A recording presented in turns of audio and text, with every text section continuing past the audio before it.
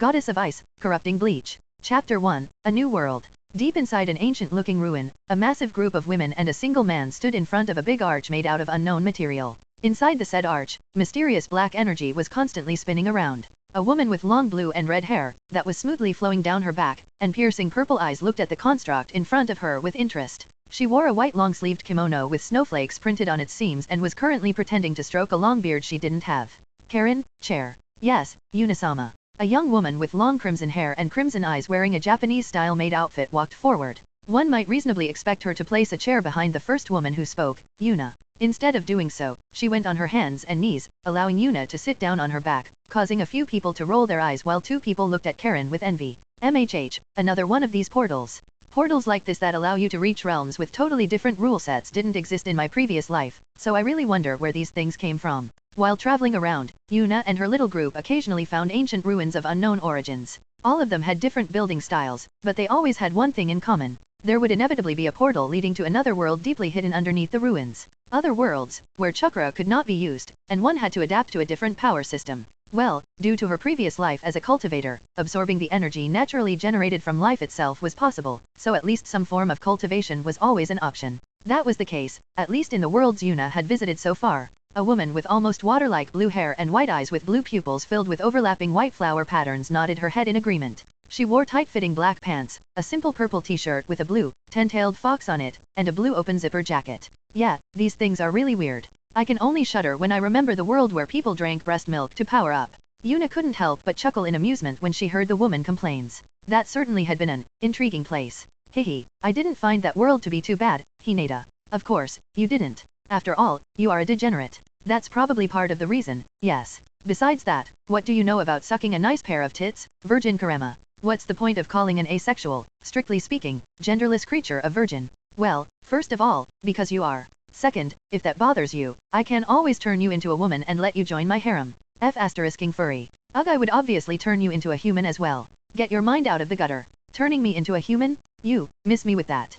Come on, Karema. Be a little more open. You can even keep your ears and tails. Seriously, do we need to have this conversation every few years? Yes. While Yuna was bickering with the giant fox that lived rent-free in her body, Hinata only rolled her eyes at Yuna's words and didn't comment any further. Yuna being a pervert wasn't exactly a rare occasion, so Hinata had long since become used to her antics. Meanwhile, another woman with crimson, almost fire-like hair and a huge snake loosely coiled around her body could only shake her head when she heard the duo's conversation. This woman wore a loose-fitting jacket with a tight mesh shirt underneath it and a pair of black trousers. Seriously, I can't understand why you two even bother with these different worlds. Isn't it extremely annoying to learn a new power system every time you arrive at a new place? This question earned quite a few nods of agreement from the surrounding people, while Yuna couldn't help but chuckle in amusement. After all, being extremely powerful and suddenly returning to being weak again wasn't a nice feeling at all. Well, the feeling of slowly regaining your strength is certainly not for everyone, Anko. Especially the initial loss of power can feel really annoying. Yeah, that's true, but I really like experiencing all the different ways to become stronger, no matter how bizarre some of them are.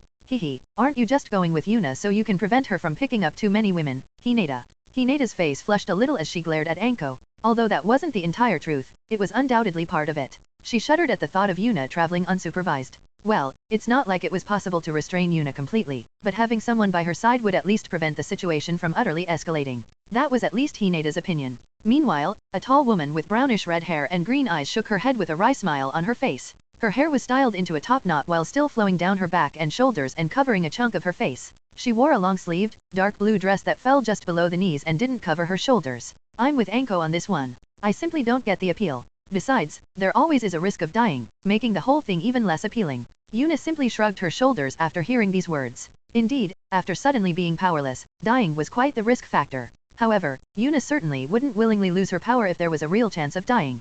Well, it's not like I'm entering it with my real body, meh. I do agree that dying isn't a pleasant experience, even if it is just a split body, though. Well, it's not like I want to use a split body, but that I have to, as I'm pretty sure that portal would simply break if I were to enter it with my real body. What do you think, Kagaya? A woman with long white hair, white skin, and 3 eyes stepped forward and eyed the portal. She wore a long-sleeved, white kimono that had black tomo printed on it. The eye on her forehead glowed ominously, and after a few seconds, she nodded her head in agreement. Kagaya's third eye gave her ridiculous control over space, allowing her to teleport around easily and even create new dimensions instantly. Her ability to analyze spatial phenomena surpassed even Yuna. Yes, if any of us were to step through this at our full strength, the portal would very likely shatter before it could transport us. Yuna simply nodded her head in acknowledgement and started preparing for the journey. Meanwhile, slightly away from Yuna's group, another discussion took place, as a young man with long blonde spiky hair and clear blue eyes wearing a black zipper jacket with orange sleeves and black trousers eyed the very same portal. Initially, Yuna's and his group were traveling independently, just like their children, but they coincidentally heard rumors about the same ruin simultaneously, so they met here and teamed up. We found another one of these, huh? It's been a while. Ugh, I want nothing to do with this, Naruto. Let's just leave so Yuna can have her fun with this. Naruto looked at the woman who had just spoken and thoughtfully rubbed his chin. The woman had long blonde hair styled into a ponytail and wore a tight-fitting blue dress that didn't cover her arms. Her eyes were light green and gave off a mysterious glow that seemed to suck out the soul of everybody looking for too long. I think I might actually follow Nasan this time, Ino. Ino squinted her eyes as she looked at Naruto, while a few other women in the surrounding did the same. All of them looked at Naruto with a mix of wariness and annoyance, immensely confusing Naruto. Moments later, a woman wearing a green haori with black hair and eyes and pale skin stepped forward. 2. Question marks popped up above Naruto's head when the woman spoke only a single word. He had no idea how he was supposed to interpret that number. 2. You need to say a little more for me to understand what you mean, Haku. 2 is the maximum amount of additional women we allow you to pick up. Cough huh? What do you mean by that, Haku? It's not like I'm picking up women left and right like, Nasan. The more he talked, the quiet he became as the eyebrows of the women surrounding him rose more and more. He couldn't help but sheepishly scratch his head, as he had indeed become more and more prone to expanding his harem in the last few dozen years. Cough okay, there might have been a few incidents where I might have accidentally seduced a woman or two, but I swear that was always Nasan's fault. From the doubting eyes staring at him, Naruto quickly realized that further arguing would be pointless, so his shoulders sagged as a wry smile appeared on his face. Fine, I won't make it more than 2, I swear. The surrounding women nodded in satisfaction when they heard Naruto's promise. In their minds, it was inevitable that Naruto would get himself more women for his harem, so they would rather control that amount from the start before something outrageous could happen. Obviously, they could also ask him not to add anyone new, but they knew that Naruto's brain was wired a little strange in that regard. Additionally, he could spend a long time in whatever world he would reach, and him not having anyone to love felt kind of off to them. All of them knew that Naruto was very needy for love. Well, is Hinata the only one who wants to come with me, or does someone else have any interest? While Naruto was talking with his harem, Yuna finished the discussion with her own and decided to depart. Wait a moment, Nasan, I'm coming with you this time. Oh, you want to come as well, Naruto? Alright, let's have some fun together. As Yuna said these words, a mischievous grin appeared on her face that would send shivers through the spines of everyone who knew her better. After seeing Yuna's facial expression, Naruto couldn't help but mimic her expression, forming an almost equally terrifying facial expression, causing Hinata to facepalm. Sigh, at least things won't get dull if I travel together with these two troublemakers. However, I can't help but feel a little sorry for the people of the world we are about to visit. Well, you're planning to plunge the world into chaos aside, shall we leave? Yuna and Naruto both nodded in agreement as they went through a segment of extremely complex hand signs, quickly followed by Hinata doing the same. Moments later, something small and ethereal flowed out of the trio's bodies and started forming into a human shape. Don't put too much of your soul in, or you might actually do severe damage to yourself. Hinata and Naruto nodded at Yuna's reminder and continued what they were doing. Around 5 minutes later, copies of the trio stood in front of them, but unlike the real ones, these were transparent and barely visible. Kaguya, if you would. Yet again, the eye on Kaguya's forehead started glowing ominously as she pointed her palm at the ghostly figures of Yuna, Hinata, and Naruto. Creation of all things. Creation of all things was a technique to create something from nothing. In this case, Kaguya used the ghostly figures of the trio's separated souls as a template to create a real body for them, allowing them to move independently. Before anyone could say anything else, the two Hinata's light hit the two Yunas on top of their heads and started speaking simultaneously. Read latest ch@n/v-e-lbi.co/m.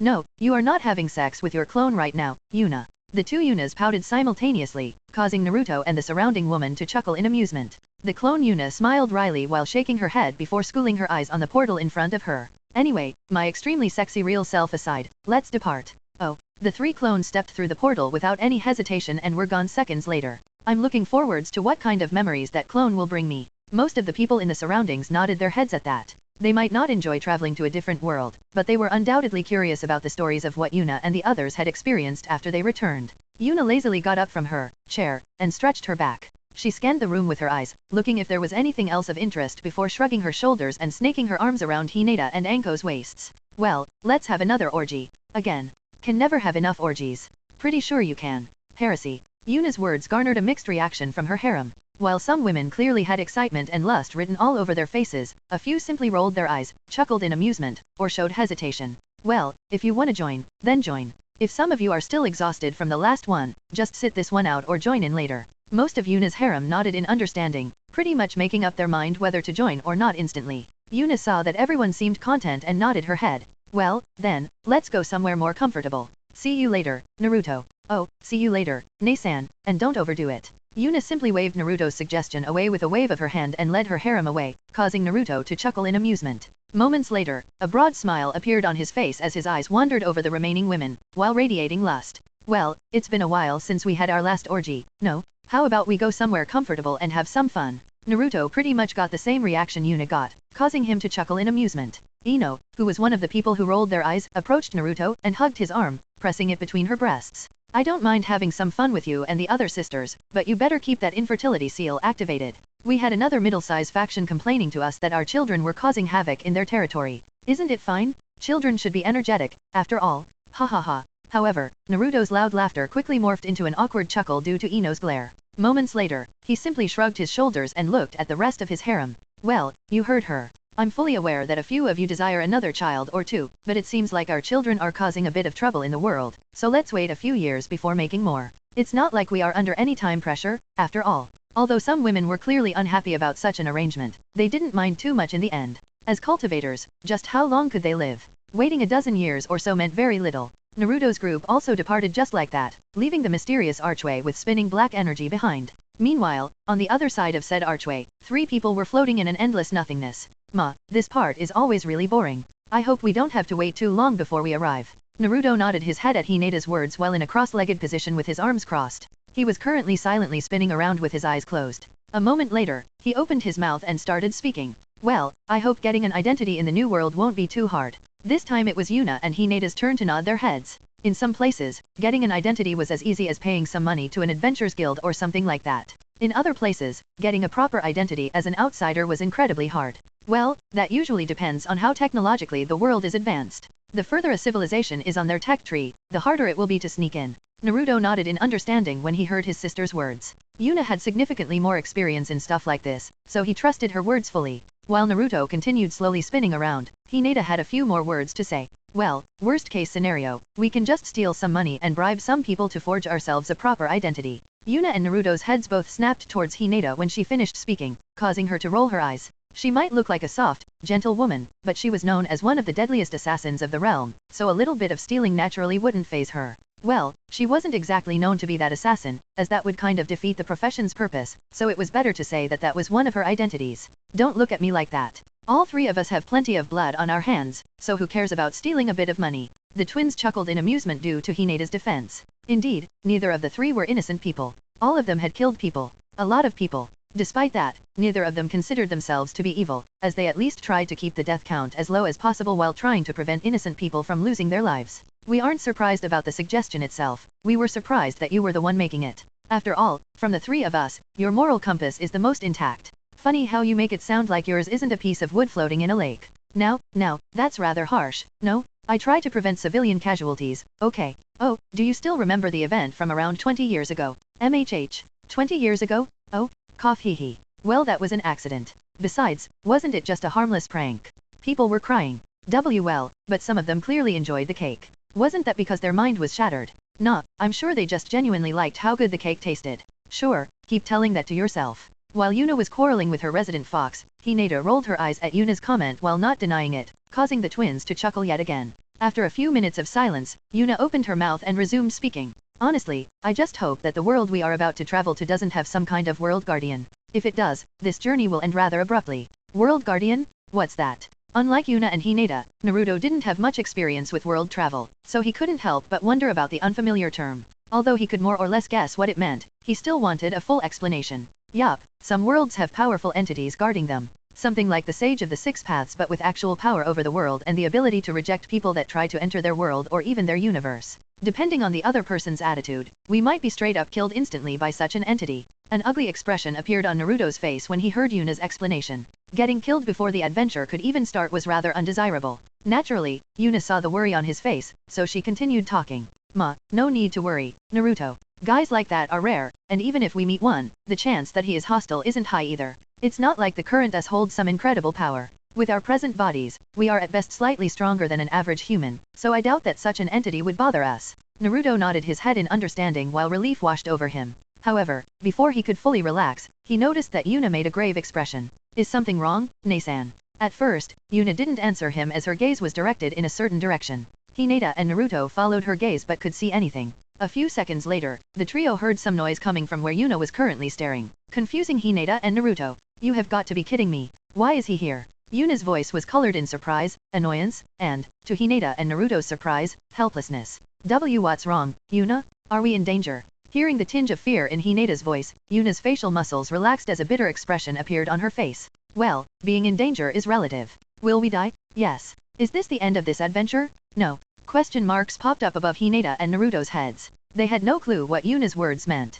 They would die, but they could continue traveling to another world? What did that mean? Well, what can I say? It seems an acquaintance from my first life is here. A rather annoying acquaintance. Naturally, Hinata and Naruto were shocked by that revelation. Yuna had claimed multiple times that there was no connection between this world and the one from her previous life and that it was a complete mystery to her how she even got here. But didn't you say that was impossible, Ne-san? Well, I thought that would be the case, but the acquaintance I'm talking about was always a little different. Honestly, I'm not even surprised that he somehow managed to make it here. Honk. A loud honking sound echoed over the trio, confirming Yuna's guess about who will be appearing soon. On the other hand, Hinata and Naruto could only look at each other in confusion. Was that a car's signal horn? Yuna sighed deeply as a weird-looking silhouette slowly appeared in the distance, making Yuna sigh deeply. Although she expected it to be her acquaintance, she genuinely hoped it wasn't since that would make things really annoying for them. Sai, I present to you the weirdest weirdo that has ever weirded weirdly, the god of reincarnation. Honk. What the F***? A pervert. Sai, he wants people to call him Truck-kun. Honk. By now, the approaching man had closed quite a bit of distance, so Hinata and Naruto could see what he looked like properly now. What they saw startled and confused them. An almost naked bald man was running towards them. The only thing he wore was a white speedo, and, in addition to that, he had multiple metal parts strapped all over his body and 2 flashlights strapped to his head. He was running weirdly, with his arms and legs at a perfect 90-degree angle. His left arm and right leg were moving simultaneously, while his right arm and left leg were doing the same, resulting in a weird artificially looking running style. Additionally, every time he opened his mouth, a loud honking sound could be heard. Hinata and Naruto didn't even dare to guess how long that person needed to train before he could produce such an authentic-sounding signal horn sound. Before Hinata and Naruto could fully digest what was currently happening, Yuna decided to act. As the god of reincarnation, you should know who I am, don't you? Honk. You know this venerable one's identity and still dare to make a move against me. Honk. Why can I understand your words? Pa, who do you think this ancestor is? When you were still eating mud, I was already at the peak of the realm. Naturally, I can understand your words. While Yuna was having a rather weird conversation with an even weirder person, Hinata and Naruto couldn't help but roll their eyes due to Yuna slipping into her old ancestor ego. Although it was a rare occurrence for that to happen, she sometimes simply couldn't help herself. Well, she occasionally did it on purpose as well, but that was mostly to joke around. Honk. I respect that you want to follow your Deo stubbornly without straying from your path, but if you think I won't resist, then you are very wrong. Come, Junior, show me what you have. Honk. Hinata and Naruto couldn't help but sigh in relief when they heard that Yuna wouldn't go down without a fight. Surely, she had a plan to repel the weirdo charging at them, right? However, Yuna's following words quickly crushed that hope. I'll mark him with a seal, so my real body can hunt him down. That will teach him what it means to mess with me. Huh? That is all you can do, Ne-san. Yuna could only roll her eyes when she heard Naruto's words. What else do you want me to do? With my current strength, being able to mark him is already outrageous. The duo's shoulders sagged as Yuna prepared to make her move and raised her arms. Honk. Truck-run jumped towards them, and in midair, he activated the 2 flashlights on his head while moving his body in a specific manner, so the metal parts he had strapped to himself would look like the front of a truck. Honk. Crash. Moments later, Truck-kun collided with Yuna, and as he did so, Yuna's hand briefly glowed white before she was harshly flung away, dying as soon as her body hit the ground. Just before she could breathe her last breath, she said her last words. Why you are courting death? Hinata and Naruto probably would have shown at least some sadness due to the scene that just happened, but with that kind of last words, they couldn't help themselves but smile wryly. Unfortunately, since Yuna couldn't resist, neither could either of them, so their fates quickly followed Yuna's, death due to a weirdo in truck cosplay crushing into your body. An unknown time later, Yuna regained her consciousness and couldn't help but sigh deeply at the familiar feeling of floating in a comfortable liquid while barely being able to move her body. Sigh yet again, I'm a fetus in someone's womb. I'm really not looking forward to going through another birth. The last time it happened, it felt absolutely disgusting, and I have no doubt it will be the same this time. Oh well, for I need to try to gather as much information as possible and look at the state of my mindscape. Ding! Congratulations to host, Yuna Uzumaki, for awakening the gamer system. Please start the tutorial for further instructions. Oh, it's been a while since you made a system joke, Karema. I know, right? This just felt like the perfect opportunity to sneak one in. Yuna inwardly chuckled in amusement as she concentrated on entering her mindscape, her inner world. As soon as she managed to enter it, she couldn't help but be slightly surprised, as it looked exactly like it did before she was forcefully reincarnated. Oh, the last time I reincarnated, this place turned into a sewer somehow. Why didn't it change this time? And it seems my soul somehow retained some of his age as well. Due to being inside her mindscape, Yuna's figure took the form best fitting to her soul. Her current soul had the strength of an average human soul around the age of 20, so that is the current form she had. As for why it was the age of 20, Yuna decided to put that amount of power into it when she previously split her soul to create a split body. While she was thinking, someone else started speaking within Yuna's mindscape. Probably has something to do with how this world handles mindscapes. No. Yuna turned around towards the speaker and couldn't help but chuckle when she saw a 1 meter tall, blue and white fox with 10 tails and huge round eyes. Apparently, Yuna wasn't the only one who had regressed in age. You are adorable, Karema. Shut up. Why did I regress as well? While Karema's glare in his adult form could probably cause a full-grown adult to shit their pants in fear in his current state, it made him only more adorable, resulting in another chuckle from Yuna. Well, that matter aside, what exactly are you currently? I doubt you are still a chakra construct, right? Hearing Yuna's question, Karema restrained his anger and tilted his head in confusion. He moved his hands and feet around and gave his whole body a closer look before shrugging his shoulders. No clue. I don't feel any different from before. Just weaker and smaller. Yuna hummed and nodded her head while also giving Karema a closer look. However, no matter how she looked at him, he still gave her the same feeling as before. There is no way this world has chakra as well, is there? Now that I think about it, chakra is the combination of physical and spiritual energy, so I guess as long as both energies are present, explaining your current state isn't too weird. This will need more testing after I am born, but I think the difference will be that you and I will have to utilize your power differently than we previously did. Karema hummed in acknowledgement, not really too interested in finding out more. He was just a lazy fox, and as long as he could lazy around, he cared very little about other stuff. While the duo was chatting with each other, Yuna felt someone tugging on her mind, trying to enter her mindscape. She was briefly surprised why someone would try that on an unborn, but after feeling who it was, she couldn't help but chuckle in amusement and let the person in. Well, I wasn't expecting that. Moments later, a young teenager around the age of 12 appeared in Yuna's mindscape. He had short, blonde, spiky hair, blue eyes, and a broad grin on his face. Yo, fancy meeting you here, Nasan. Hehe, good to see you, Naruto. Twins again, I assume. Yup, took a little trip to our mother's mindscape to get some surface thoughts. As you know, it's hard to get more than a jumbled mess if you don't want to deal any damage, but I got a few good pieces of info. Yuna nodded in approval as she materialized 2 comfortable couches for her and Naruto to sit on. This was her mindscape, after all. She could change this place however she wanted. Naturally, Naruto was aware of that, so he casually sat down in front of Yuna and started talking. First of all, we are in a relatively modern setting, with cars and stuff. From what I could pierce together, there are no wars. Well, at least not where we are about to be born. Our mother is pretty well off money-wise, but there seems to be no father. Not sure if she simply didn't think about him while I was peeking or if he is gone for good. As far as I could see, our mother is not aware of anything supernatural existing. Yuna hummed in acknowledgement as she digested the information she had just received. She was somewhat satisfied with the conditions she would be born with. She couldn't care less about not having a father, and being born in a well-off household in a country that wasn't at war with decent technology were all good things. The only thing that troubled her a little was the last part. Nothing supernatural. Surely, this wasn't just a plain boring world that had nothing exciting going for it, right? Well, that's quite a good chunk of information. Good job, Naruto. I guess you are also worried about the last part, but I wouldn't think about that too much for now. Just because she doesn't know about it doesn't mean that it doesn't exist. Maybe there is some kind of secret society or hidden world or something like that. If it exists, I will dig it up, so there is no need to worry for now. After digesting Yuna's words, Naruto gave her a nod as he sighed in relief. He really hoped there would be some exciting stuff in this world, and Yuna's assurance calmed and relieved him quite a bit. Right, it's Nasan after all. Nothing can stay hidden from her. As for this actually being just a plain boring world, I'll just not think about it. Moments later, Naruto got up from his seat, glanced at Karema, and stretched his back. He gave Karema another glance and snickered a little, greatly irritating the adorable fox. What are you laughing for, brat? Hehe, nothing, nothing. Anyway, I'm leaving, Nasan. An adorable fox is waiting for me to tease him inside my mindscape. Sure, have fun. Naruto, you bastard, I'll kick your ass. However, before Karema could pounce on Naruto, he was already gone from Yuna's mindscape, leaving a furious fox and a laughing Yuna behind. Ma, you lose if you mind it, Karema.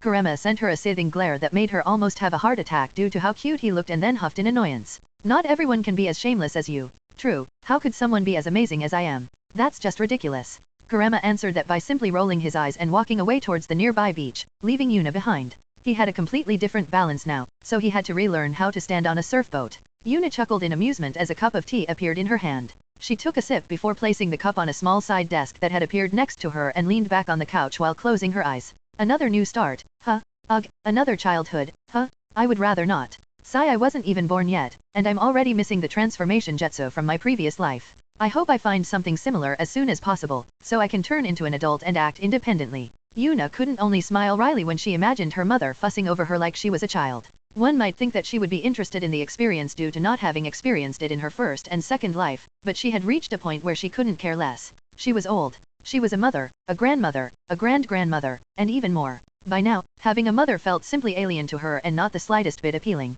Should Naruto and I run away the first chance we get? Yuna could only smile wryly when that thought popped up in her mind. The morally questionable nature of that idea aside, it wasn't a good plan on the practical side either. Young children might be able to buy some simple things from a little shop, but something like renting an apartment was obviously impossible. Obviously, she and Naruto could easily survive on the streets, but Yuna was unwilling to do so. She took another sip of tea and sighed deeply. Oh well, let's see how it goes for now. It's not like I can do anything about our situation before I am even born. I wonder how Hinata is doing? I hope she isn't born too far away from us so we can meet early. Meanwhile, back in Yuna's previous world, things were getting somewhat chaotic. Honk. Ha ha ha, don't be like that. I just want to tighten a few loose screws. Don't worry, I'll be gentle. A young woman holding a colossal screwdriver was currently chasing after a weirdo wearing white speedos that had metal parts strapped to his body. Honk. I think we both know where I will put this thing, don't we? Honk. What gave you the impression you had the right to reject my kind offer? Honk. Human rights? Can I eat that? Besides, aren't you a truck?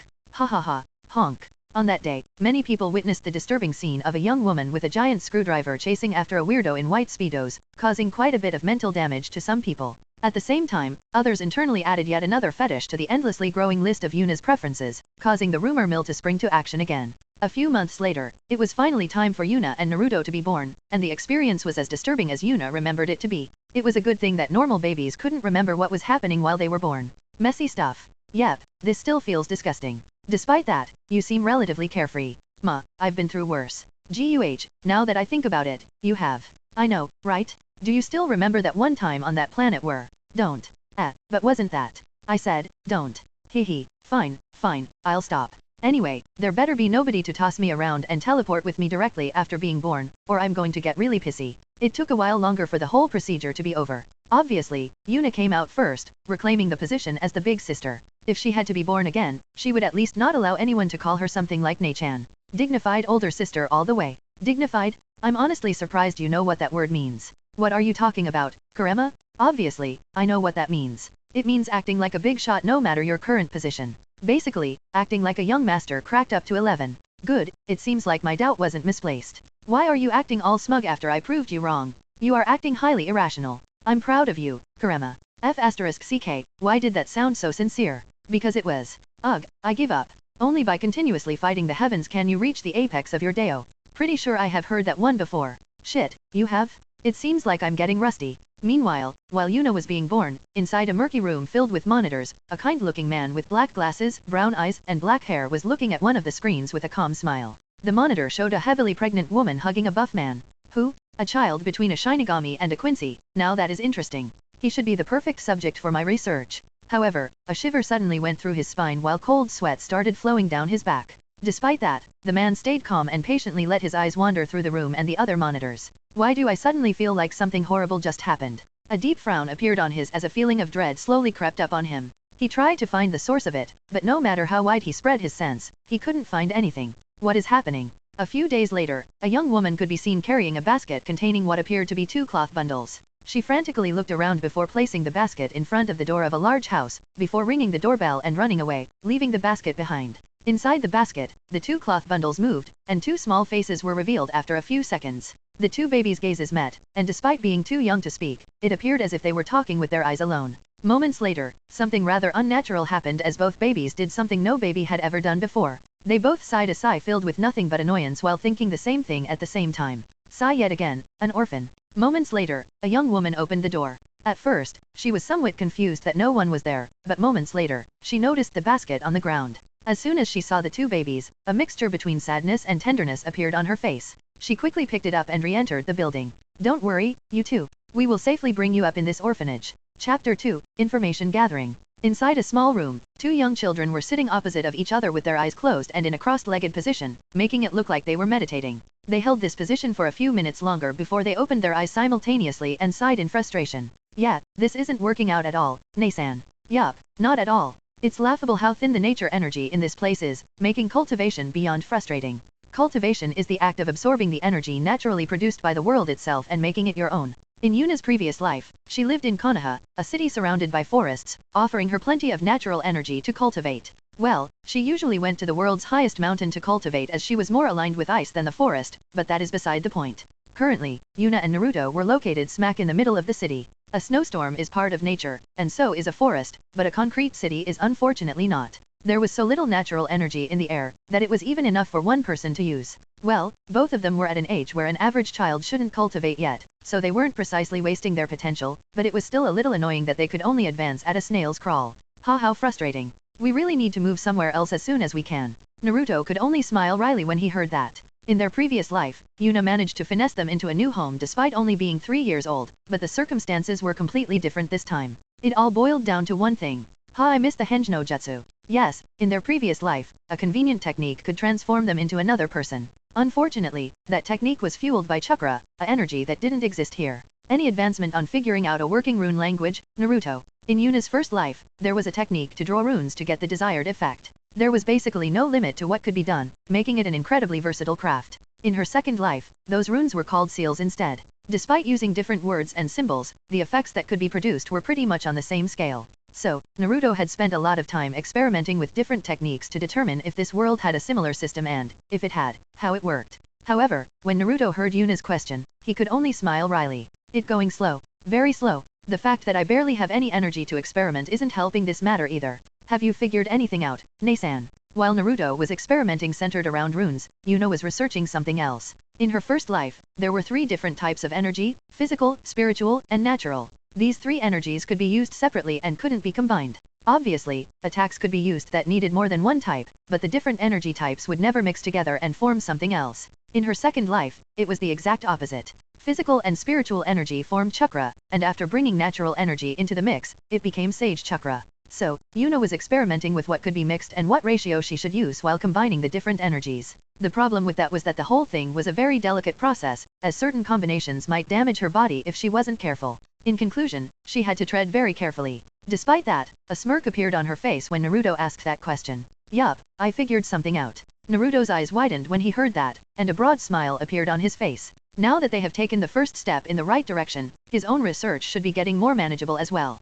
Quickly, tell me, Nasan. Yuna nodded her head and started concentrating. The familiar feeling of entering her mindscape overcame her, but she gave it a jank just before she entered it. Naruto staggered backward as a second Yuna suddenly fell out of the first one, baffling him greatly. He was just about to ask what was happening when he noticed that the 2 Yunas were connected by a chain. Naruto squinted his eyes when he saw that while simultaneously thinking that something felt wrong. Moments later, one of the 2 Yunas started swaying slightly, but she managed to stabilize herself quickly. URG, a human body. I'm not a fan. Although she was still talking with her original voice, there was something slightly off about how she spoke. Naruto squinted his eyes at her, and moments later, he realized what was happening. Kurema. Before the first Yuna could answer, the second one started speaking. Yeah, but that is just a side effect of me pulling the soul out of my physical body. Since my body is empty anyway, Kurema can temporarily control it. Naruto couldn't help but be dumbfounded by that. First of all, he had seen souls before, and Yuna looked nothing like one. She was fully visible, and there was no transparency to her. Additionally, that chain connecting her soul and body was something Naruto had never seen either. Additionally, he and Yuna had given Kurema control over their body before, but that would always result in their facial features getting slightly more feral. However, although Kurema controlled it, Yuna's first body still looked completely normal. Although Yuna noticed Naruto's confusion, she continued her explanation for now. Anyway, that is of no importance right now. The important thing is this here. She lifted up the chain connecting her soul and physical body as she said those words. I'm not exactly sure about the meaning yet, but this thing is in the way. A soul should not be physically shackled to its body. Frankly, I would like to cut this chain forcefully, but that is too risky right now. Naruto pondered Yuna's words, and after thinking about them for a short while, he nodded his head in understanding. Cutting something off your body without understanding the consequences certainly wasn't a good idea, so there were only 2 choices left. We either need to find someone who knows the outcome, or we have to do some experimenting. As he said those words, a cold glint passed through his eyes. Yuna saw the cold glint in her brother's eyes and couldn't help but smirk. Yup, sooner or later, it's time for a little criminal hunt. Surely, there will be a few murders and rapists around that are very willing to help us without experiments. Although Yuna was not a big fan of human experiments, she was willing to go through with them if it was done to confirmed criminals. One might say that she was fine with it if it was for the greater good. While Yuna and Naruto were plotting to do some human experiments, the door opened, and a kind-looking old lady entered the room. Naturally, she couldn't see souls, so she didn't notice the presence of the second Yuna. Children, dinner is ready. Naruto's face immediately shifted into a bright smile as his deep blue eyes shone with innocence. Okay, Nae-san and I are coming. The older woman held her chest due to the cuteness overload before she managed to rein her emotions in and nodded her head. Good, don't forget to wash your hands. Okay. After Naruto answered her, the woman quickly left the room, fearing that she might actually get a heart attack due to Naruto's cuteness. Meanwhile, Yuna couldn't help but look at him with some doubt. How in the world do you still manage to pull off an innocent face like that? A cheeky grin appeared on Naruto's face as he gave Yuna a smug look. I'm a natural. To that answer, Yuna could only roll her eyes. In fact, she didn't even deny Naruto's claim as he genuinely seemed to be capable of pulling off an innocent smile at any point in time. Another 3 years passed peacefully, but despite that, Yuna couldn't help but be dissatisfied with the current situation. The fact that her cultivation speed could at best be described as crawling aside, even physical exercise was out of the question due to lack of nutrition. Although all the children in the orphanage were fed properly, they certainly weren't given enough food to support someone exercising. Especially the protein department was thoroughly lacking to support such an endeavor. Therefore, Yuna had decided to become more active. It was a few minutes before midnight, and Yuna was currently dressed in black trousers, a black shirt, and a hoodie to blend into the night better. Naruto saw her current outfit and couldn't help but raise his eyebrows. What do you plan to do, Nae-san? Just robbing a bunch of people. Okay, good luck and have fun. Oh, and bring me some ramen while you are at it. Although ramen was occasionally served in the orphanage, the measly amount naturally couldn't satisfy an Uzumaki's stomach. Well, technically, Naruto was no longer an Uzumaki, but Yuna and he coincidentally had the same names as they had in their previous lives. Truly a fascinating coincidence. It is as if someone did so that things wouldn't become confusing as hell. In fact, if the other Yuna and this one met, they would no longer be considered the same entity. Usually, if they traveled through one of the previously mentioned portals, they would make a split body and send it to explore a different world. However, things turned out slightly different this time due to Truck-kun's intervention. The split bodies were already dead, while the soul fragments of the bodies were forcefully reincarnated, granting them a new life. Anyway, as for Yuna casually mentioning that she would go and rob people, he couldn't care less. Moments later, Yuna was ready to go, opened the window, and jumped out of the second floor towards the ground. Although her cultivation speed might be laughably low, little cultivation was still better than none, so she could easily tank such a fall without receiving any damage. She landed on the ground with her right fist and right knee strongly impacting the ground, leaving a small dent. A slight smirk appeared on her face as she stood up, her right knee wobbling like crazy. Superhero landing. Your knee is shaking. That's from excitement due to finally being able to stretch my legs. Sure, tell me more about that as soon as you can walk normally again. F***ck me, it was on grass this time, so I thought it wouldn't be so bad. Anyway, an orphanage wasn't exactly a high-security prison, so Yuna could simply walk away from the building without any trouble. Obviously, someone as short as her would stand out during the night, but Yuna had no problem stalking through the shadows without anyone noticing. She might be a high-profile person that enjoys chaotic situations, but just because she didn't usually use stealth didn't mean she couldn't. While she was stealthily moving through the city in search of her first target, she noticed someone rather peculiar. Is he cosplaying? She noticed an average-looking young man wearing a black kimono and white clothes underneath it with a thin sword strapped to his side. The man was occasionally looking at his phone while clearly searching for something in the vicinity. While Yuna was observing him, she noticed something rather strange about the man's constitution. That guy is only a soul. Did he get rid of his physical body and the chain connecting it to his soul, or are there other circumstances? While Yuna was observing the man, a frown appeared on her face as she noticed a presence looking in on her.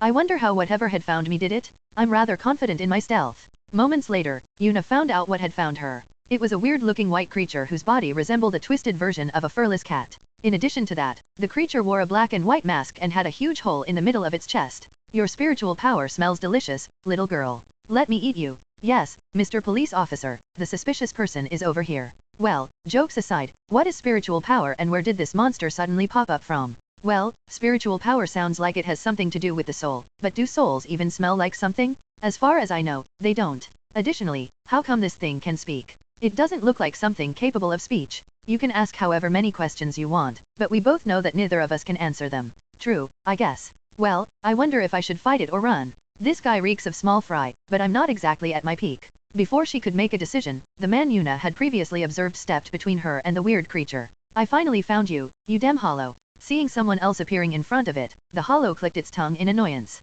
A Shinigami, huh? I was hoping I could enjoy my meal before one of your kind shows up. Hollow and Shinigami, huh?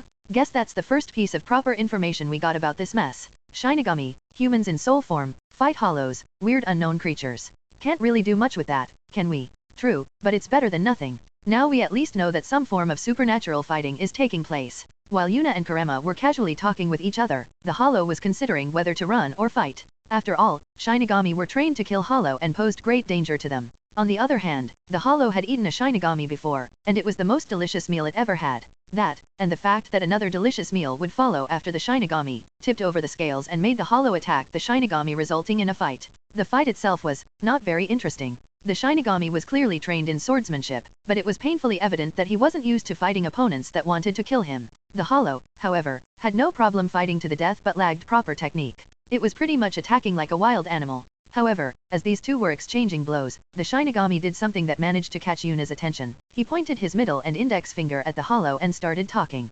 Disintegrate, you black dog of Rondanini. Look upon yourself with horror and tear out your own throat. Bakudo number 9, Horin. A tendril over fire shot out of the Shinigami's index and middle finger towards the hollow. However, it jumped sideways before the attack could connect. Despite that, the Shinigami didn't lose momentum and pointed his other hand's index and middle finger at the hollow, resulting in another flame tendril shooting at it. Unlike the first attempt, this flame tendril managed to ensnare the hollow and pulled it towards the Shinigami. Before the hollow could resist in the slightest, the Shinigami's hands moved, slicing his blade through the hollow's neck, killing it in the process. While the Shinigami couldn't help but feel proud about his kill, Yuna couldn't help but feel despair flooding her body. No way. Please don't let it be a chant-based system. Anything but a chant-based system. If this is a chant-based system, I will kill myself and try another world. I thought you liked long attack names. Wrong. I like badass attack names. The heavens need to be pierced, and the mountains need to be split. I don't want to recite **ing poem every time I use an attack. Okay, fair enough. Meanwhile, after finally landing the killing blow, the Shinigami wiped some sweat from his forehead and sighed in relief. That was closer than I would have wanted it to be. Good thing I spent some extra time learning Kido, or I might have met my misfortune Todd. Before he could finish speaking, he felt something smash against the side of his head, robbing him of his consciousness. Oh well, small fry survival rule number 1, don't raise your own death flags. Isn't it? Never come into contact with Yuna. That's rule number 69 for obvious reasons. Right, should have thought about that? And so, Yuna dragged the unconscious Shinigami into a dark alley to have a very friendly conversation with him. While doing so, Yuna couldn't help but chuckle in amusement. Perverted loli drags unconscious man into a dark alley to wring him dry of information. Always be aware of those lolis. They are out there, trying to catch an innocent man's interest with rock music and free beer. Is it just me, or have we switched genre? Must be your imagination, Kurama. Anyway, a short while later, the Shinigami slowly opened his eyes with a dazed expression on his face. Moments later, he noticed that his arms and legs were tied up, so he couldn't move them. He squinted his eyes and concluded that he could probably tear his restraints apart due to just being some piece of cloth, but before he could do so, he felt cold metal touching his neck. Ma, if I were you, I wouldn't move. A rough manly voice talked to him, causing him to grit his teeth. He had no idea why someone would bother kidnapping him, as he didn't hold any important position, but due to the rough voice of the man holding a blade to his neck, the Shinigami assumed that this wasn't the first time the man did something like this. Unfortunately, he couldn't see his captor due to him standing behind the tied-up Shinigami. Naturally, that was done on purpose, as it would prevent the Shinigami from realizing that his captor was a little girl that was changing her voice. What do you want? I am just a normal Shinigami and hold no important position in Siritii. Oh, Siritii? I heard yet another new word. How lucky. At first, the Shinigami was confused that his captor didn't know what Siritii was, but he understood the current situation a moment later. Wait a moment, this is an outsider? Maybe, even a normal human. Since he got knocked out with one blow, he assumed his attacker to be a rogue Shinigami or something like that, and he never expected it to be a human. If it's a human, I can just... Before the Shinigami could decide on the next move, incomprehensible amounts of killing intent crashed into him, almost causing him to suffocate. Now, boy, let's not do things both of us don't want to happen. The killing intent vanished seconds later, causing the Shinigami to frantically breathe in some air, slowly calming him down. Who the hell is this? I felt like an ancient monster had zeroed in on me. I definitely shouldn't provoke this guy. What do you want? Just so you know, I'm just a low-level worker and won't be able to tell you much. Seeing that the Shinigami was ready to talk, Yuna hummed in satisfaction and asked her first question. Well then, let's start with something simple. What are Shinigami? The Shinigami could only sigh in relief when he heard the first question.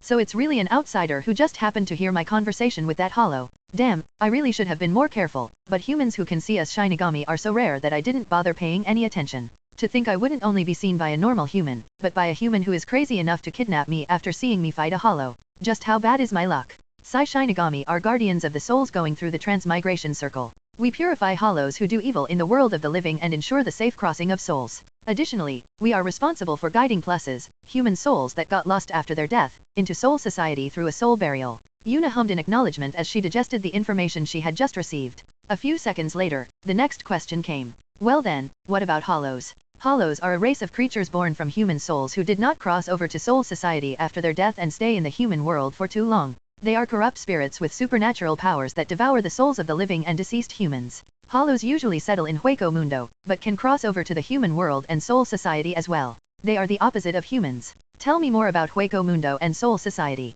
Don't you hate it when you have to click on all the new words appearing during a conversation, resulting in the explanation creating even more conversation branches? Sigh, and after you are finally at the bottom of the rabbit hole, you go through the whole thing again in case a new dialogue option popped up somewhere. I'm honestly surprised I got a proper answer. Although I prefer sleeping, I occasionally do a few other things in here as well. Since you gave me a lot of control over your mindscape, I might as well use it to create some entertainment for me. MHH, that's true. Now that I think about it, you stay inside your home pretty much indefinitely, play video games, watch porn, and sleep.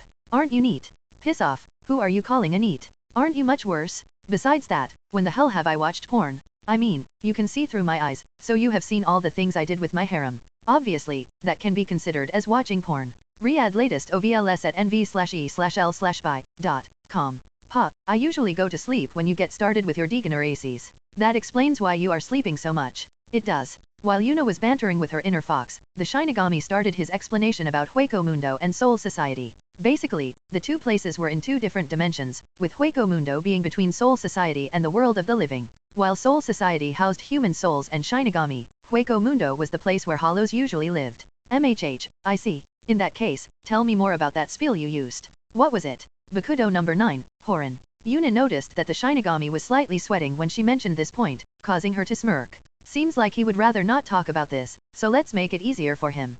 It is not like I asked you to teach me that technique. Tell me how that stuff works and give me the basics. Since the previous technique had the number 9 in it, surely there is a full system, right? The Shinigami sighed in relief when he heard that he would only have to talk about the system itself and that he didn't need to reveal any actual techniques. We call it Kido. We utilize our spiritual power and use words to create a spell. Kido is separated into two categories, Heido for direct attacks and Bakudo for battle support. As you have mentioned, my previous spell was the Bakudo number 9. There are a total of 99 techniques of Heido and Bakudo generally, the higher the number, the stronger the spell. Oh, and that isn't really something I have any right to talk about, but apparently, it is possible not to use the chant if you are skilled enough with the spell. Yuna sighed in relief when she heard that chanting was optional. Additionally, she felt even more relief now that she got a glimpse of this world's power system. Someone clearly created these Kido spells with a system in mind, so can't Naruto and I just do the same and create our own system? That means we should have been on the right track with our research and simply didn't have a breakthrough yet. What about spiritual power? How does someone get it? At that, the Shinigami shook his head with a wry smile as he resumed talking. Spiritual power is something every living being has. It grows stronger naturally but usually goes through a significant increase after a life and death situation. MHH, so something like the power of your soul. The Shinigami paused for a moment when he heard that question, but after thinking about it for a few seconds, he hesitantly nodded his head.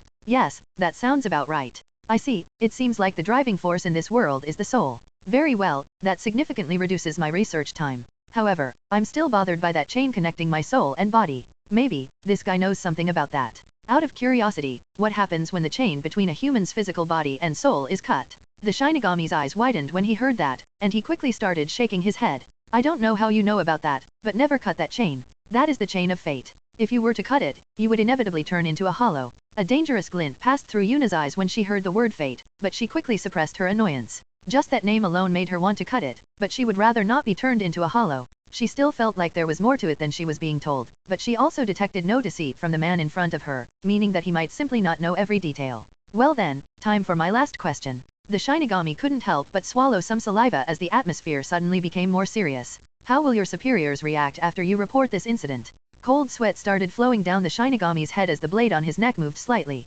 I don't know. I commend you for not lying, but I still would like a proper answer, so let me rephrase that question. Will someone be sent here to get rid of me after you report to your superiors? It took the man a few seconds to digest Yuna's question, and as soon as he did, he couldn't help but shake a little. I didn't tell you any secrets, and my captain is very laid back, so I don't think he will send someone to kill you.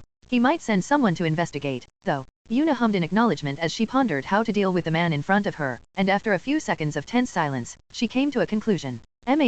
Very well. That's all I need to know for now. Guess it's time to finish you off. What? You said. Splat. Naturally, the man was outraged by Yuna's words and immediately tried to break his restraints while yelling loudly, but before he could free himself, a cake smacked him in the face, confusing him immensely. While he was dumbfounded, Yuna removed the Shinigami's sword from his neck and casually stabbed it into a nearby piece of wood before turning around and leaving the alley with a smirk on her face. Well, that went reasonably well. I got a decent chunk of information while my identity is still hidden. Wouldn't it have been better to kill him? Maybe. I don't know how r18 will react to a dead Shinigami. I could probably blame his death on the hollow he previously killed, but I don't know what kind of investigation methods they have. For now, I've decided to take the less stabby approach. No need to make them my enemy from the word go. I can do that later. As expected, so you will make them your enemy. We'll see about that. Since hollows are already pretty much guaranteed enemies, the Shinigami might be useful tools, allies. Right. Anyway, where the hell did you get that cake from? A good cakeomancer is never out of cake. What the hell is a cakeomancer? It's the job name I just came up with. Ding! Due to extremely shameless behavior, a new job was unlocked, cakeomancer. Would you like to change your job? No need to change. As a reincarnator, I naturally can equip 2 jobs, cakeomancer and sexomancer. Seriously, I think I asked this before, but what happened to the ice? Minor details. Besides that, that guy's sword felt somewhat weird. It was like something was missing. It felt incomplete. Oh, what was missing? Not sure, but that sword definitely wasn't something simple. I wonder if all Shinigami swords are like that. Meanwhile, back in the dark alley, the Shinigami was still a little dazed due to what had just happened. He could already see his life flash before his eyes, but before he could do anything, a cake smacked into his eyes while his captor simply walked away. Did that guy just throw a cake into my face? Why? What is going on? Moments later, he managed to regain his wit and shook his head with a mirthful smile on his face. I have no idea what just happened, but I survived, which is all I need for now. Guess I'll go back to r18 for now and make a repo. Before he could finish speaking, he paused as he just made a rather awkward realization.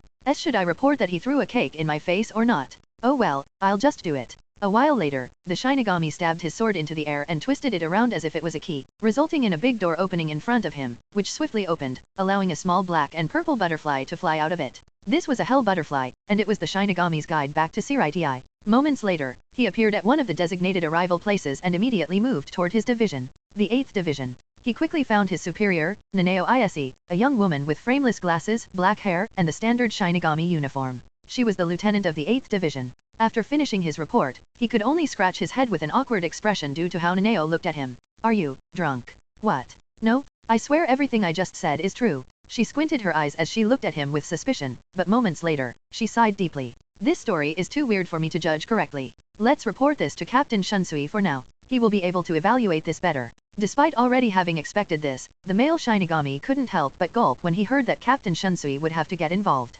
Moments later, the duo reached the captain's room, and Nanao walked straight in without bothering to knock. Inside the room, a tall Shinigami with grey eyes and long wavy brown hair was leisurely sprawled on the ground with a bottle of sake next to him on a small desk. His hair is tied in a long ponytail, and he has long bangs that frame the left side of his face. He wears a Sujgaza straw hat and a pink, flowered lady's kimono, which he drapes across his shoulders and over his captain's uniform. As soon as he noticed Nanao enter, a relaxed smile appeared on his face. Oh, isn't my cute Nanao-chan, what can I do for you? An annoyed scowl appeared on Nanao's face, and she was just about to rant about Shunsui's lax attitude when she reminded herself why she was here. We don't have time for your antics, Captain Shunsui. I have just gotten a rather interesting report. As she said that, she pointed at the nervous Shinigami behind her, who quickly started retelling what had happened to him. After he finished speaking, Shunsui took a sip from his bottle and sighed deeply. I know I'm not exactly a good example, but you shouldn't drink while you are working. Especially not when you might have to fight something.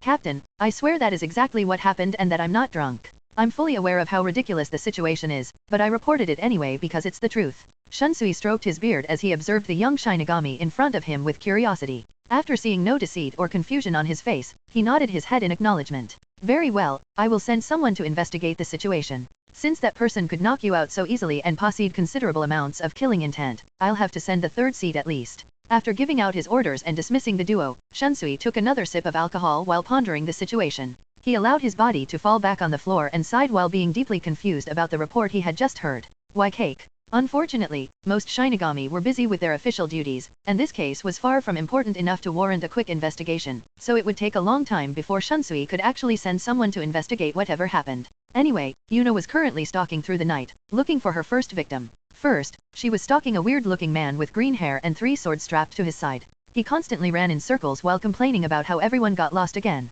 Why does he have 3 swords? Is he using one of them with his mouth? Yeah, sure. That would be beyond silly. Didn't that killer bee guy do the same? Yeah, but he was a complete weirdo. Yuna nodded her head in agreement and decided to search for another target. This guy was clearly used to combat, and she would instead not test the limits of her 6-year-old body. A few minutes later, she finally found the jackpot. 6 people, 3 men and 3 women, were galvanizing through the streets. While the 3 men wore expansive-looking clothes and quite a few accessories, the women wore very little and were clinging to the men. Perfect, a group of 3 modern-day young masters ripe for the picking. She stealthily approached the group from behind while making sure to stay in the shadows. Frankly, she didn't even need to use much stealth due to the group of 6 being rather loud, but she preferred caution. Then, after making sure that there were no cameras in the vicinity, she approached the first man, and after a quick scan, she easily located the position of his wallet. She timed the theft perfectly with the woman by his side touching him and easily pulled his wallet out of his pocket. Yuna quickly approached the other 2 and did the same with them. Then, after taking out around half the money they had, she swiftly put the wallets back into their pockets and vanished into the night. Why not just take the whole thing? They are drunk, so when they notice that they have less money left than they expected, they will simply assume that it is due to their drunkenness and not because someone stole some of it. People like that care very little about money. I highly doubt they would assume someone stole from them and that someone somehow managed to do so while giving them their wallets back. A few more weeks passed, and the caretakers of Yuna and Naruto's orphanage were in an excellent mood. None of them knew exactly why it happened, but over the course of the last few weeks, someone had frequently been donating a lot of money to the orphanage, making life significantly more relaxed while allowing for better meals. Inside one of the many rooms, 2 young children were seated opposite of each other and appeared to be in deep concentration. Naturally, these children were Yuna and Naruto. Moments later, they opened their eyes simultaneously and pointed their fingers at each while consciously moving their spiritual power. A small light beam shot out of Yuna's finger towards Naruto, causing him to click his tongue as he changed his hand gesture. Now, the palm of his hands was pointing at Yuna, or rather, at the tiny light beam flying towards him. Just before the beam could get in contact with his palm, a small yellow energy layer covered his palm and blocked the attack. Yuna and Naruto both nodded in satisfaction when they saw what had happened. They had been training to utilize their spiritual power for a few weeks, and by now, they were getting the hang of it. Well, they could only use light beams that stung a little and a shield barely strong enough to block those light beams, but it was a good start. Well, slowly but surely, we're getting the hang of it, Naruto. Yeah, I think as soon as we get more used to controlling our spiritual power, we will rapidly increase what we can do. Yuna was just about to continue training when she noticed someone approaching their door. Moments later, the door was opened, revealing a kind-looking woman with brown hair and eyes. Are you 2 ready to go? If you wait any longer, you will be late for your first day of school. Right, today was Yuna and Naruto's first day at school. How exciting. Well, it wasn't all bad, as this would at least allow them to move around more independently. Yuna was pretty sure that at least learning about this world's history should prove to be somewhat valuable. Anyway, a moment later, the duo left the orphanage, quickly followed by one of the caretakers. The school was within walking distance, and the caretakers had already noticed that Yuna and Naruto were significantly more mature than the other children, but they still wouldn't allow them to go by themselves. At least not yet. Anyway, they quickly reached the school and headed to the assembly hall first. At the start of every school year, the principal would hold a speech in there, so that was everyone's first destination. Yuna half expected the principal to start talking about the will of fire or something similar, but she noticed no signs of indoctrination during his speech, which she found rather satisfying. After the speech was over, they were assigned a classroom and were told to follow their respective teacher so that they could guide them to their destination. As the small groups formed, Yuna noticed a rather particular child, causing her eyes to widen in surprise. The girl she noticed had almost water-like blue hair and blue eyes. However, that wasn't what Yuna noticed first. No, the first thing she noticed was how that young girl moved. Her steps were measured and controlled, allowing her to move around without making a single sound. While Yuna was looking at the girl, she also noticed someone staring at her. So, when she turned around to see who was looking at her so openly, her eyes widened in surprise when she saw Yuna and Naruto standing next to each other. The first thing she noticed was the combination of Yuna's red and blue hair and Naruto's blonde one. A moment later, a broad smile appeared on her face as Yuna and the unknown girl walked toward each other. It's been a while, Hinata. It's good to see you again, Yuna. The young girl unexpectedly was Hinata, who traveled to this world together with Yuna and Naruto, but wasn't reborn in the same place as them. So, without a moment of hesitation, the duo started walking together while holding hands. That's right, 2 lolis holding hands. I might be going to jail, but you are all coming with me. The teacher saw that 2 kids had apparently already become friends and smiled widely. Oh, you 2 have already become friends? That was really fast. However, Yuna only shook her head when she heard the teacher's words. She is not my friend. That confused the teacher, and what puzzled him even more was that Hinata nodded in acknowledgement. Before they could ask any questions, Yuna continued talking. She is my wife. Question marks popped up above the teacher's head when they heard Yuna's words and saw Hinata yet again nodding in agreement. What is going on here? Oh well, I guess it's just two kids playing around or not understanding what they are saying. Yuna saw the teacher's confusion and chuckled a little while kissing Hinata's cheek, causing her to giggle and the teacher to shake his head while putting his attention elsewhere. It's good to have you back, Hinata. MHH, I missed you, Yuna. I love you. After seeing Yuna and Hinata disappearing into their own world, Naruto could only smile wryly. I should have convinced one of my girls to come with me as well. It's not like it would have been guaranteed that you could have found her this quickly. True, I guess. Oh well, at least I have you with me, Grumpy Fox. Chapter 3, Getting Free. Just like Yuna and Naruto, Hinata was an orphan. Apparently, her father ran away early on, while her mother doesn't have the means to raise a child. Due to looking through parts of her mother's memories, she knew her father's face, so she briefly pondered on whether she should hunt him down at some point in time, but she decided not to bother with him. Anyway, since she knew that Yuna and Naruto had better means to investigate how this world works, she decided to wholeheartedly spend her time getting stronger and look for the duo as soon as possible. Just like Yuna, Hinata found some money which she partially donated to the orphanage to improve the food quality. Hinata planned to invest quite a bit of time into finding Yuna and Naruto after she had gotten a little older, but fortunately, that wasn't necessary as they somehow not only ended up at the same school but even in the same class. Naturally, she was very excited that her reunion with Yuna and Naruto happened so fast. Anyway, a few days passed, and Yuna was currently sitting inside the school's library and was studying a thick geography book, while the desk in front of her was filled with pieces of paper that seemed to have random scribbles on them. Occasionally, she would put the book down and add a few more scribbles before resuming to read. By now, she had already established herself as a bookworm at school, so no one was bothering her, which fit her just right. Unlike Naruto, who sought after social interactions, Yuna couldn't care less. Well, Hinata was sitting next to her and was reading an adventure book, so it was not like Yuna had no social interactions. Meanwhile, Hinata saw Yuna scribble down a few more symbols and couldn't contain her curiosity any longer. Yuna, what exactly are doing? Calculating. Naturally, Hinata had no idea what she meant, so she was waiting for Yuna to continue her explanation, but Yuna apparently thought that that single word was more than enough. What do you mean by calculating? Yuna looked up from her book when she realized she wasn't paying proper attention to Hinata and chuckled a little. Sorry, I was engrossed in what I was doing. Basically, I'm studying the shape of this world, the position of mountains and rivers, and stuff like that to find out which places have the highest chance to be rich in natural energy. Hinata's eyes widened in surprise when she heard Yuna's explanation. She had never heard about such a mystical-sounding method. Is that really possible? Yuna nodded her head as she focused back on the book she was holding while continuing her explanation. It's more or less a statistical process combined with my vast experience about the shape of different worlds. If this planet were in its natural state, this would have been an easy process, but due to how much humans have intervened in the environment of this planet, things have become significantly more complicated.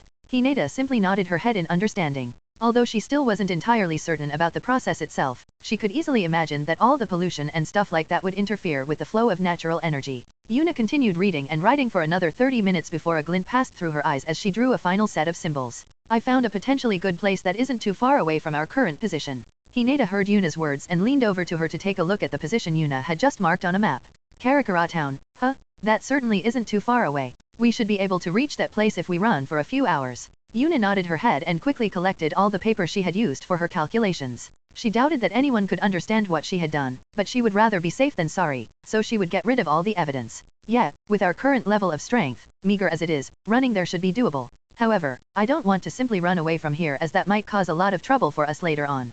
Hinata simply nodded her head when she heard Yuna's words. After all, if 3 children just went missing, a lot of people would be sent out to look for them, and people might even make posters for other people to see, significantly complicating their future life. A few days later, it was the weekend, so Yuna decided to get a few things rolling that would be necessary for the future. Although she had found a potential place that would provide a better cultivation environment, she had to reach there first. Obviously, Naruto and her could just run away from the orphanage, but that would bring more trouble than necessary in the long run, so she would take another option. So, she was currently wearing a brown jacket, black trousers, and high heels, which weren't easy to find considering her size. Additionally, she wore thick glasses and had applied makeup to her face, giving her a few wrinkles and making her look older. Her intentions were rather obvious, she wanted other people to assume that she had dwarfism. Moments later, a taxi rounded the corner, which she quickly waved towards to get the driver's attention. At first, the driver had confusion written all over his face as the person who called him here had a mature voice, but after getting a better look at Yuna, he understood the situation. After a short drive, Yuna arrived at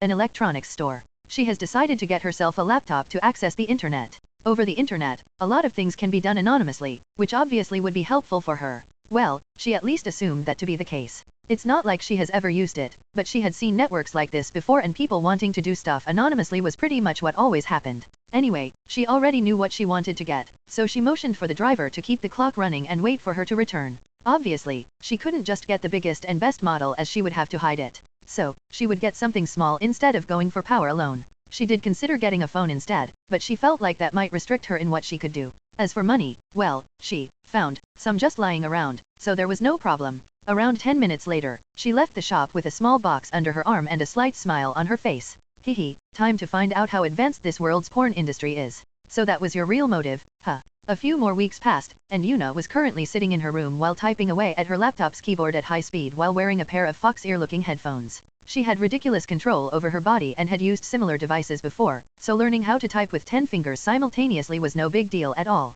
A few minutes later, she noticed a presence approaching the door, and she was just about to hide away her laptop when she realized that that presence belonged to Naruto. The door opened, revealing Naruto wearing a casual orange shirt and black trousers. Visit Wbnovel.cm for updates. Yo, what are you doing, Naesam? Naturally, Naruto knew about the laptop Yuna bought, as there was no point in hiding it. Hearing Naruto's question, Yuna simply shrugged her shoulders as she continued typing away. I'm doing some research. Oh, what are you researching about? Naruto approached Yuna and looked over her shoulder to see what she was currently doing, but as soon as he saw the laptop's screen, his face became blank. 5 windows were opened simultaneously. 4 of them covered a quarter of the screen each, while the 5th one was in the middle of the screen, covering small parts of the other 4. While large walls of text were speedily scrolling through the 5th window, the other 4 showed naked women and men doing activities. Seriously? You are straight up watching porn, Naesan. What are you talking about, Naruto? The porn is clearly in the background, while the information is in the foreground. I'm not watching porn, I'm collecting information while porn coincidentally runs in the background.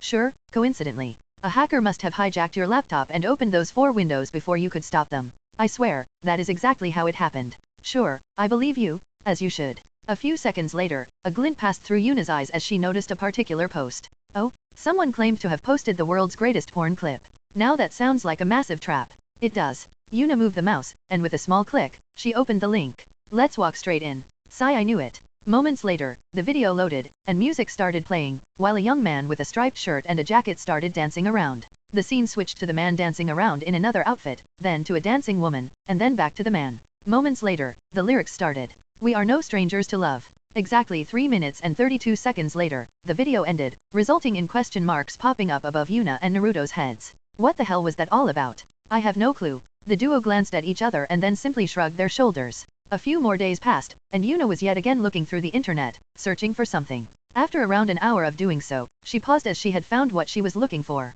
On the computer screen was a newspaper article that had the picture of a man next to it, a mugshot. This one might be a good candidate. His eyes show all the right emotions for him to be as I want him to be. After reading the whole article, a smirk appeared on Yuna's face. Oh yeah, this one is a prime candidate for my next plan. Oh well, I'll do some more research about him before I start planning my next move. A few more months passed, and Yuna was yet again typing away. A few minutes later, the door opened, and Naruto entered. Yo, Naes. What the hell are you doing? Naruto couldn't help but be surprised by what he saw, as Yuna was not in one of her usual outfits but wore black trousers, a black hoodie, and a black ski mask. When she heard Naruto's question, she could only roll her eyes at him before refocusing on her laptop screen. Isn't that obvious from my outfit? I'm doing crimes on the internet. Naruto couldn't help but facepalm as she approached Yuna and looked over her shoulder. A fake ID? What are we supposed to do with that? Hehe, it's not for us. Besides, I'm not just getting myself a fake ID, I'm creating a whole fake person and company. Naruto couldn't help but frown when he heard that as he started pondering on what Yuna might want to do with that.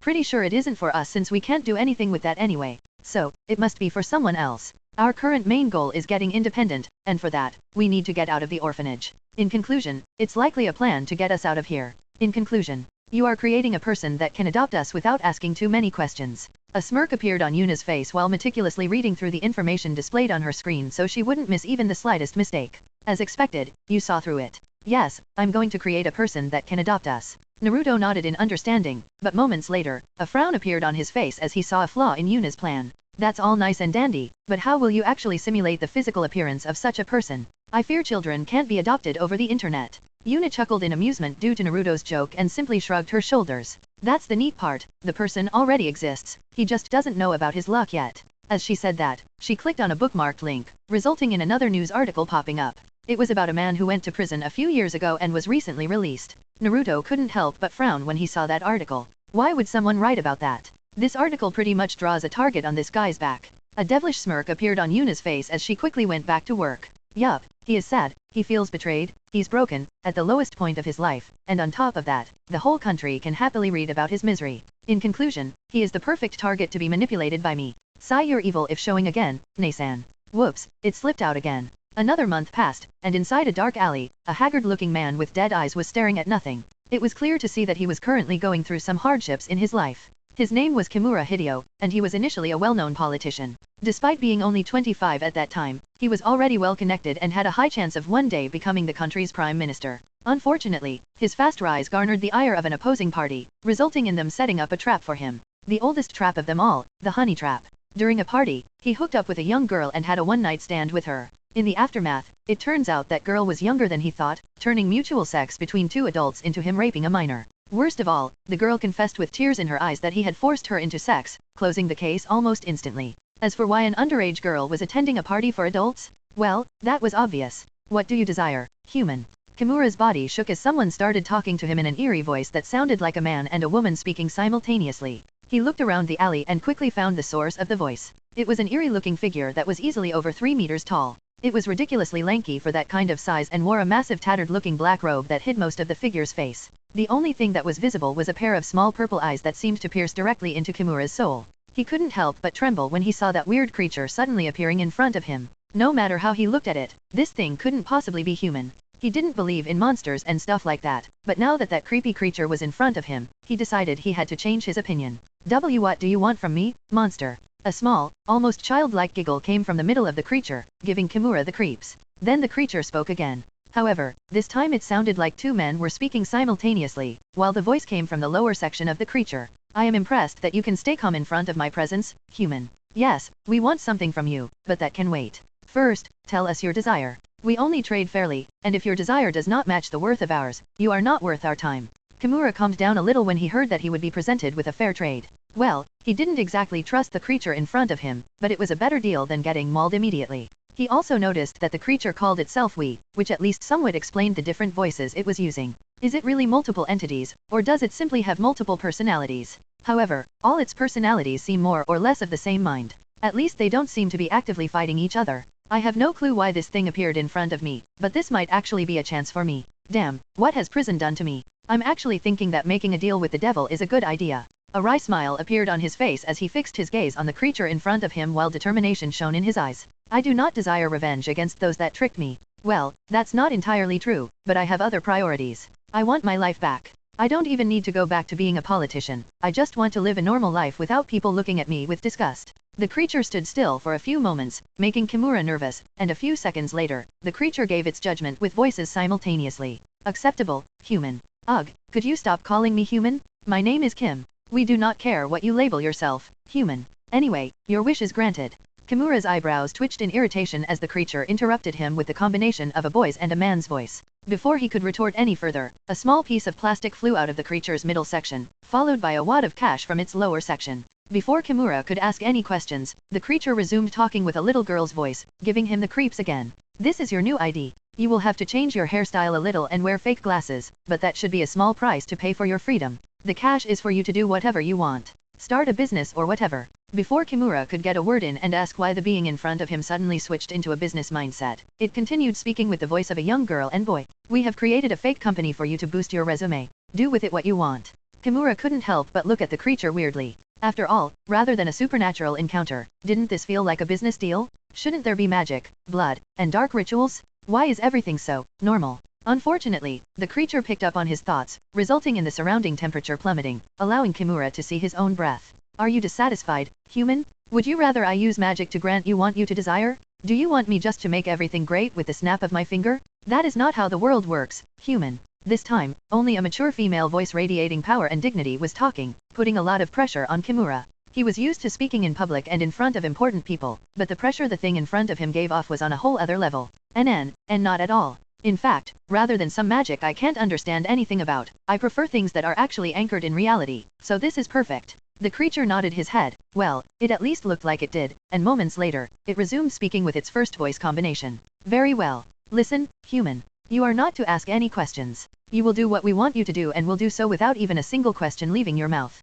Kimura frowned when he heard that but continued listening for now. Frankly, he didn't like that he wasn't allowed to question what he was about to do, but he had already decided to make a deal with the devil, so there was nothing he could do about it. Additionally, the creature initially mentioned that it wanted his ambitions to match the worth of their task, so he didn't think he had to do anything outrageous. Moments later, the creature resumed speaking. We want you to visit this city's 2 orphanages. First, you will visit Strawberry Fields Orphanage and adopt 2 children. A girl named Yuna and a boy named Naruto. They are twins. Then, you will visit the other orphanage and will adopt a girl called Hinata. Although Kimura felt was a little weirded out that he was supposed to adopt children, he simply nodded his head. He could only hope that the creature in front of him wouldn't want to eat them or some other eat up stuff like that. As these thoughts swirled around his head, the creature continued talking. After you adopted all 3 of them, you will do the following. You will stop paying any attention to them. You will pretend you never adopted them, and finally, you will forget you ever adopted them. You will not be allowed to look for them or interact with them in any shape, form, or fashion. You will act like you have never seen them.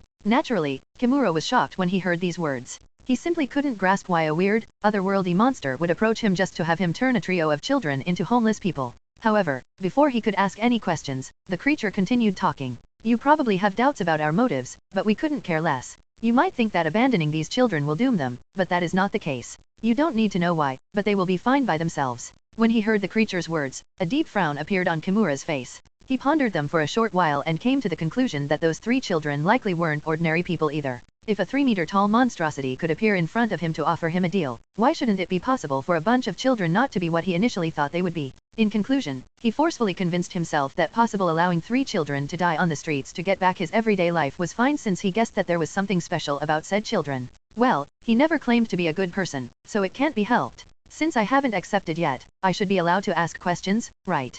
Hearing Kimura's question, the creature chuckled with 3 childish voices simultaneously before speaking with a single female one. We are fond of such word games. Ask away, but whether we will answer or not isn't certain.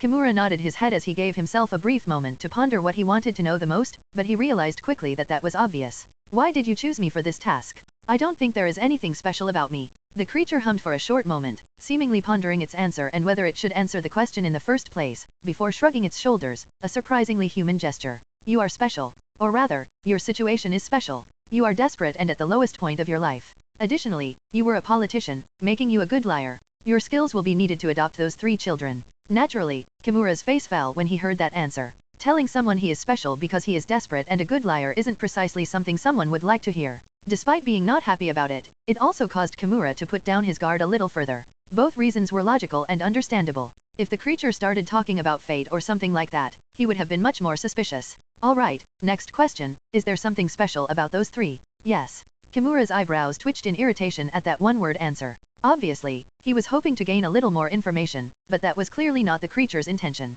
Are those 3 in any way related to you? Yes. Yet again, Kimura's eyebrow twitched in irritation. Also, he had gotten at least some information. He couldn't help but be slightly dissatisfied by those blunt answers. Nevertheless, he decided not to bother about this any further. Fine, whatever. I will do as you ask, but I need to get presentable first. There is no way they would allow someone who looks like he is homeless to adopt any children. The creature simply nodded its head before turning around and leaving. However, just before it rounded the corner, it stopped and turned around again. Its robe parted, revealing an additional 2 pairs of eyes in its mid and lower section, causing shivers of terror to go down Kimura's spine. Moments later, the creature started speaking with 3 childish voices simultaneously. Do not dare to betray us, human. We will find you no matter where you hide, and when we find you, well, let's just say you won't have a good time. Then, the creature simply vanished, leaving a trembling Kimura behind.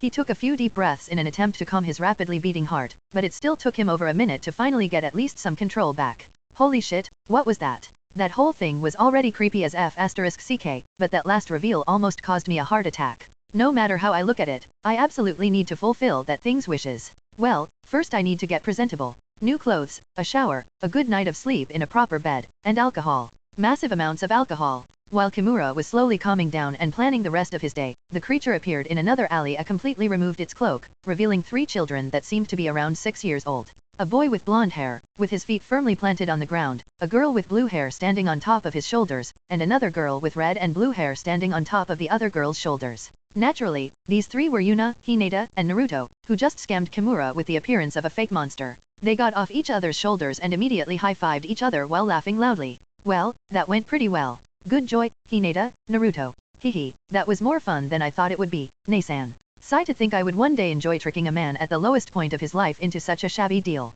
I can't deny that I feel a little dirty. We both know that you like it a little dirty, Hinata. While saying that, Yuna wiggled her eyebrows, causing Hinata to blush a little while glaring at Yuna. On the other hand, Naruto only zoned out, looking at a particularly interesting part of a nearby wall with great intensity. He had no interest in listening to his sister flirting with her girlfriend. A few more days passed, and currently, a smartly dressed man was knocking on the door of a certain orphanage with confidence and a straight back. He was wearing a black business suit, a pair of thick-framed glasses, and had short combed back hair. A few seconds later, one of the orphanage's caretakers opened the door and looked at the man with interest. Occasionally, people who wanted to adopt one of the children they cared for appeared, and the man in front of her seemed like a possible candidate. Obviously, she was happy that one of the orphaned children would possibly find a family, but she was slightly worried at the same, as the man in front of her appeared to be very stern. Yes, how can I help you, sir? Grief flashed through the man's eyes for a brief moment before he answered the caretaker's question in a steady voice. Good day, my name is Kadama-ke, and recently I was informed that the children of an acquainted were at this orphanage, so I decided to take a look whether it was true or not. In case it was the truth, I would like to adopt them for the sake of my BR acquaintance. The caretaker nodded her head in understanding and allowed Kadama to enter the orphanage. She offhandedly noticed how Kadama was about to call the twins' father his brother, but she didn't comment any further on that. So he is the twins' uncle? But why doesn't he want to call his brother brother? Besides, why does he only come after 7 years to adopt his brother's children? There is definitely more to this than meets the eye. On the other hand, Kadama, who was previously called Kimura Hideo, couldn't help but be a little nervous. Obviously, he wanted to fulfill the creature's demands, but he couldn't help but worry that he might fail, resulting in some form of punishment. He didn't dare to think about what the creature would do to him if he were to fail. A few seconds later, the duo arrived in front of an opened office door. Inside said office sat a stern-looking old lady that was currently doing paperwork. This was the orphanage's matron. Excuse me, we have a guest that would like to adopt the twins. The old lady looked up from her work and focused on Kadama. After seeing his neat appearance, she nodded in approval and straightened her back. Obviously, she wouldn't decide whether someone can adopt children or not based on appearance, but it was definitely the first step. The twins? Is there a specific reason why you want to adopt them? Kadama nervously rubbed his hands together as grief briefly flashed through his eyes. As a once successful politician, he had trained how to manipulate his body language a long time ago. Also, he had been a bit rusty. He used the last few weeks to get back into training. So, he resumed speaking with a grief-filled voice. It's a long story, but I'm their uncle. The matron's eyes slightly widened, and moments later, she pointed at the seat on the other side of her desk, motioning Kadama to take a seat. In that case, please take a seat and tell me that long story. Kadama nodded nervously and did as he was told. He took a deep breath, seemingly to calm his nerves, and started telling his story. Kadama told the matron how he had to work overseas for around a year and that his brother got his girlfriend pregnant during that time. However, his brother decided that he wouldn't tell Kadama about it, so he could surprise him when he returned. Unfortunately, his brother had an accident just one day after the twins were born. The matron nodded her head in understanding as he continued his story. Obviously, there was still something missing. What about your brother's girlfriend? Why did she drop the twins on our doorstep? Kadama gritted his teeth in anger when he heard that question. That damn excuse me. That damn woman gave them away simply because she didn't want to take care of them alone. The matron nodded her head in understanding, and after thinking about the situation a few seconds longer, she asked her next question. In that case, why did you only come here after 6 years? Surely you didn't need that much time searching for the correct orphanage, right? Kadama visibly deflated when he heard the next question. He looked like he was genuinely regretting something. Sigh, I didn't even know that those children existed. I only found out about it a few days ago. I coincidentally met that woman at a party. She got too drunk and lost control over herself, resulting in her spilling her secret. At first, I thought she was just drunkenly spouting some nonsense, but her story persistently stuck to me. So, I decided to ask her about it again while she was sober. This time, I got the whole story from her. Tisk, that damn woman wasn't even sorry about this whole matter. The matron could only sadly shake her head as soon as the story was over. She wasn't expecting to hear such a weird story, but she was pretty sure that Kadama's emotions were genuine while he told the story. May I ask why you try not to call your brother brother? If that is too personal, then you don't have to answer that question. Kadama managed to look even sadder when he heard that question. Silence reigned the room for a few seconds before he took a deep breath and resumed talking. I failed to take care of his children for over 6 years. Am I even still allowed to call him my brother? I have failed him. The matron couldn't help but feel sad when she heard his words and saw his defeated posture. He is a good man. The duo continued chatting as the matron inquired about Kadama's living situation and financial stability before she simply nodded in approval. I don't think there is any trouble allowing you to take custody of these 2 children, Mr. K. Naturally, a happy smile appeared on Kadama's face when he realized that he had succeeded in convincing the matron. With this, a good chunk of his task was already completed. The matron made a quick phone call, and around a minute later, the door was opened by a pair of children. Kadama couldn't help but feel a chill go down his spine, as one of the children's eyes looked exactly like that monster's but with less pressure behind them. You asked us to come to your office, old lady. The matron shook her head at how Yuna addressed her and motioned for the twins to come closer. On the other hand, Kadama was terrified out of his mind, as Yuna's voice sounded exactly like one of the voices the creature had. Just what is the relationship between that thing and these two? Yuna, Naruto, this gentleman has decided to adopt you too. Yuna and Naruto looked at each other for a brief moment before directing their gaze at Kadama. Cool, nice to meet you. The matron could only smile wryly due to the unpassionate greeting. In her mind, she thought that the twins didn't understand what they were just told properly. The other possible reason for that tame response might also be that the duo didn't care in the first place since they mostly kept to themselves and rarely interacted with other people. As long as they stayed together, they didn't care where they had to go. Around half an hour later, all the documents were signed, and the trio exited the building. Great, that went well. Now we just have to fetch Hinata, and we are done with this. Kadama froze up when Yuna mentioned Hinata. After all, in his mind, there was no way for her to know about Hinata. How do you know about that? Hearing Kadama's question, Yuna glanced at him and rolled her eyes. Pretty sure we asked you not to ask any question. Kadama almost fainted when he heard Yuna's words. After all, she pretty much implied that she was part of that monster. Why you are a part of it? Yuna rolled her eyes yet again as she answered that question. Yes, I'm part of it. Are you an enemy of mankind? Seriously, why is everyone foreign immediately declared the enemy of mankind? If you are not, then what are your goals? Getting asked less pointless questions. Kadama was just about to continue asking questions when powerful pressure descended on him, causing him to choke. Yuna's image in front of him seems to be turning bigger and bigger, making her look like a giant from his perspective. Are you done asking questions, human? Kadama realized that he had messed up. Due to Yuna's current form, he had lost most of his fear, emboldening him to push for an answer while forgetting that the being in front of him wasn't a simple little girl but a part of a monster. He barely managed to nod his head, which immediately resulted in the pressure waning. Kadama took a few deep breaths to calm himself down and simply kept his mouth shut. He already had one strike and didn't want to find how many would be an out. A while later, the trio reached the next orphanage, where Hinata was waiting. Obviously, Yuna and Naruto wouldn't enter and simply waited outside while Kadama repeated the made-up story again. Around an hour later, Hinata and Kadama exited the building, causing Yuna and Naruto to smile. As soon as Hinata and Kadama stood in front of Yuna, Yuna took out a rolled-up piece of paper and handed it to Kadama. He looked at it in confusion, and after unrolling and reading it, his eyes widened in surprise. As soon as he signed this document, someone else would get custody of Yuna, Naruto, and Hinata. After thinking about the situation for a short moment, he simply shrugged his shoulders and signed the document. Although he didn't know who would take custody of these three, but he couldn't care less. After signing the document, he simply turned around and left. Since he isn't supposed to ask any questions, he decided to stop caring about whatever will happen to those three. Besides that, he was certain that they could take care of themselves. He was just about to round the corner when, splat. And just like that, Yuna, Hinata, and Naruto can now roam around the country mostly unhindered.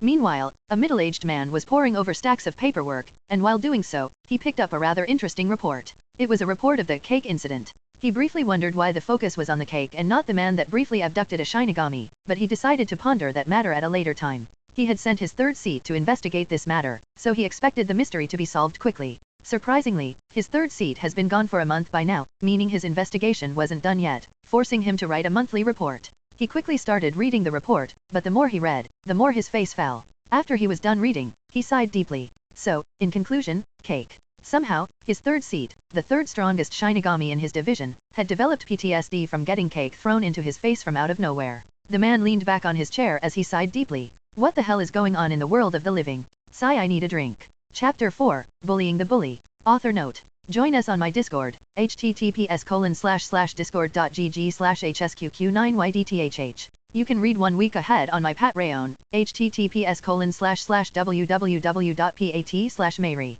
You can find the links in the novel summary as well. End of author note. Yuna lightly stirred in her sleep. Moments later, she slowly woke up and opened her eyes. The first thing she could see was the face of a cute little girl that was sleeping with a peaceful expression. Yes, Mr. Policeman, the sexual deviant is over here. Although I'm not arguing against the sexual deviant part, it's not like anything happened. What are you talking about, Kurema? We did the foulest of acts. There was hugging, head pats, a kiss on the cheek, and the most foul of them all, HNDS. Right, how could I forget about that? Moments later, the little girl beside Yuna started stirring as well and opened her eyes a few seconds later. As soon as her eyes met Yuna's, a happy smile appeared on her face. Good morning, Yuna. Good morning, Hinata. Slept well.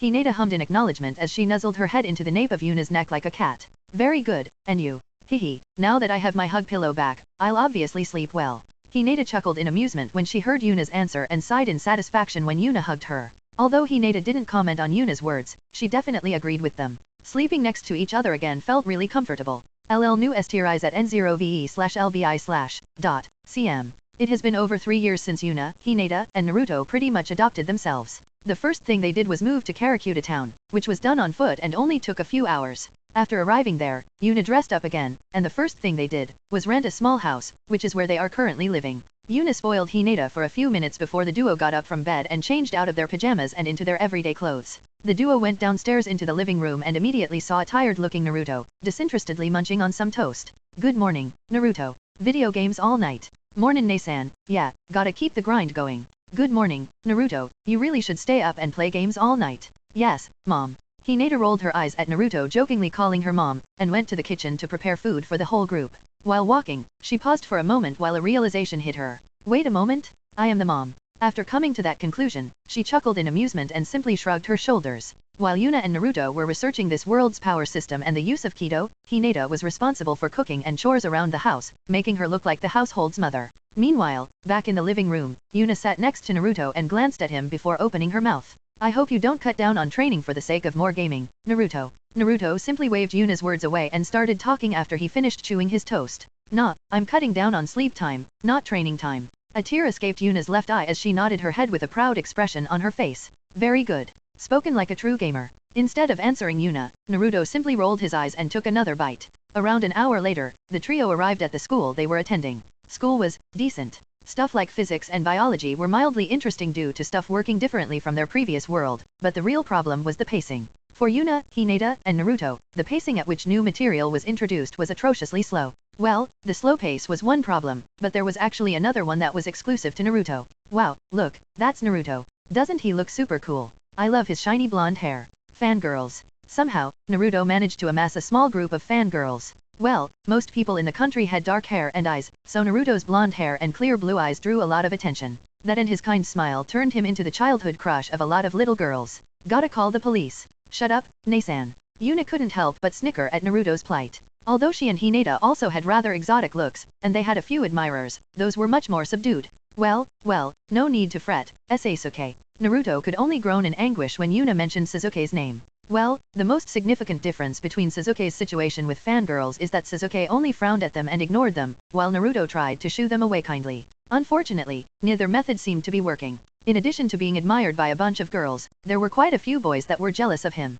Considering their age, they probably didn't even understand why they were jealous of him properly. That damn Naruto is hogging all the attention again. He's so annoying, we should teach him a lesson. I don't think that is a good idea. Can't you remember what happened the last time we tried something? All three boys flushed crimson when they remembered what happened to them after they pranked Naruto by hiding his stuff. The day after doing so and feeling pretty good about it, the trio sat peacefully in the classroom when orange confetti suddenly burst out of their pants with loud farting noises, causing them to almost die of shame. Worst of all, there was not the slightest hint that Naruto was the one who did it, nor how he did it, but considering the timing, neither of the trio had any doubts it was him. Anyway, the school day started and ended peacefully, and Yuna, Hinata, and Naruto were currently taking a stroll next to a river. Look, Nasan, there is another person with an unusual hair color. Yuna followed Naruto's gaze and noticed a young boy with spiky orange hair walking next to an adult woman, likely his mother. Although Yuna found the hair color a little interesting, she was more interested in the mother. It was well hidden, but Yuna could feel quite a lot of power inside her. Additionally, the woman's power was unlike what Yuna felt from Shinigami.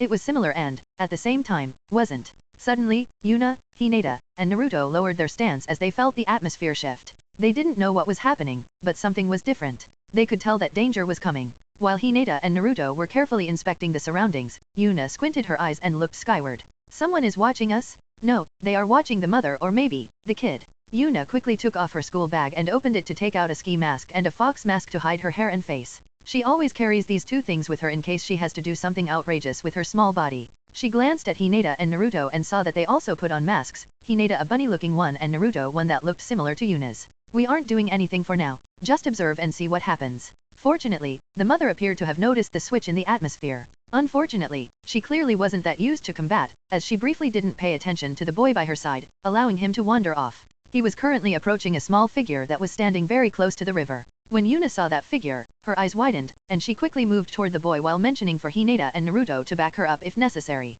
The figure the boy was approaching was a hollow. Well, it was a part of it. Luckily, the woman realized her mistake in time and quickly took action. She approached the hollow at high speed and made a motion with her hands as if she was drawing a bow, and surprisingly, a bow actually appeared. However, when she was about to shoot the hollow with an arrow, the bow and arrow dissipated, causing her eyes to widen. Nevertheless, she continued moving forward, intending to block the hollow's attack with her body. Yuna could only curse when the woman's power suddenly vanished. She had no idea why it happened, but she will definitely kick the reason's ass if she gets the chance. The hollow was just about to attack when it was engulfed in powerful killing intent, causing it to flinch while delaying its attack by a split second. However, that single moment of extra time was more than enough for Yuna as she appeared above the hollow with her two hands, seemingly holding something above her head. She slashed downwards as if she was swinging a sword, and mid-trajectory, a massive ice sword appeared in her hands and sliced through the hollow's neck. Unlike in the previous world, where she had to awkwardly mix water and wind chakra together, in this world, she could freely create her ice, allowing her to form her sword. Yuna noticed that the hollow appeared to be still alive for some reason, but she ignored it, as it was currently fleeing by swimming through the river.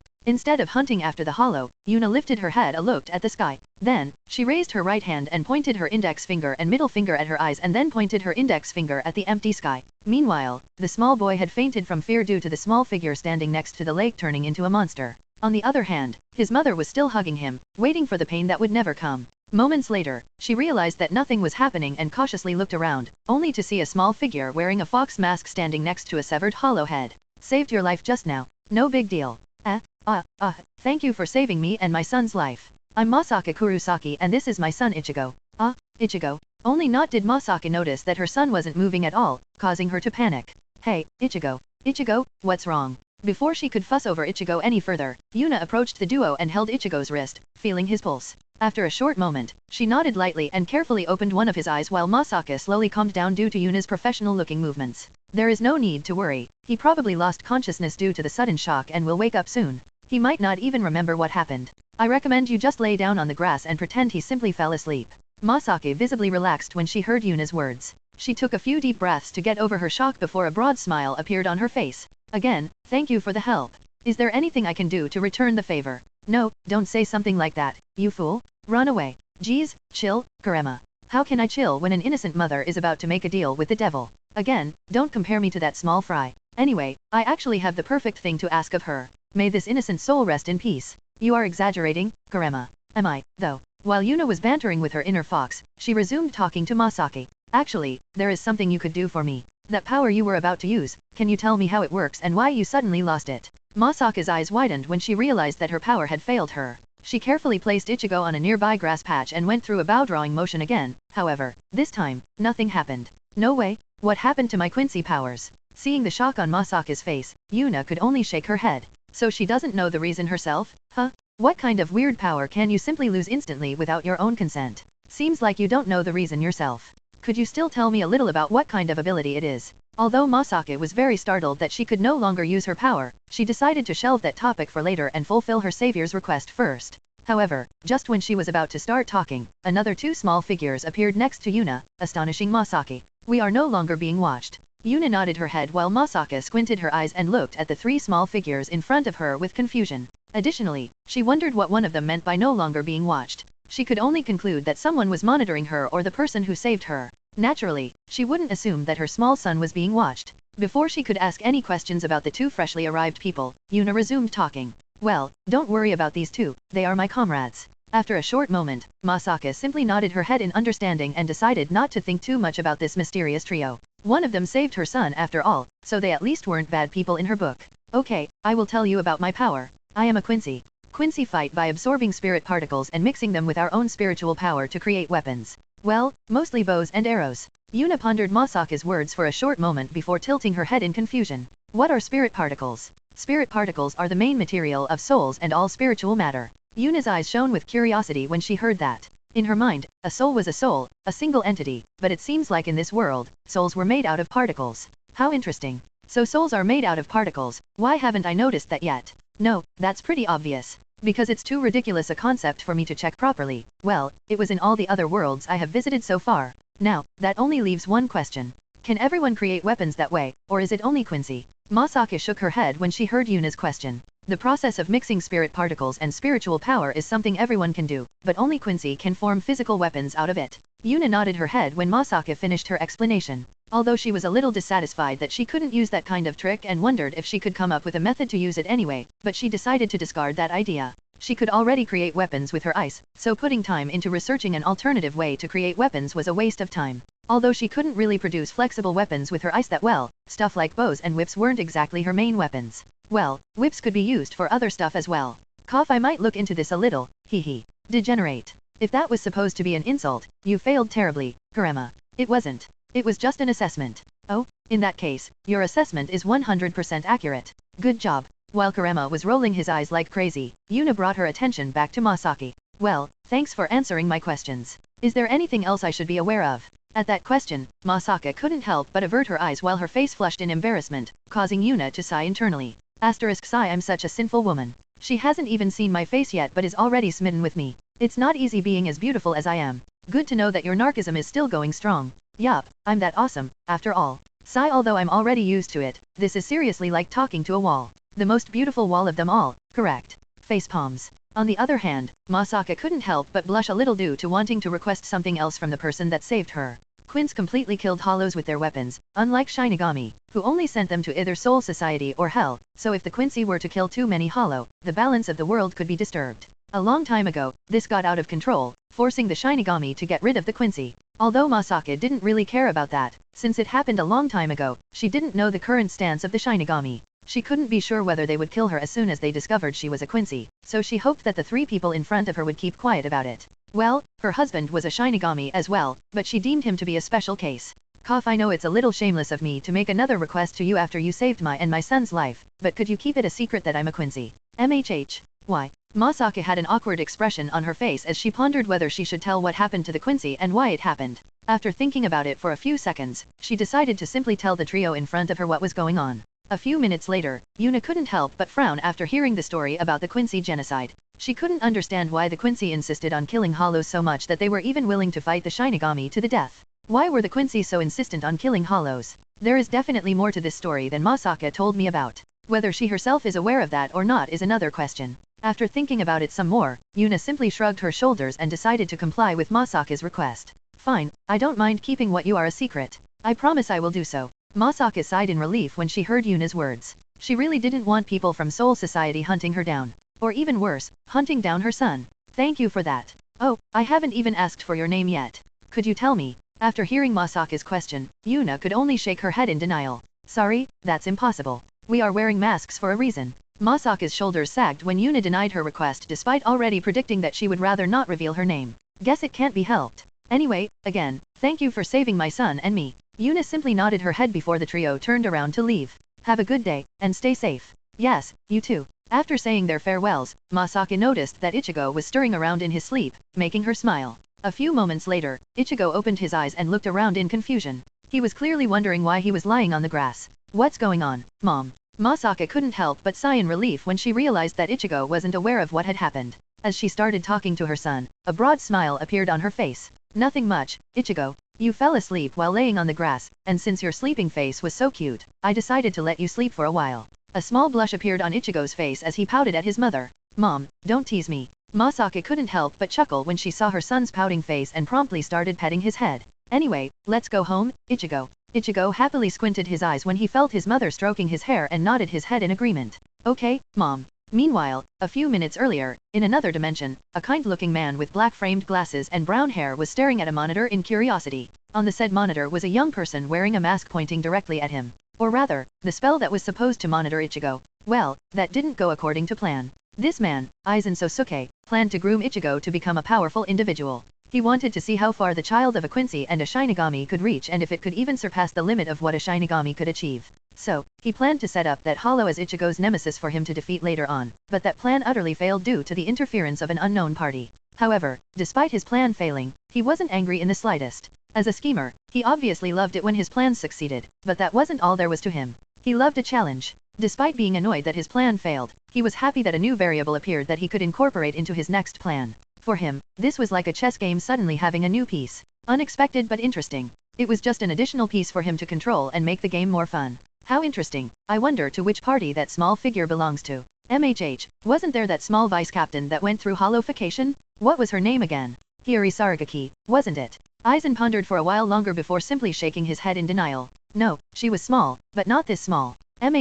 Maybe a mod soul? She created that ice sword instantly. Is that something a mod soul can do? Well, as the name implies, they are modified souls, so maybe something like that can actually be added to the artificial soul? If that was really the case, then I think only one man has the intellect to do it, Hisuke Urahara. A small smile appeared on Aizen's face when he thought about the only person he considered to be his intellectual rival. Yes, the chance that it was him is very high. It appears he had yet another breakthrough in his research. I'm looking forward to seeing what else he can come up with. Ultimately, it will only be a useless struggle against me. Aizen smiled confidently as he nodded at his theory in agreement. However, while doing so, an uncomfortable feeling overcame him. It was the same feeling he had about 9 years ago, the feeling that something was going on. Aizen couldn't help but frown as he mentally went through today's event a few more times, but no matter how he looked at it, there was nothing too special about them. It was just an unknown person killing a weak hollow. Weird, what is going on? For now, I will keep my mind open and continue monitoring the situation. Additionally, I will consider if there are any other fractions that could have sent that figure out to save Ichigo's mother.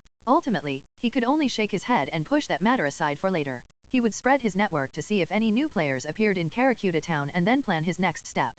In the end, everything will go according to plan. 3 more years passed, and a 12-year-old Kurosaki Ichigo was currently on his way home from school. However, while walking, he heard something that made him frown from a nearby alley. You really think you are something special, don't you? Yup, I am. You damn bitch, you even acknowledge it. Do you have no shame? Shame? Is that the name of some new cake? Shit, do you hear how shameless this bitch is? Big brother, please beat her up for us. Oh, beat me up?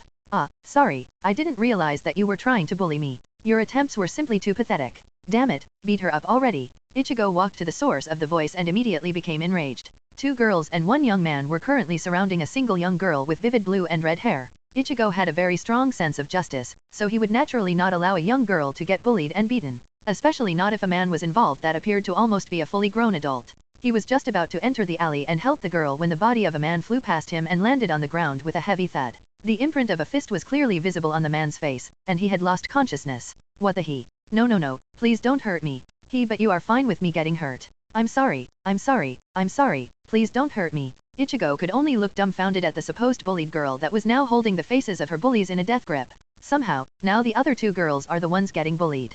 Should I help them? No, that's just absurd. While Ichigo was deep in thought about what he was supposed to do in this kind of weird situation, the girl holding the other 2 tossed them aside like garbage with an indifferent expression on her face. Trash. Never appear in front of me again, is that understood? Yes, I swear I'll leave you alone from now on. Yes, I swear we'll leave you alone from now on. The girl nodded her head and proceeded to ignore the other 2 completely. She walked out of the alley and passed by Ichigo. He expected the girl to ignore him, but to his surprise, she stopped in front of him and put a hand on his shoulder. Wanting to help people is fine, but be careful what fights you pick. What do you mean? Instead of answering, the girl approached the man she had previously knocked out and squatted down next to him. Then, she moved her hand into the inner pocket of the man's jacket and pulled something out that caused Ichigo's eyes to widen. It was a switchblade. It's already commendable that you were willing to fight an adult for a stranger, but were you ready to fight an adult wielding a knife? Ichigo couldn't help but shudder a little when the girl casually revealed the knife's edge with a flick of her wrist as she started spinning it around her hand at high speed.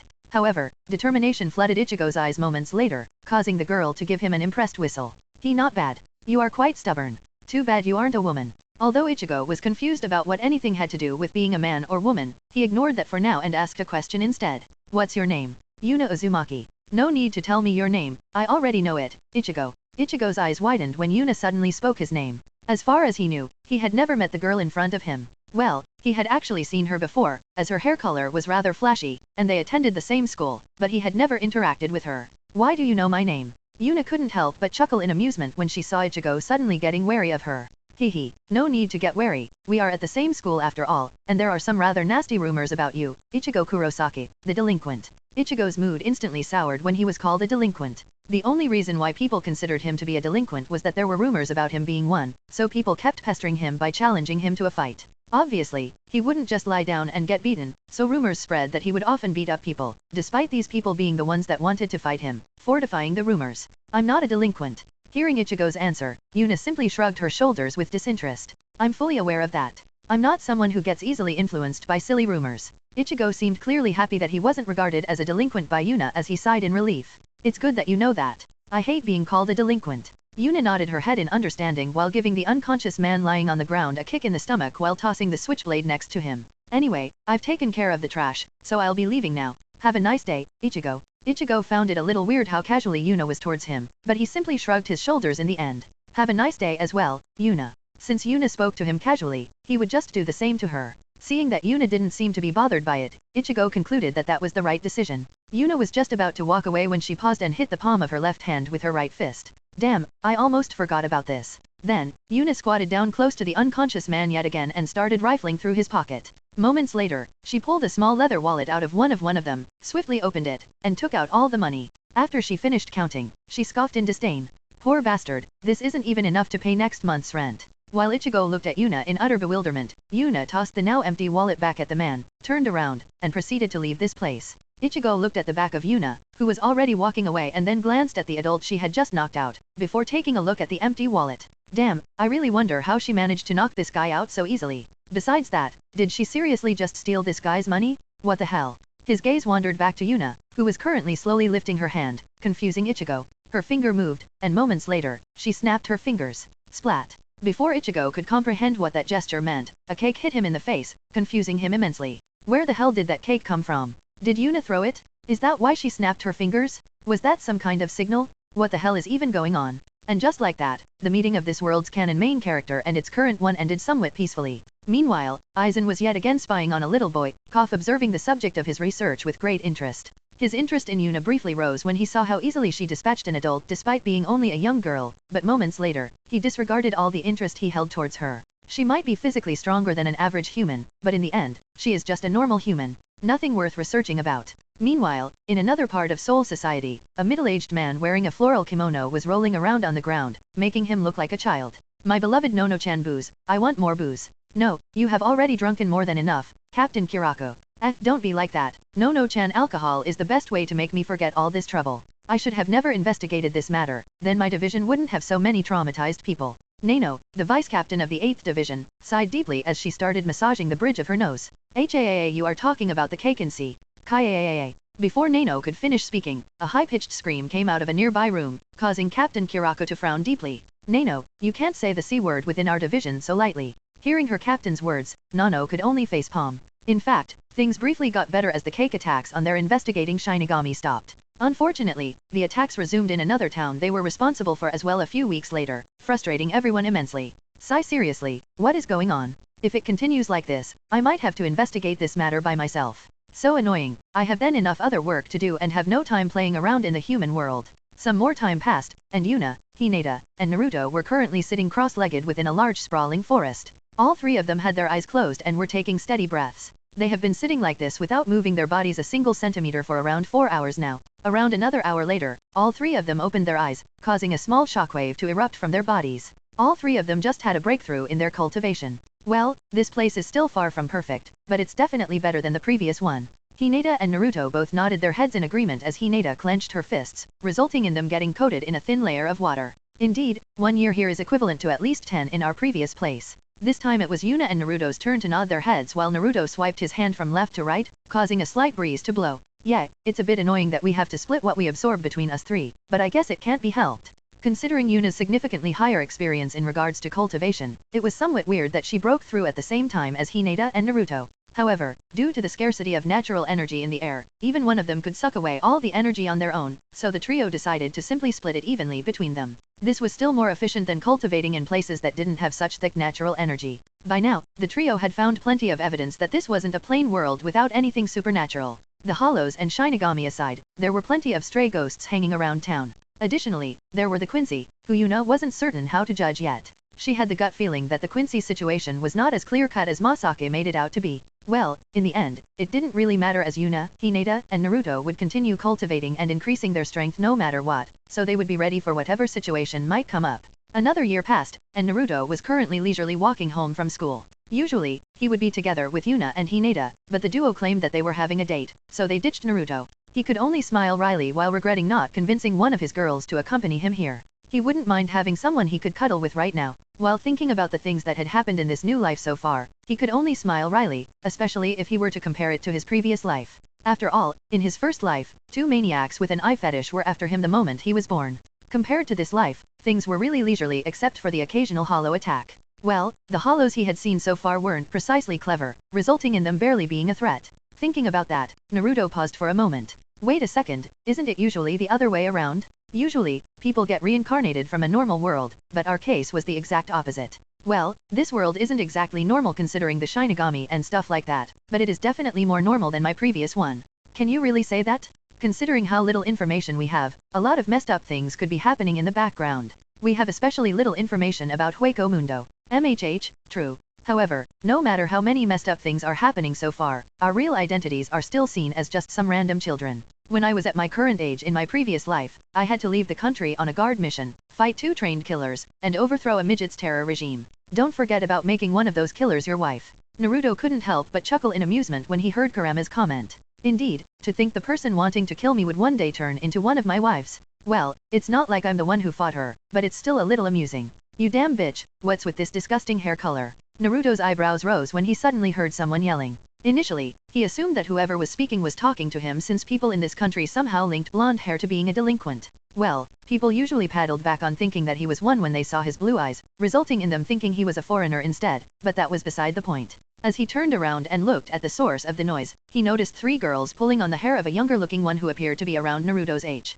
Naruto frowned deeply as he disliked bullying, so he quickly approached the small group of girls with a severe expression. What the hell are you 3 doing? Surprisingly, someone else called out to them simultaneously to Naruto. That person was a woman around Naruto's current age with spiky, black hair and brown eyes. The duo briefly glanced at each other before focusing on what was happening in front of them. Both of them recognized each other, as they were among the most athletic students in their year. Meanwhile, the 3 bullies chuckled in amusement when they saw the 2 much younger people trying to stop them. Oh, you want us to stop? What will you do if we don't? Before anyone else could say anything, Naruto stepped forward with indifference on his face. Shut your mouth and piss off. I grant you 5 seconds. Young Master Naruto makes an appearance. Ugh, shut up. That slipped out by accident. Meanwhile, the girl who wanted to help as well, Tatsuki Arisawa, couldn't help but look at Naruto in bewilderment. Although he had never really interacted with him, she always perceived him to be very kind and open with a cheerful personality, so she really wondered why he suddenly acted so domineering. Naturally, the 3 bullies weren't happy about those words and got even more aggressive. What kind of bullshit are you spouting, you damn idiot? One of them walked towards Naruto, intending to slap him, causing his eyebrows to raise. Guess I shouldn't have expected more from an untrained person, but who the hell uses slaps in a real battle? Real battle? Are you drunk?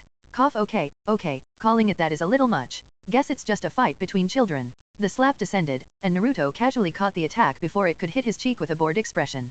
Could you leave now? I would rather not beat up a bunch of weaklings. The woman's eyes widened when Naruto casually caught the slap, but moments later, all 3 of them became more aggressive. Let's beat that brat up. Yeah, let's teach him a lesson. Naruto could only shake his head while wishing he was back in his old world. There, he could just beat these 3 idiots black and blue, but that might prove to be a problem here. So, when the first woman tried to hit him with the hand he wasn't currently holding, Naruto dodged the attack and hit her on the back of the head, knocking her out instantly. Then, he disappeared from his position, and before one of the women knew what was going on, she was unconscious on the ground as well. As for the 3rd woman, Tatsuki quickly took care of her as well. Tatsuki couldn't help but be surprised due to Naruto's skill. Although she could keep up with the speed Naruto just displayed, it wouldn't be easy at all. Your name is Naruto, right? Do you practice any material arts? After hearing Tatsuki's question, Naruto simply shook his head in denial while slowly approaching the girl who was previously bullied. Not really, but you could say I'm rather used to combat. Tatsuki squinted her eyes when she heard that. Used to combat? What does he mean by that?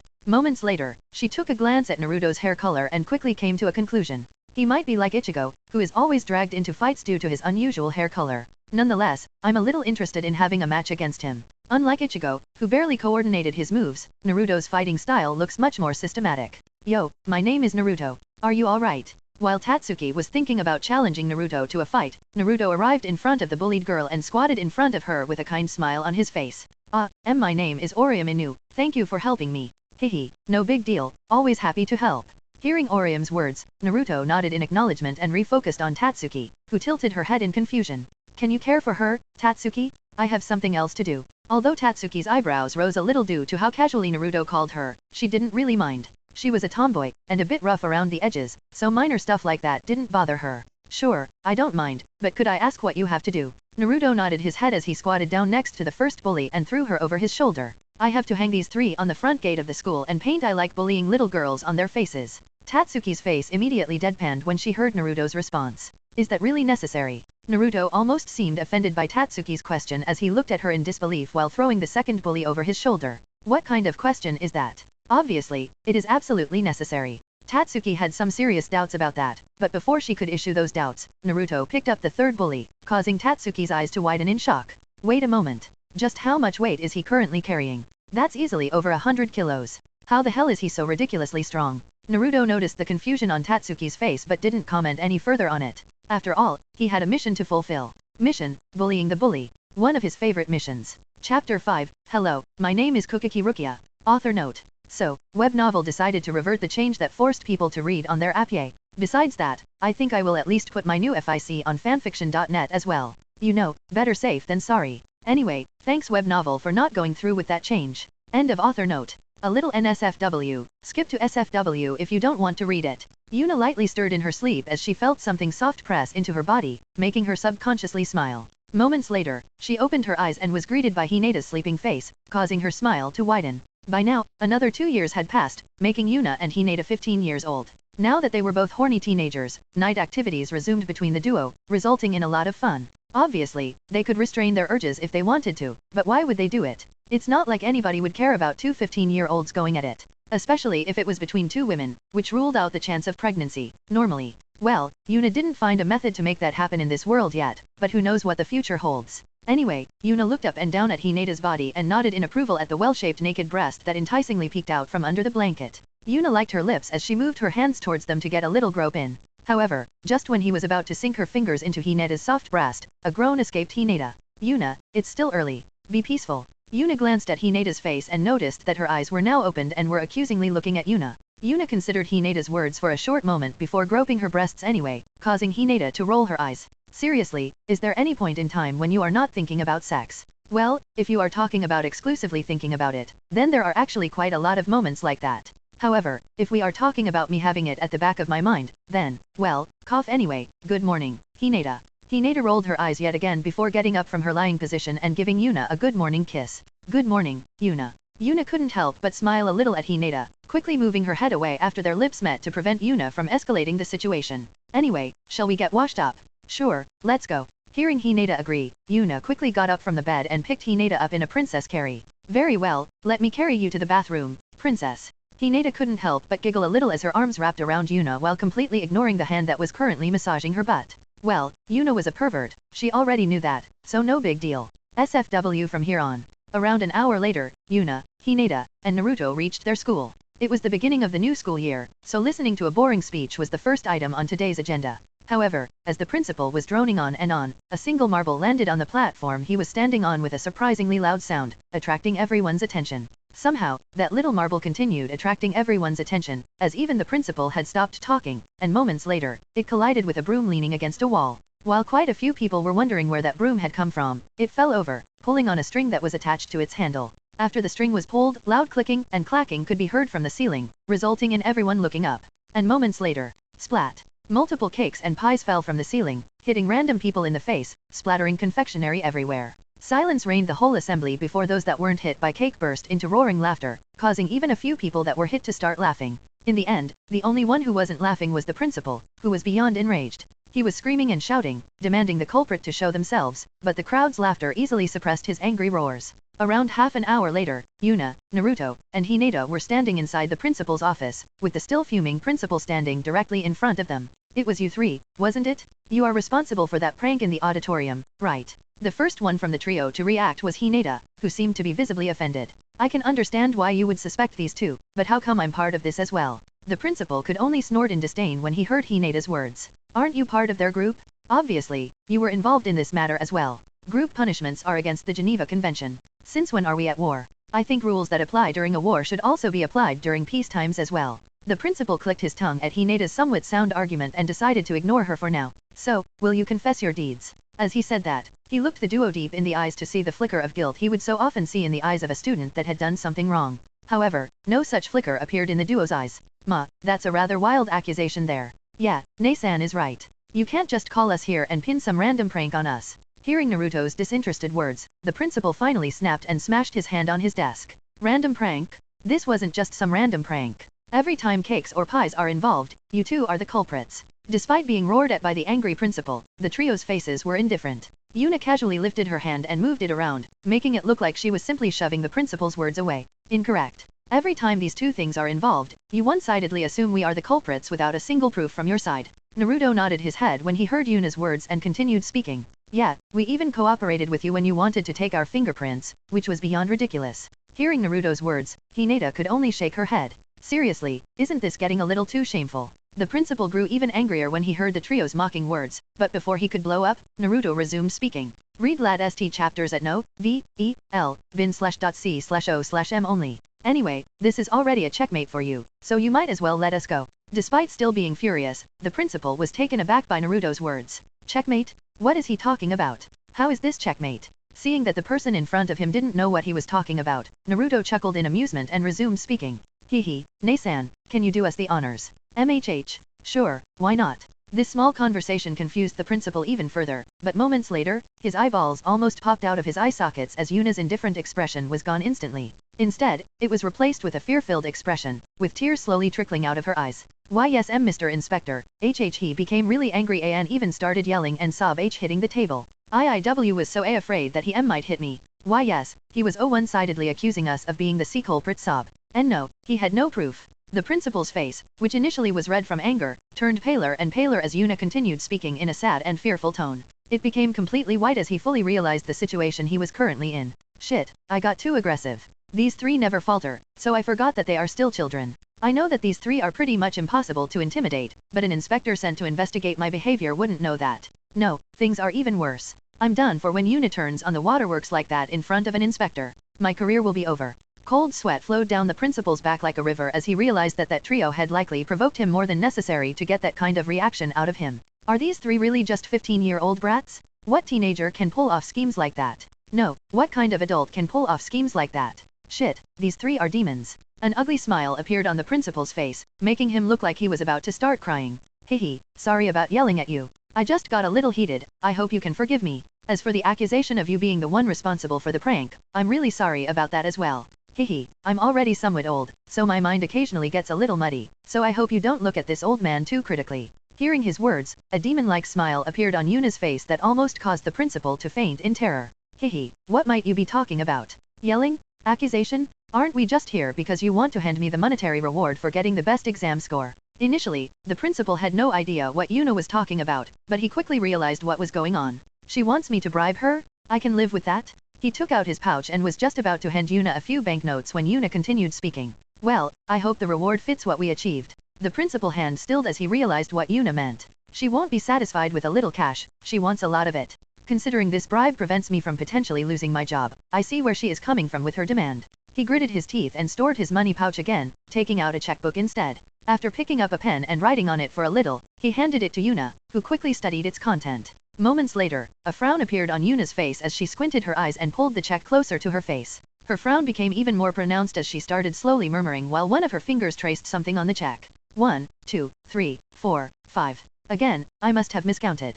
1, 2, 3, 4, 5. Damn, no matter how often I count, it's always 5. Yuna stopped staring at the check and eyed the principal instead. This is missing a 0. The principal's mouth opened in shock when he heard Yuna's demand. Just how greedy is she? I mean, I can easily pay such a high amount, but what the hell? There is no way I would hand over such a ridiculous. Before he could finish speaking, Yuna burst into tears and resumed speaking with a frightened voice. Why yes, Mr. Inspector, he tried to touch M. Enough? Fine? You get your shitty additional 0. Yuna's tears seemed to vanish instantly as a broad smile appeared on her face. Ha ha ha, good, very good. To think this school would hand over such a high reward. Truly impressive. The principal cursed Yuna under his breath but didn't say anything else as he wrote Yuna a new check and handed it over. And now get lost. I don't want to see you again. Hehe, we like you as well, old man. See ya. See you next time. After everyone had said their farewells, the principal sagged into his seat while sighing deeply. However, just before Yuna left the room, she turned around and started speaking again. Oh yeah, while we are at it.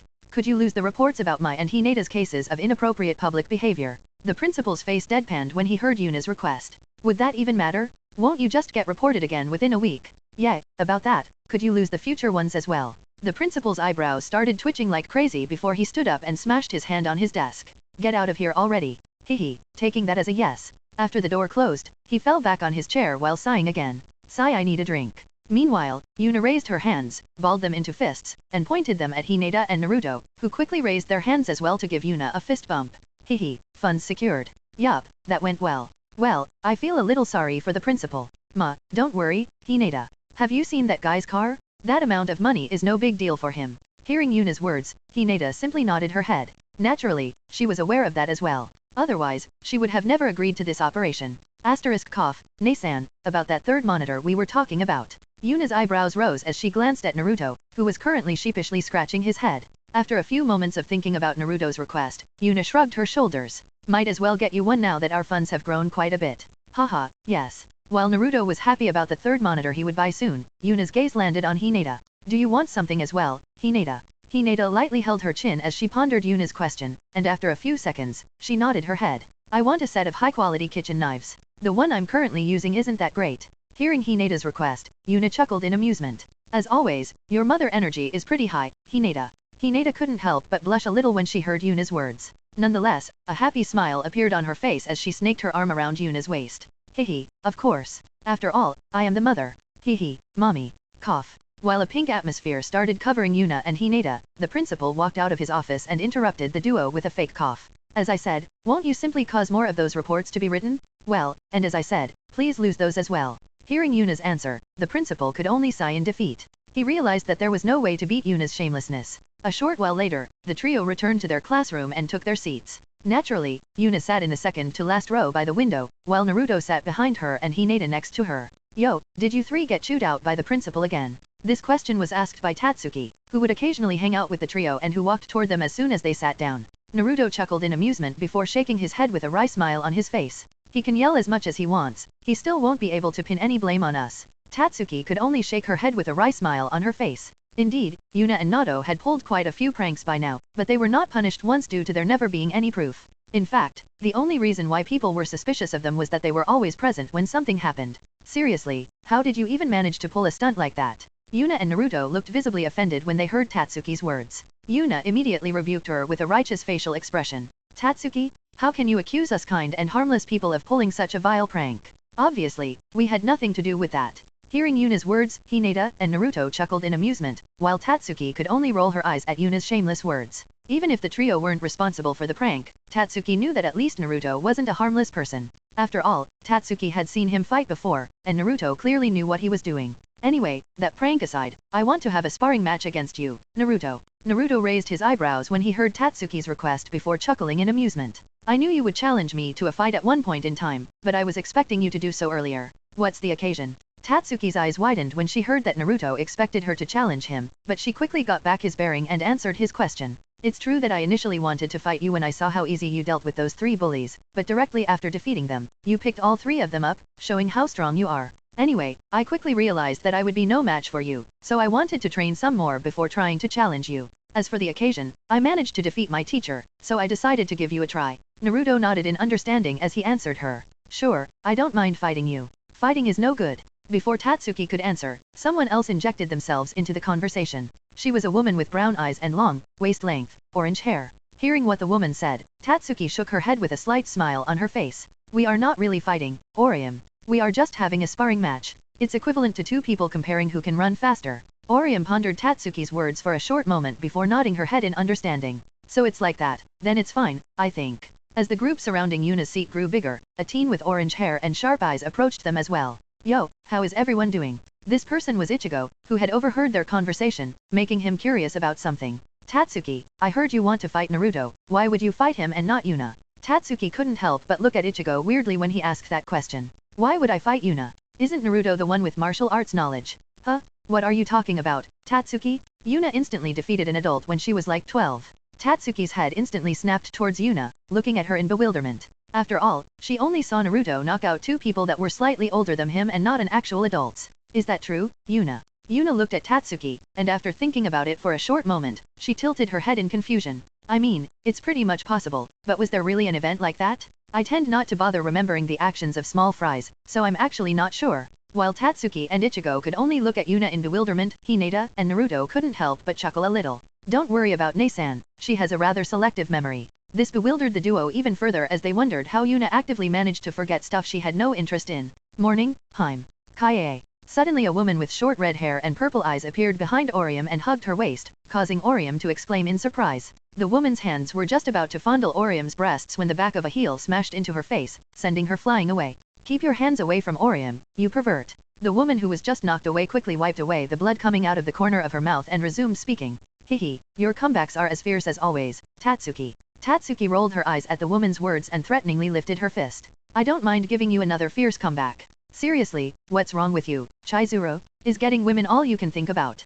Chizuru answered that question by quickly standing up and giving Tatsumaki a thumbs up. Yes, all I want is women. While Tatsuki sighed in defeat, Yuna nodded her head in approval. That's a good attitude to have. I approve. Tatsuki's gaze snapped towards Yuna, and she couldn't help but look at her in bewilderment. Next, her gaze wandered to Hinata, who seemed to be utterly indifferent to what Yuna had just said. Aren't these two dating? Why doesn't Hinata care about Yuna having that kind of opinion? Meanwhile, Chizuru was just as shocked as Tatsuki, but for a different reason. She looked at Yuna with stars in her eyes and quickly started talking with a hint of worship in her voice. Right? I'll be in the same class as the legendary pervert Yuna that has no shame and is constantly flirting in public. Ah, that would be me. While Hinata and Naruto could only chuckle in amusement at how easily Yuna agreed to what most people would consider to be an insult, Orium and Tatsuki looked at her in bewilderment. On the other hand, Chizuru hastily nodded in approval. She didn't know how Yuna would react to her words, but shamelessly admitting to them was really good in her book. So, a look of determination appeared on her face as her gaze met Yuna's.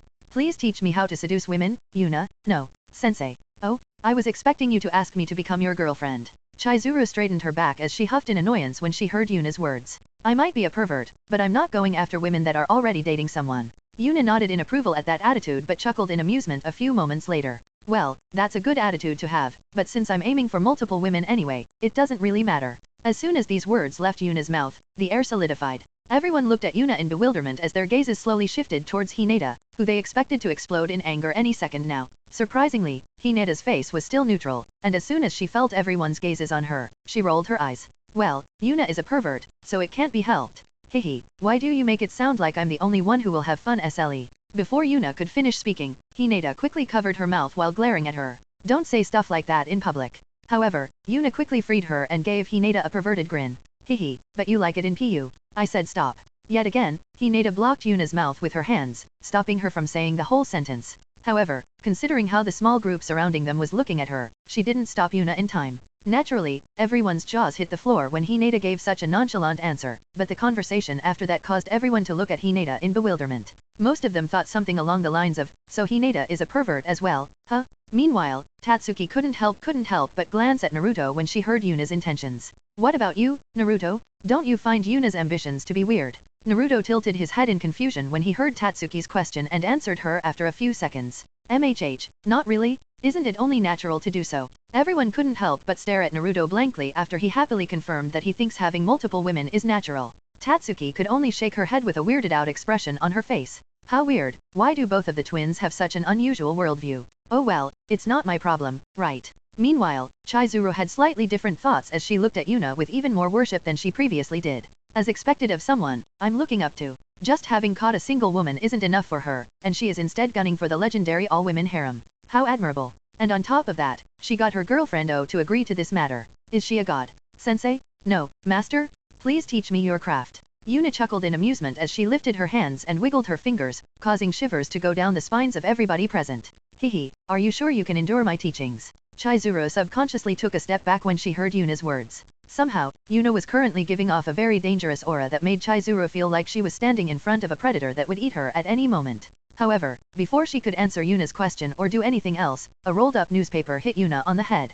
Don't pressure her like that, Yuna. Hihi, fine, I'll stop, Hinata. Chizuru's shoulders sagged as she sighed in relief when the pressure radiating out of Yuna vanished. What the hell was that feeling she was giving me? Was that the famous intent some manga occasionally write about? Or maybe aura? No, stop thinking nonsense, Chizuru. While Chizuru was still thinking about what had just happened, a leisurely smile appeared on Yuna's face. Well, if you want to learn, I can teach you a few little tricks. Chizuru eagerly nodded her head when Yuna agreed to teach her some tricks, but her happy facial expression quickly vanished after Yuna spoke a few more words. Well, just come over to my house on the weekend. I'll teach you a lot of fun things. Another shiver went through Chizuru's spine when Yuna spoke the last two words in a drawn-out husky voice. Somehow, she got the feeling that she was about to enter the den of a tiger instead of an average house. Oh okay, I'll be there. Despite that, Chizuru decided to agree anyway. In her opinion, Yuna was just teasing her and wouldn't actually attack her. She was sure that Yuna wouldn't force herself on her. Anyway, Nasan luring little girls into a trap aside.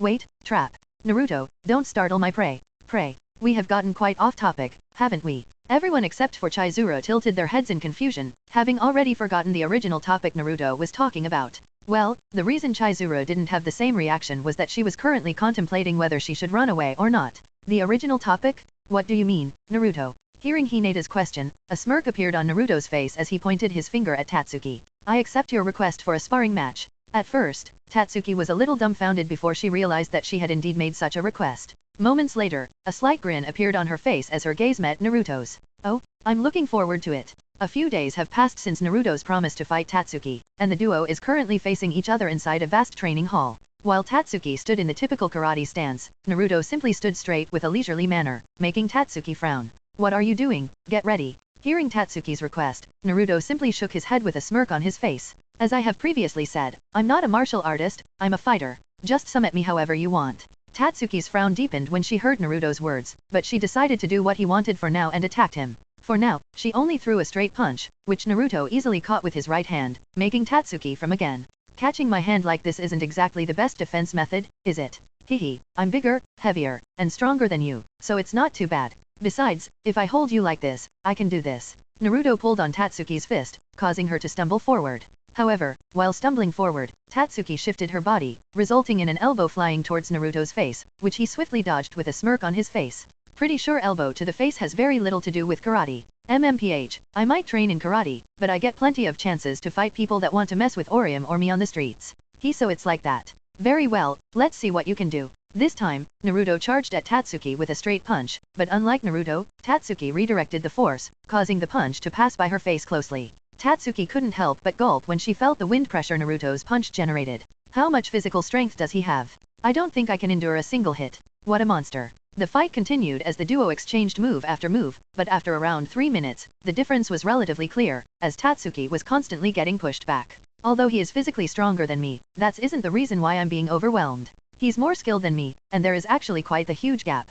How is that possible? Despite steadily losing the fight, there was a slight smile on her face. Tatsuki liked fighting, and the way Naruto fought seemingly without any rhythm was a rather unique experience for her. She could understand now why Naruto claimed not to be a martial artist, as none of his attacks seemed to follow any pattern. However, what Tatsuki didn't know was that Naruto wasn't using his real combat style. Although it wasn't as ridiculous as Yuna's case, he had accumulated vast amounts of combat experience in his previous life, so someone like Tatsuki, who had at best learned fighting for about 10 years, could not defeat him. So, he was basically just having some fun with this match. Around another 2 minutes later, Tatsuki was lying on the floor while breathing heavily and with Naruto standing next to her with a calm smile. Well, are you satisfied? Ugh, why aren't you even out of breath? What kind of freak stamina do you have? Hehe, if it's about stamina, then no one can compare to me. As he said that, Naruto wiggled his eyebrows, causing Tatsuki to roll her eyes at him. Moments later, a serious expression appeared on Tatsuki's face as she looked Naruto in the eyes. How much did you hold back against just now? Hearing Tatsuki's question, a wry smile appeared on Naruto's face as his shoulders sagged in defeat. As expected, you noticed. However, are you sure you want to know how big the gap is? Tatsuki gritted her teeth in anger when Naruto mentioned the gap in strength between them, but what annoyed her even more was Naruto's implication that she would shrink back after seeing how big the gap was. Show me already. Do you think I'm a quitter? Naruto chuckled in amusement when he saw Tatsuki's angered face. Then, he lowered his body while moving his hands in front of him, while moving his finger in a way that made them look like claws. Seeing Naruto's stance, a frown appeared on Tatsuki's face. What a weird stance. It gives off an animalistic feeling. Maybe, a fox. Before Tatsuki could ponder the situation any further, Naruto lowered his stance further, and then he suddenly vanished. Tatsuki's eyes widened as she barely managed to follow Naruto with her eyes, allowing her to see him appear in front of a punching bag, where he swept his arms down like claws. Tatsuki's jaw landed on the floor as Naruto's fingers easily dug into the punching bag, tearing it to shreds within an instant. Are you joking with me? What the hell? Well, what did you think, Tatsuki? Despite her bewilderment, Tatsuki's eyes shone in fascination as she looked at the completely destroyed punching bag. Awesome, how did you manage to get this strong? No, not just that. Why do you have so much combat experience? Ha ha ha, calm down. How I got this strong is a secret for now, but I can show you part of the reason why I have so much combat experience. Hearing Naruto's words, Tatsuki's eyes shone with interest as she eagerly nodded her head. She loved getting stronger, so she felt like this was the perfect opportunity to improve. Alright, since you are so eager to go, how about we go there this weekend? It's a fun place, but it's not for everyone. Despite that, I think you will like it. Tatsuki's eyebrows rose due to Naruto being all cryptic about whatever he would show her, but she decided not to bother him about that for now. She also liked surprises, after all. Sure, this Saturday afternoon works for me. Is that fine? Haha, sure. Trust me, this will be a lot of fun.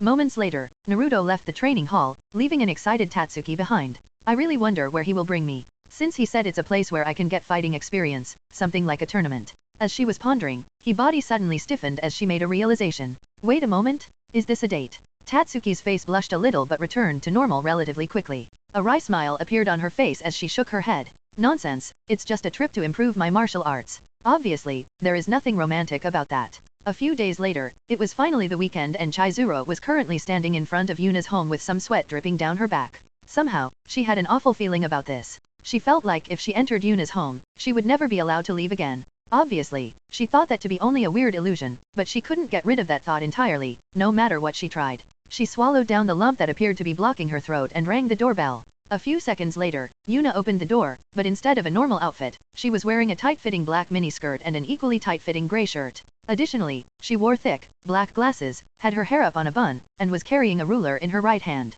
Yeah, I don't think I will be able to leave this place. Chizuru, please come in, the lesson is about to start. Chizuru numbly nodded her head as she stealthily wiped away the blood coming out of her nose. Yuna's outfit might have been a little too stimulating for her. Moments later, Chizuru found herself inside what appeared to be an old-fashioned classroom. To her surprise, Hinata was present as well, and when Chizuru saw her outfit, she had to wipe some blood from her nose yet again. She was wearing a miniskirt, a brown miniskirt, and a loose-fitting shirt that might or might not have a few buttons too much opened, revealing quite a bit of skin. Indifferent to Chizuru's plight, Yuna arrived in front of the class and started speaking. Well then, please take a seat so we can begin, Chizuru. Well then, before we begin class, are there any questions?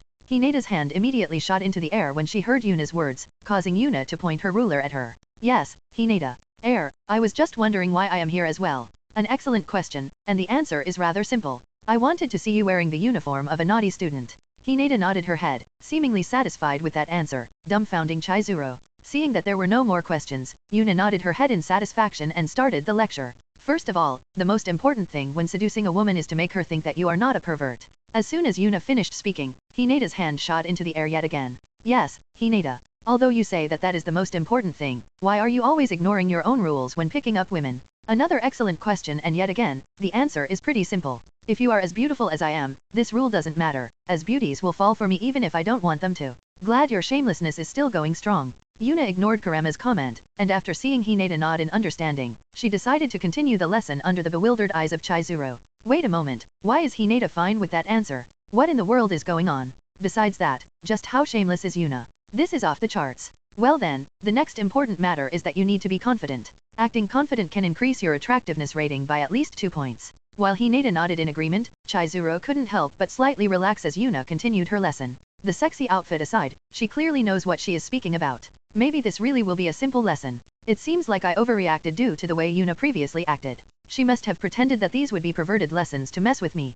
Considering how much the twins seem to like playing pranks, I honestly shouldn't be surprised. However, Yuna noticed that Chizuru was deep in thought, causing her to frown, while she pointed her ruler at her. Chizuru, pay attention? Do I need to reinforce the lesson with a punishment? As she said that, Yuna smacked the ruler onto the palm of her hand, resulting in a loud smack that made Chizuru straighten her back while involuntarily clenching her butt. She wouldn't really do that, would she? However, Chizuru saw a dangerous glint pass through Yuna's eyes, causing cold sweat to flow down her back. Somehow, I feel like she would. No, sensei, I will pay attention. Seemingly satisfied with Chizuru's answer, Yuna nodded her head and resumed speaking. Well then, the next lesson is about foreplay and the best ways to pleasure a woman. Chizuru's jaw dropped to the floor as Yuna suddenly took out a realistic-looking female mannequin. Well, I was wrong. These lessons certainly will be perverted. As expected, the feeling of getting trapped here is getting stronger. Honestly, I should probably try running away, however. Chizuru stealthily ogled Yuna and Hinata's outfits, causing her to drool a little.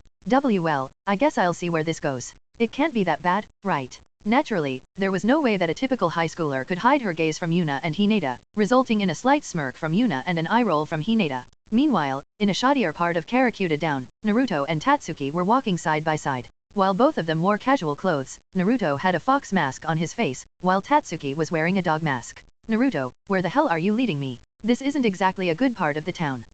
No worries, I'm here after all. Initially, Tatsuki scoffed when she heard Naruto's words, but a few minutes later, she realized that things weren't as simple as she thought they would be. While walking, a thug blocked their path, and Tatsuki was just about to beat him up when two more appeared, punched the first one a few times before forcing him to bow to Naruto. "We are sorry, Lord Fox. This guy is a newbie who doesn't know how things work here." However, Naruto completely ignored the trio and walked past them, causing two of them to sigh in relief, while Tatsuki had question marks popping up above her head. "You didn't appear like the gangster type to me. Are you the son of a mob boss or something like that?" Seeing a hint of disgust in Tatsuki's eyes, Naruto chuckled in amusement before shaking his head. "Not at all. Don't worry, you will understand soon." The duo continued walking deeper and deeper into the darker parts of Karakuto town. At the same time, people would occasionally bow toward Naruto, and a few minutes later, they arrived at a shabby-looking building with two seemingly drunk people sitting at the front door. "Here we are." While Tatsuki looked at Naruto in bewilderment, he approached the two drunk people. The younger one of them immediately got up and was seemingly about to berate Naruto when the older one smacked the back of his head. "Lord Fox, it's been a while. I see that you brought a new face here. May I ask if you are here to participate or just to watch? For now, I'm just watching, but my friend, Lady Dog, might participate after I have shown her around." The man simply nodded his head and allowed the duo to enter before glaring at the younger man. "At least learn what kind of mask the VIPs prefer. Do you want to get your ass beat?" "Hehe, sorry, but who was that?" "He's one of the monster trio who occasionally come here and utterly dominate all the contests. He is not someone a newbie like you should mess with." The younger person's eyes widened when he heard his senior's words, and he immediately started nodding his head. Meanwhile, Naruto and Tatsuki had entered the building, and as soon as Tatsuki went past the door, her jaw dropped to the ground. Despite how old and withered the building looked from the outside, they were now walking through a lavishly decorated corridor. "What the hell is this place?" "Hehe, a rather fun place. You will see soon." Tatsuki glared at Naruto yet again due to him still keeping this whole thing under wraps, but her glare quickly vanished when she heard loud cheering coming from ahead. What the hell is even going on here? After a few more moments of walking, Naruto opened a door revealing a giant coliseum-like room filled with people. In the middle of the room stood a giant cage where two muscular men were currently fighting against each other. Naturally, Tatsuki was shocked by the sudden revelation of what this was. An illegal underground fighting arena. Hehe, correct. "Oh, isn't that Lord Fox? No way, it has been a while. Will you show us another splendid fight, Lord Fox?" While people were swarming Naruto, Tatsuki realized what Naruto meant when he said that this was a place where she could get fighting experience. "I see, so he had actually fought here before. I guess the reason why people are so respectful to him is due to his fighting performance. Seriously, isn't he only 15? What the hell kind of life is he living?" It took a while for Naruto to extract himself from the crowd, and although Tatsuki couldn't see it, she was sure that Naruto was currently smirking at her. Well, interested in participating. Although it was hidden by her mask, an excited smile appeared on Tatsuki's face while she hit the palm of her hand with her fist. "Hehe, this should be interesting. Just to make sure, how risky is this? At worst, this will end with a broken bone. If too many people were to be injured in this place, authorities would start asking questions." Tatsuki nodded her head while some tension left her body. If, at worst, she would break a bone, she would participate in this. This would be a completely new experience for her, so she couldn't help but get excited. "Hehe, I wasn't expecting this day to get this exciting." While Tatsuki seemingly didn't even notice her slip of the tongue, Naruto could only chuckle in amusement. A few days later, everyone was back at school. Although a few people wondered why Tatsuki wore a few bandages while Chizuru occasionally looked at Yuna with a heavily flushed face, everything was relatively peaceful. Moments later, the teacher entered the room, causing a few people to frown due to Ichigo not being here yet. "Good morning, everyone. I have big news. We'll be getting a transfer student." As their teacher said that, the door opened, and a small woman with long black hair and purple eyes walked into the classroom and introduced herself. "Hello, my name is Kukiki Rukia." Chapter 6, Getting to Know the Crew. "Hello, my name is Kukiki Rukia." After introducing herself and getting a few encouraging words from the teacher, Rukia took one of the empty seats in the classroom. However, when Rukia entered the room, Yuna, Hinata, and Naruto's eyebrows rose as they looked at Rukia with interest. Although she appears to be extremely weak, she certainly feels like a Shinigami. Why is she attending school in the human world? Additionally, did she possess that body? She better has not snatched that from someone else, or things will get a little rowdy soon. Her first day at a new school, and someone is already planning to bully her. Human society sure is cruel. It is, Karema. It is. While Yuna finished her mental conversation with Karema, Rukia took the empty seat next to Yuna and smiled at her kindly, which she returned with a smile of her own. Just like that, the first two lessons began and ended, resulting in today's first break. While everyone was either eating or chatting, Yuna overheard a rather interesting piece of information from Tashiji, who was talking with a young man whose name Yuna didn't remember. "There is a good chance that Ichigo won't come today." "Oh, why do you think so, Kohima?" "I walked past his house this morning, and there was a huge hole in the wall. His mother told me that a truck apparently crashed into the wall last night. Hearing the word truck, the image of an almost naked man wearing white speedos briefly flashed through the mind of Yuna, Hinata, and Naruto, but the trio swiftly shook their heads to get rid of the idle thoughts while the conversation continued. A truck? Is he injured? Before Kochima could answer that question, a bag hit the back of Tashiji's head, drawing her attention. No need to worry, I'm not injured. Ichigo? Good to hear you are fine. Guess you must have helped with the cleanup. Ichigo simply nodded his head and sat down with a thoughtful expression on his face. Are you Kurosaki-kun? Nice to meet you. Suddenly someone formally talked to him, and as soon as Ichigo looked at the speaker, his face stiffened. Before Ichigo could unravel why the Shinigami that appeared at his house during a hollow attack yesterday was suddenly sitting in his classroom, Kohime delivered an explanation. This is Kukiki Rukia. She was transferred into this class today due to unavoidable circumstances. Why? Kurosaki-kun, I don't have the textbooks yet. May I look at yours? Ichigo was about to ask what Rukia was doing here when she talked over him and showed him her palm as if she wanted to receive the textbooks. However, the words "say something and I will kill you" were written in bold letters on Rukia's palm, causing Ichigo to sweat a little. Yuna looked at the whole interaction with a certain amount of curiosity. She could easily tell that these two knew each other to some degree. Additionally, she could also feel that Ichigo suddenly possessed Shinigami powers. Yeah, pretty obvious what going on. The truck explanation must be a cover, so the real story should be something along the lines of a hollow attacking Ichigo's house and Ichigo somehow saving the day by taking over Rukia's Shinigami powers. Is that even possible? Well, apparently. The real question is, why she hasn't taken her powers back yet. Is it a slow process, or is there something else? While Yuna was pondering the situation, Ichigo dragged Rukia out of the classroom, causing quite a few eyebrows to raise. Naturally, Yuna noticed these two leaving as well, so she quickly made a decision and started talking to Hinata and Naruto quietly. I'm going to stalk these two. Want to come as well? Hinata and Naruto briefly thought about Yuna's question before shaking their head in denial. No, I'm not too interested. I agree. Just tell us if anything interesting happened, Nei-san. Yuna nodded her head and quickly got up from her seat to follow Ichigo and Rukia and find out what exactly had happened. Meanwhile, Ichigo and Rukia arrived at an empty space behind the school, and while Ichigo was dragging her along, a fearful expression appeared on Rukia's face. Oh my, what do you want to do after bringing me to such an abandoned space? Ichigo's eyebrows twitched in irritation due to Rukia acting like a delicate maiden. Nonetheless, he pushed his irritation down and started talking instead. What the hell are you doing here? Now that your job is done, shouldn't you return to that Soul Society place? Hearing Ichigo's words, Rukia dropped her act and sighed deeply. I would like to go back, but I can't. Only Shinigami can return to Soul Society, and I'm currently not a Shinigami because you took all my power, and I'm even forced to use this artificial body. Artificial? No, that's not important. What do you mean by I absorbed your power? I'm clearly human right now. A Shinigami's power resides in the soul, not the physical body.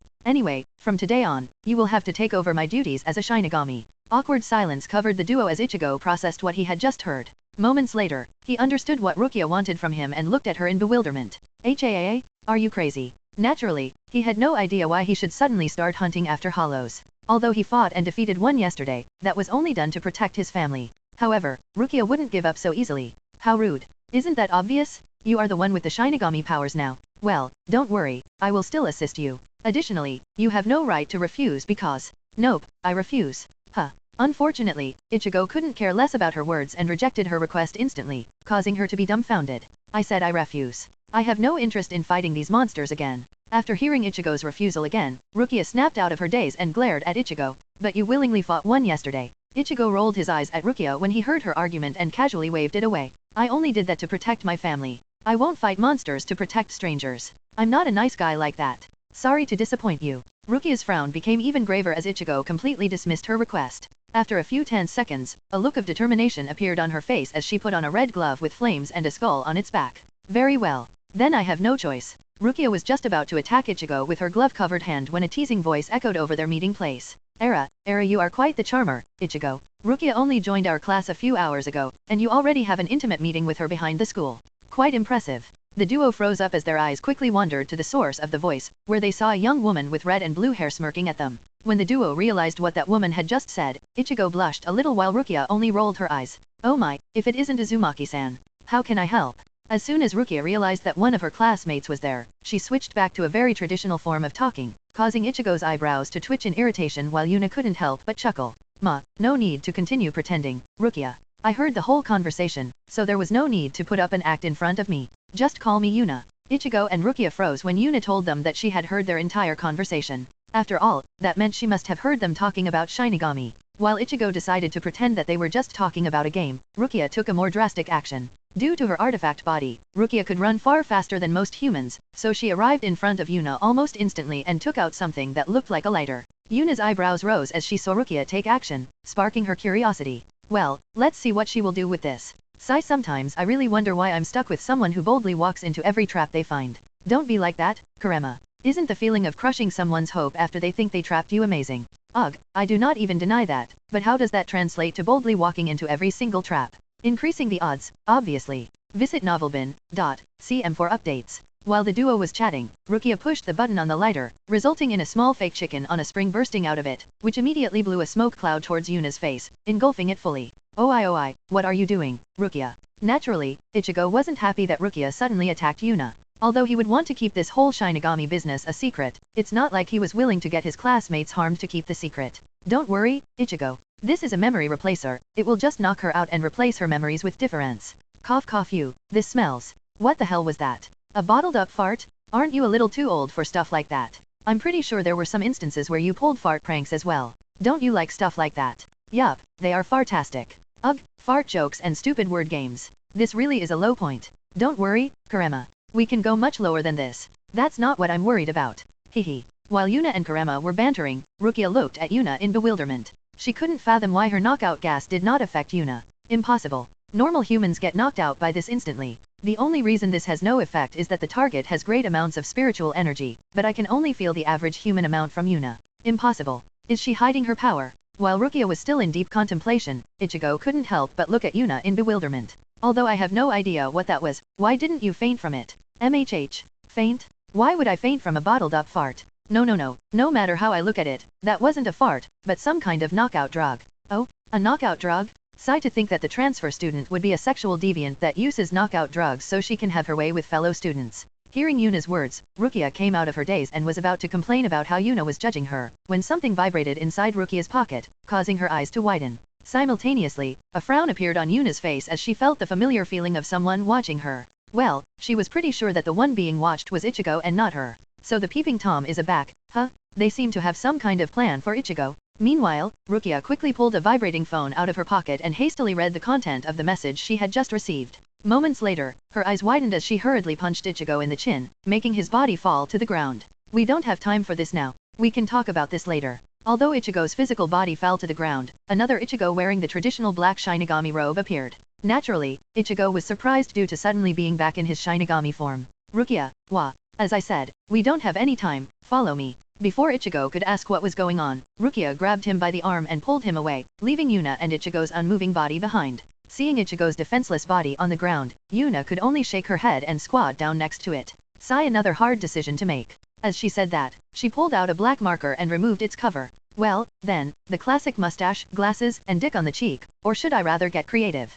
Creative. Yeah, I could draw a naked woman on his face or maybe write I love dicks on his forehead. While you are at it, draw him a pair of whiskers. Oh, nice idea. Shit, what's wrong with me? Let the darkness engulf your heart, Kurema. Stop resisting already. Never. Meanwhile, Ichigo and Rukia arrived at a children's park, and before Rukia could explain why they were there, a loud howl echoed over the park, causing Ichigo and Rukia's heads to snap towards its source. There, the duo saw a huge black and white creature standing on 6 blade-like legs. His body was moving around, clearly looking for something, and moments later, it let out another howl as it had found its target, the soul of a 5-year-old. Seeing that the small soul was about to be attacked, Ichigo was about to pull out his sword and fight the hollow, but Rukia stopped him. What are you doing, Rukia? Why are you stopping me? Rukia scoffed at his word and glared at him. Why do you want to help him? Isn't he a stranger? What are you talking about? Didn't you say you don't want to fight hollow for the sake of strangers? What kind of nonsense are you talking about? How can I not help someone directly in front of me? Naturally, Ichigo wasn't happy that Rukia was stopping him from saving the child's soul, but Rukia continued speaking anyway.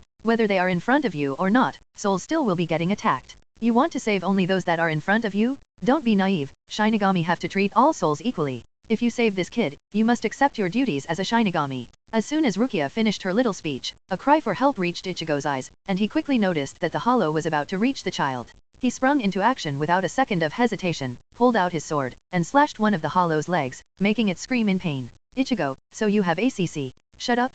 I don't give a shit about your words. I saved him because I wanted to. Didn't you do the same when you saved me by sacrificing your own body yesterday? Were you really thinking about your Shinigami duties at that time? Bullshit. While Ichigo was speaking, the hollow regained his bearing and charged Ichigo. He noticed that, and before he continued speaking, he slashed his sword at the hollow, cutting it into two vertically. After confirming that it was dead, his gaze wandered back to Rukia. I haven't accepted any commitments, so I might run away if things go wrong. However, I'm not the kind of trash that doesn't pay back his debts, so to repay the debt of you saving my life, I'm going to do this Shinigami thing temporarily. Hearing Ichigo's words, Rukia couldn't help but smile. This was pretty much how she expected Ichigo's character to be. Yeah, thanks. Clap clap clap. Suddenly, the duo heard slow, measured clapping, and when they looked at the source, they saw Yuna spectating them while sitting on a branch of a nearby tree. And just like that, the hero defeated the evil hollow and accepted the duties bestowed upon him by the princess. Such a great story. While Ichigo could only look at her weirdly due to how she described what had just happened, Rukia couldn't help but facepalm. You knew about Shinigami and Hollow from the start, didn't you? Hehe, correct. As Yuna said that, she jumped down from the tree branch and landed in front of Ichigo and Rukia. I don't really care much about Shinigami, but Hollows and their loud cries are really annoying. Rukia couldn't help but nod when she heard Yuna's words. Hollow were annoying. Now that I think about it, you can even see Ichigo in his Shinigami form, so there really was no point hiding anything. Yuna simply nodded her head as her gaze landed on Ichigo, or rather, it landed on his sword. She couldn't help but squint her eyes when she saw it. The Shinigami I have seen so far had much smaller swords. Are you compensating for something, Ichigo? At first, question marks popped up above Ichigo's head, while Rukia couldn't help but chuckle in amusement, but a moment later, a blush appeared on his face as he angrily pointed at Yuna. I'm not compensating for anything? I have no clue why it's this big. Yuna hummed in acknowledgement as her gaze wandered all over Ichigo's sword. Frankly, I like them long and thick, so who am I to judge? Rukia shook her head when she heard Yuna's words. I don't like it when they are that huge. It makes them hard to handle. True, your small size makes it especially hard to handle larger sizes. We are still talking about swords, right? Sure, let's pretend we do. Anyway, swords aside, is there a reason why you are constantly showing your stuff? Huh? Showing my stuff? Ichigo instinctively looked between his legs, thinking that the zipper of his trousers was open, but he quickly realized that they didn't even have a zipper. What are you talking about? I'm talking about your spiritual power. You are constantly leaking it like crazy. Couldn't you have said it that way directly? Obviously, not. Sigh anyway, I don't know anything about leaking spiritual power. In fact, what even is spiritual power? Oh, Rukia, at least explain the basics after giving him your power. Rukia could only smile wryly when she heard Yuna's words. I didn't have time yet. We met yesterday evening for the first time and… Wait a moment? How do you know that I gave him my powers? A chuckle of amusement left Yuna's mouth when she saw the shock in Rukia's eyes. Obviously, I didn't know about it, but now I do. Thanks for the information, though. Rukia couldn't help but facepalm when she realized that Yuna pretty much tricked her into confirming Yuna's guess. Ultimately, she could only shake her head with a wry smile and let this matter drop. It's not like it actually mattered that Yuna knew this. Meanwhile, back in Soul Society, Aizen had a slight smile on his face as he watched the monitor in front of him that displayed 3 people chatting with each other. Just as planned. Yes, the hollow appearing near Ichigo's school and attacking a small child's spirit was his doing. He wanted Ichigo to get used to fighting and killing hollows even though there was no imminent danger to his friends and family. Naturally, he was also the one responsible for forcing Rukia to give Ichigo her Shinigami powers. However, there was still one thing that left Aizen rather curious. I wonder why that faction that saved Kurosaki Ichigo's mother didn't interfere in this matter? They probably have similar goals, so him becoming a Shinigami aligns with their wants. I have no one else initiating any plots around Kurosaki Ichigo, so they probably don't interfere any further with my plans. As Aizen was talking to himself, his eyes continued observing the trio. A few seconds later, his smile slightly widened as his gaze landed on the woman with red and blue hair. Kurosaki Ichigo still isn't used to losing someone close to him.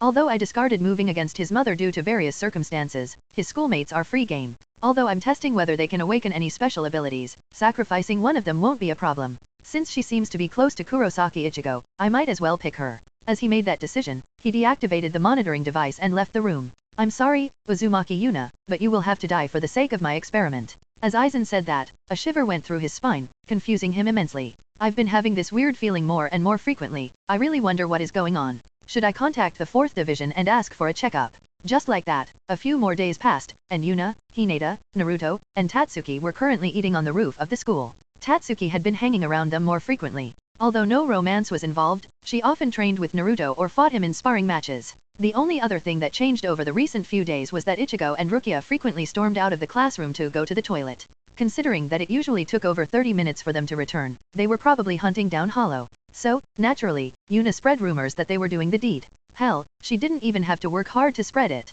A young man and woman frequently vanishing for a long time painted a rather obvious picture. While the group of 4 was chatting, the roof's door opened, revealing Ichigo and Rukia. Oh, this spot is already taken? Do you mind if we join? Nah, come and sit down. Hearing Yuna's words and seeing everyone else nodding their heads, the duo joined the group and sat down together. Tatsuki couldn't help but squint her eyes at how natural Ichigo and Rukia felt together. You two sure have gotten close, huh? MHH. What are you talking about, Tatsuki? What makes you think that we are close? Maybe the fact that you are constantly hanging around together. Ichigo couldn't help but briefly ponder Tatsuki's words. It was true that he was spending a lot of time with Rukia, but it couldn't be helped. There is a reason for that. It simply can't be helped. Tatsuki squinted her eyes even further as she started glaring at Ichigo for his non-committal answer. And what about the rumors? Are they true? MHH. Rumors? What rumors? Frankly, Ichigo cared very little about rumors. If he cared about how other people thought of him, he would have dyed his hair black a long time ago. The rumor that you and Rukia have sex every time you leave the classroom together.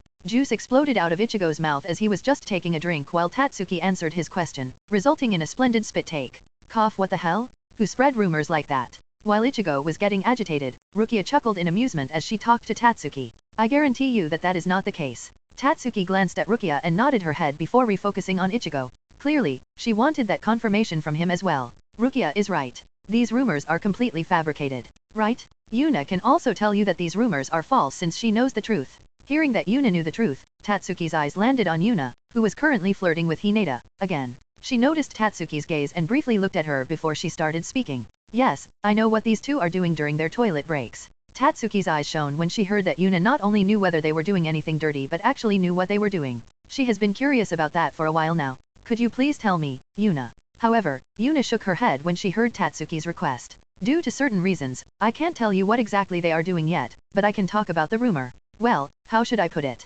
The activity they are doing definitely involves penetration. Oi, what the hell, Yuna? MHH. What's wrong, Ichigo? No matter how I look at it, a phallic object gets shoved into a body during your activities, right? Yes, but no, I meant. Do you really have to say it like that? Yes. Seeing Yuna and Ichigo arguing like that, Tatsuki could only shake her head. Considering how Yuna answered her question, it was pretty apparent that she was messing with Ichigo, so she decided to drop the matter. A moment later, the roof door opened yet again, revealing a young man with black hair. Oh, it sure is lively up here. Do you mind if I join in? Oh, Mizuho, come sit down. After hearing Ichigo's invitation and getting a nod from everyone else, Mizuho sat down as well and immediately introduced himself to Rukia, who he assumed was the only person here who didn't at least know his name. Hello, I'm Kojima Mizuho, and my hobbies are womanizing. Before he could fully finish his introduction, Ichigo interrupted him with a single accusing word, shocking him greatly. Huh? Hey, it isn't. You're horrible? Stop running my reputation. Besides, I'm only into older women, so everyone my age is safe. Oh, how old are we talking here? I'm curious. Everyone gave Yuna a curious glance for asking a question like that, as no one believed she had any sexual interest in Mizuho. Meanwhile, Mizuho was pondering how to answer that kind of question. Unfortunately, him hesitating was exactly what Yuna wanted as she slowly stood up and approached him with a smirk on her face. Well, I'll make this a little easier for you. Do you prefer the older sister type? As she asked that question, the atmosphere surrounding her seemed to become more mature. Since she was slightly taller than Mizuho, she leaned down lightly to match his eye level and resumed talking. On my, if it isn't Mizuho-kun. Would you like one-chan to pamper you? Mizuho instinctively took a step back due to the sudden shift in mood and Yuna's somewhat erotic voice. When Yuna saw how he reacted, she could only shake her head. Not bad, but not a bullseye. Yuna's demeanor shifted again, and this time, she gave off an older, sterner aura. Have you been a naughty boy, Mizuho? He stumbled back yet again, but this time a small trickle of blood flowed out of his nose, causing Yuna to nod in satisfaction. Bullseye. Yuna chuckled in amusement as she returned to her seat while everyone looked at her dumbfounded. What the hell was that, Yuna? Hearing Ichigo's question, Yuna tilted her head in confusion. Nothing much. I was just messing with Mizuho. Ichigo glanced at Mizuho and noticed that he was still a little dazed. However, he quickly shook his head and refocused on Yuna. That's not what I'm talking about. How can you change character so easily? I didn't know you were in the acting club. She couldn't help but chuckle in amusement when she heard Ichigo's question. A mischievous smirk appeared on her face as she gave her answer. Hehe, this is already my third life, after all. It's only natural to pick up a trick or two after living that long. While Ichigo only rolled his eyes at Yuna's joke, Yuna nodded in satisfaction due to Hinata and Naruto not showing any reaction. She would have been somewhat disappointed if they had exposed that she was telling the truth by showing a big reaction. Since this is your third life, Naruto must be on his third as well, right? Hearing Tatsuki's question, which clearly intended to double down on the joke, a smirk appeared on Naruto's face. Hehe, nope. I'm only on my second life. Tatsuki chuckled in amusement at how seriously Naruto answered her question and directed her gaze at Hinata. What about you, Hinata? Hinata, who had only quietly listened to the conversation until now, chuckled in amusement when she heard Tatsuki's question. Well, just like Naruto, this is my second life. While everybody was amusing themselves, Rukia had a severe expression her. Unlike the others, she didn't completely dismiss the trio's words. After all, many Shinigami were on their second life. Although instead of a human, they were now Shinigami. However, a second life is one thing, but what about a third? Rukia had never heard about that. Besides that, neither of the trio appeared to be Shinigami. Rukia pondered about that matter a while longer before simply shaking her head and giving up. There was no point in investing more time in something she hadn't any information about. A while later, another young man entered the rooftop as well. He had medium-long brown hair and brown eyes. It was Kigo Asano, the person who would probably be considered the class's pervert together with Chizuru if it weren't for Yuna's presence. He was just about to introduce himself when someone kicked his back, causing him to stumble forward. "Yo, Kurosaki, you bastard." Two thugs appeared, almost resulting in Yuna killing them instantly out of reflex. Damn bandits. Even when I'm in a different world, they bother me. Are you seriously mad at bandits because you killed so many of them that it became a reflex that is now bothering you in this new world? Yup. That's pretty unreasonable. Which makes it something you would definitely do. You know me so well. Well, I'm literally stuck inside you, so it can't be helped. Kinky. What was it called again? Nodding. Sometimes, I'm really fascinated by how fast stuff like that comes out of your mouth. Meh, I'm not sure about that. I'm more of the swallowing type. Okay, I walked straight into that one. Well, rather than straight, I pref. Yeah, I get it. While Yuna was bothering Kurema, the lead gangster was sent flying through the air due to the arrival of another person, Yasudara Sato. He was an absolute monster of a man, standing at 1,97 meters with a massive frame and well-defined muscles. He had dark skin with pronounced cheekbones and wavy brown hair with bangs that usually hung over his brown eyes. Despite his looks, Sato was a surprisingly gentle person and had been friends with Ichigo for a while now.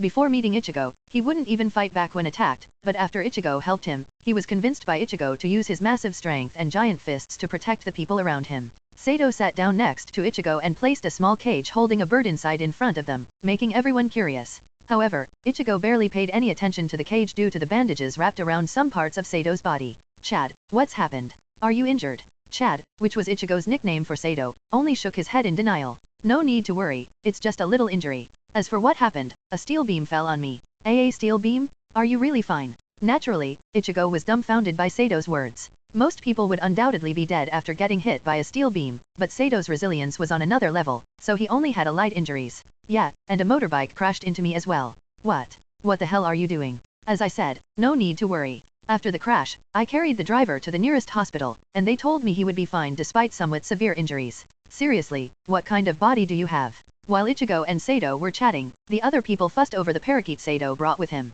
Like all parakeets, it could imitate human words, but talking to this one felt like talking to an actual human, surprising everyone greatly. However, those who were a little more spiritually aware immediately noticed something off about the bird. "Chad, can you tell me where you got this bird?" Ichigo quickly noticed that something off about this bird as well, so he promptly asked Sato where he got it. "Yesterday. I got it." "Hey, don't skip the explanation because it was too much work. That's a bad habit of yours." Well, Sato was never a man of many words, so that was just how he was. Anyway, a few seconds later, Rukia whispered into Ichigo's ear that whatever that bird was, it was nothing malicious, so Ichigo dropped the topic for now. "Sigh, I will have to deal with this tonight, meaning my sleep time will probably be cut. Being a Shinigami sure is a bothersome job." A few hours later, Yuna was on her way home, and she was actually alone this time. While Naruto had another date, sparring match with Tatsuki, Hinata had joined the sewing club. Apparently, she will have some kind of match today. It was against a lanky guy with glasses, who clearly was a Quincy, but he probably thought he was hiding it. Well, considering Rukia lost most of her Shinigami powers and Ichigo sucked at everything except for swinging his sword, at which he wasn't very good at either, so the duo probably hadn't found out yet.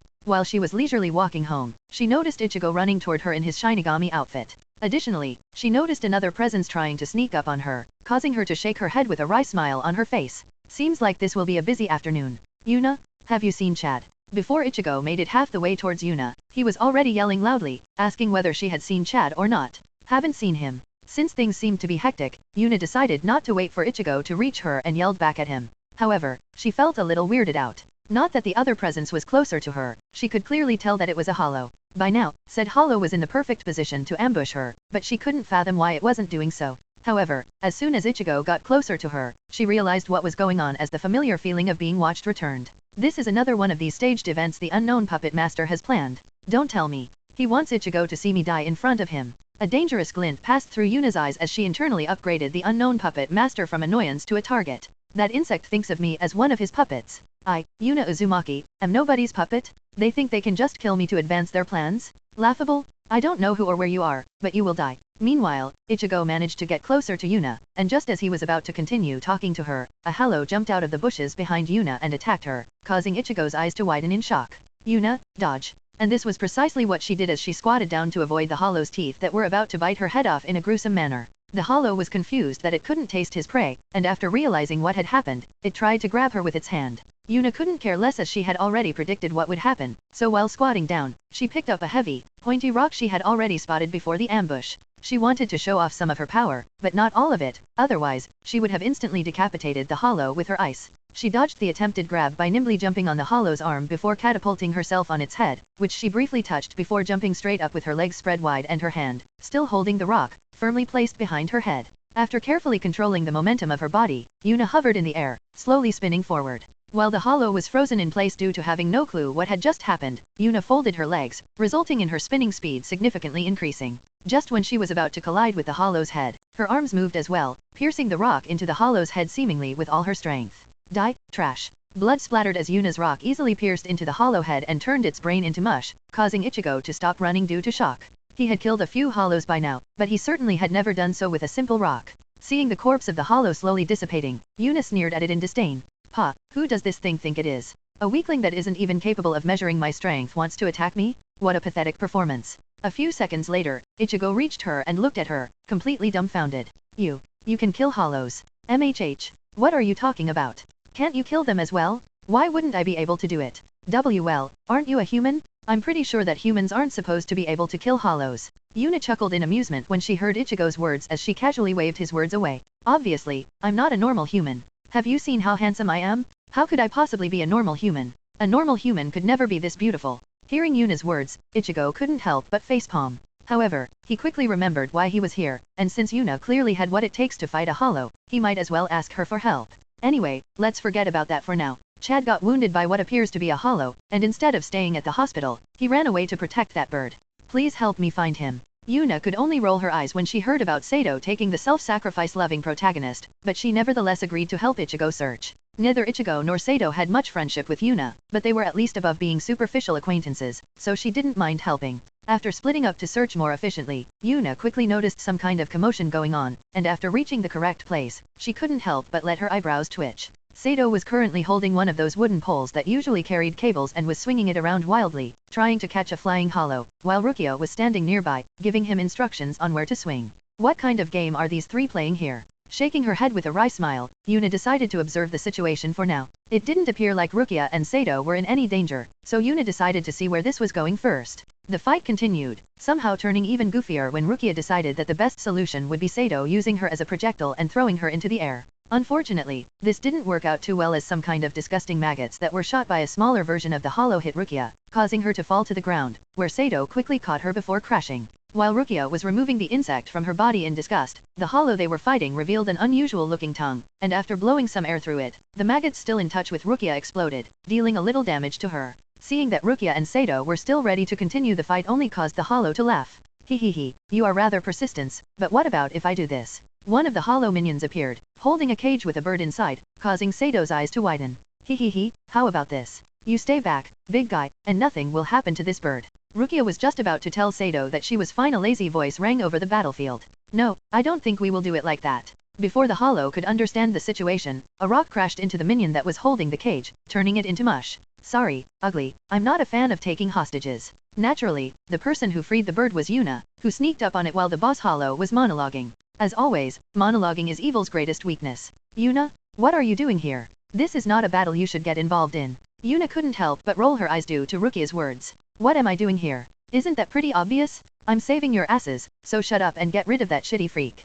Although Rukia had a lot of questions, she decided to do as Yuna said for now. Questions could be asked later. Just like that, the fight continued somewhat evenly. Although a few mini hollow tried to sneak up on Yuna, they were quickly eliminated by her trusty rock, and around another minute later, Ichigo appeared and made quick work of the hollow, causing everyone to sigh in relief. As soon as Ichigo landed the finishing blow, a massive gate opened in the sky, resulting in the hollow flying towards it. As soon as it was in front of the gate, an enormous sword pierced through its back and dragged the hollow into the gate. Yuna had to say that a giant gate opening in the middle of the sky and a hollow getting pierced by a gigantic sword was a rather interesting sight and a pretty hardcore way to go. Apparently, Hollow, who were criminals during their lifetime, wouldn't go to Soul Society but Hell, which the group just witnessed. Following the departure of the Hollow, Ichigo performed a soul burial on the bird, which apparently had the soul of a child trapped inside it so that the Hollow could torment it. Meanwhile, a few minutes earlier, Aizen stood in the usual monitoring room with a minuscule smile on his face as he watched Yuna's acrobatic display and, following that, the kill of the Hollow he sent after her. Well, that didn't go according to plan.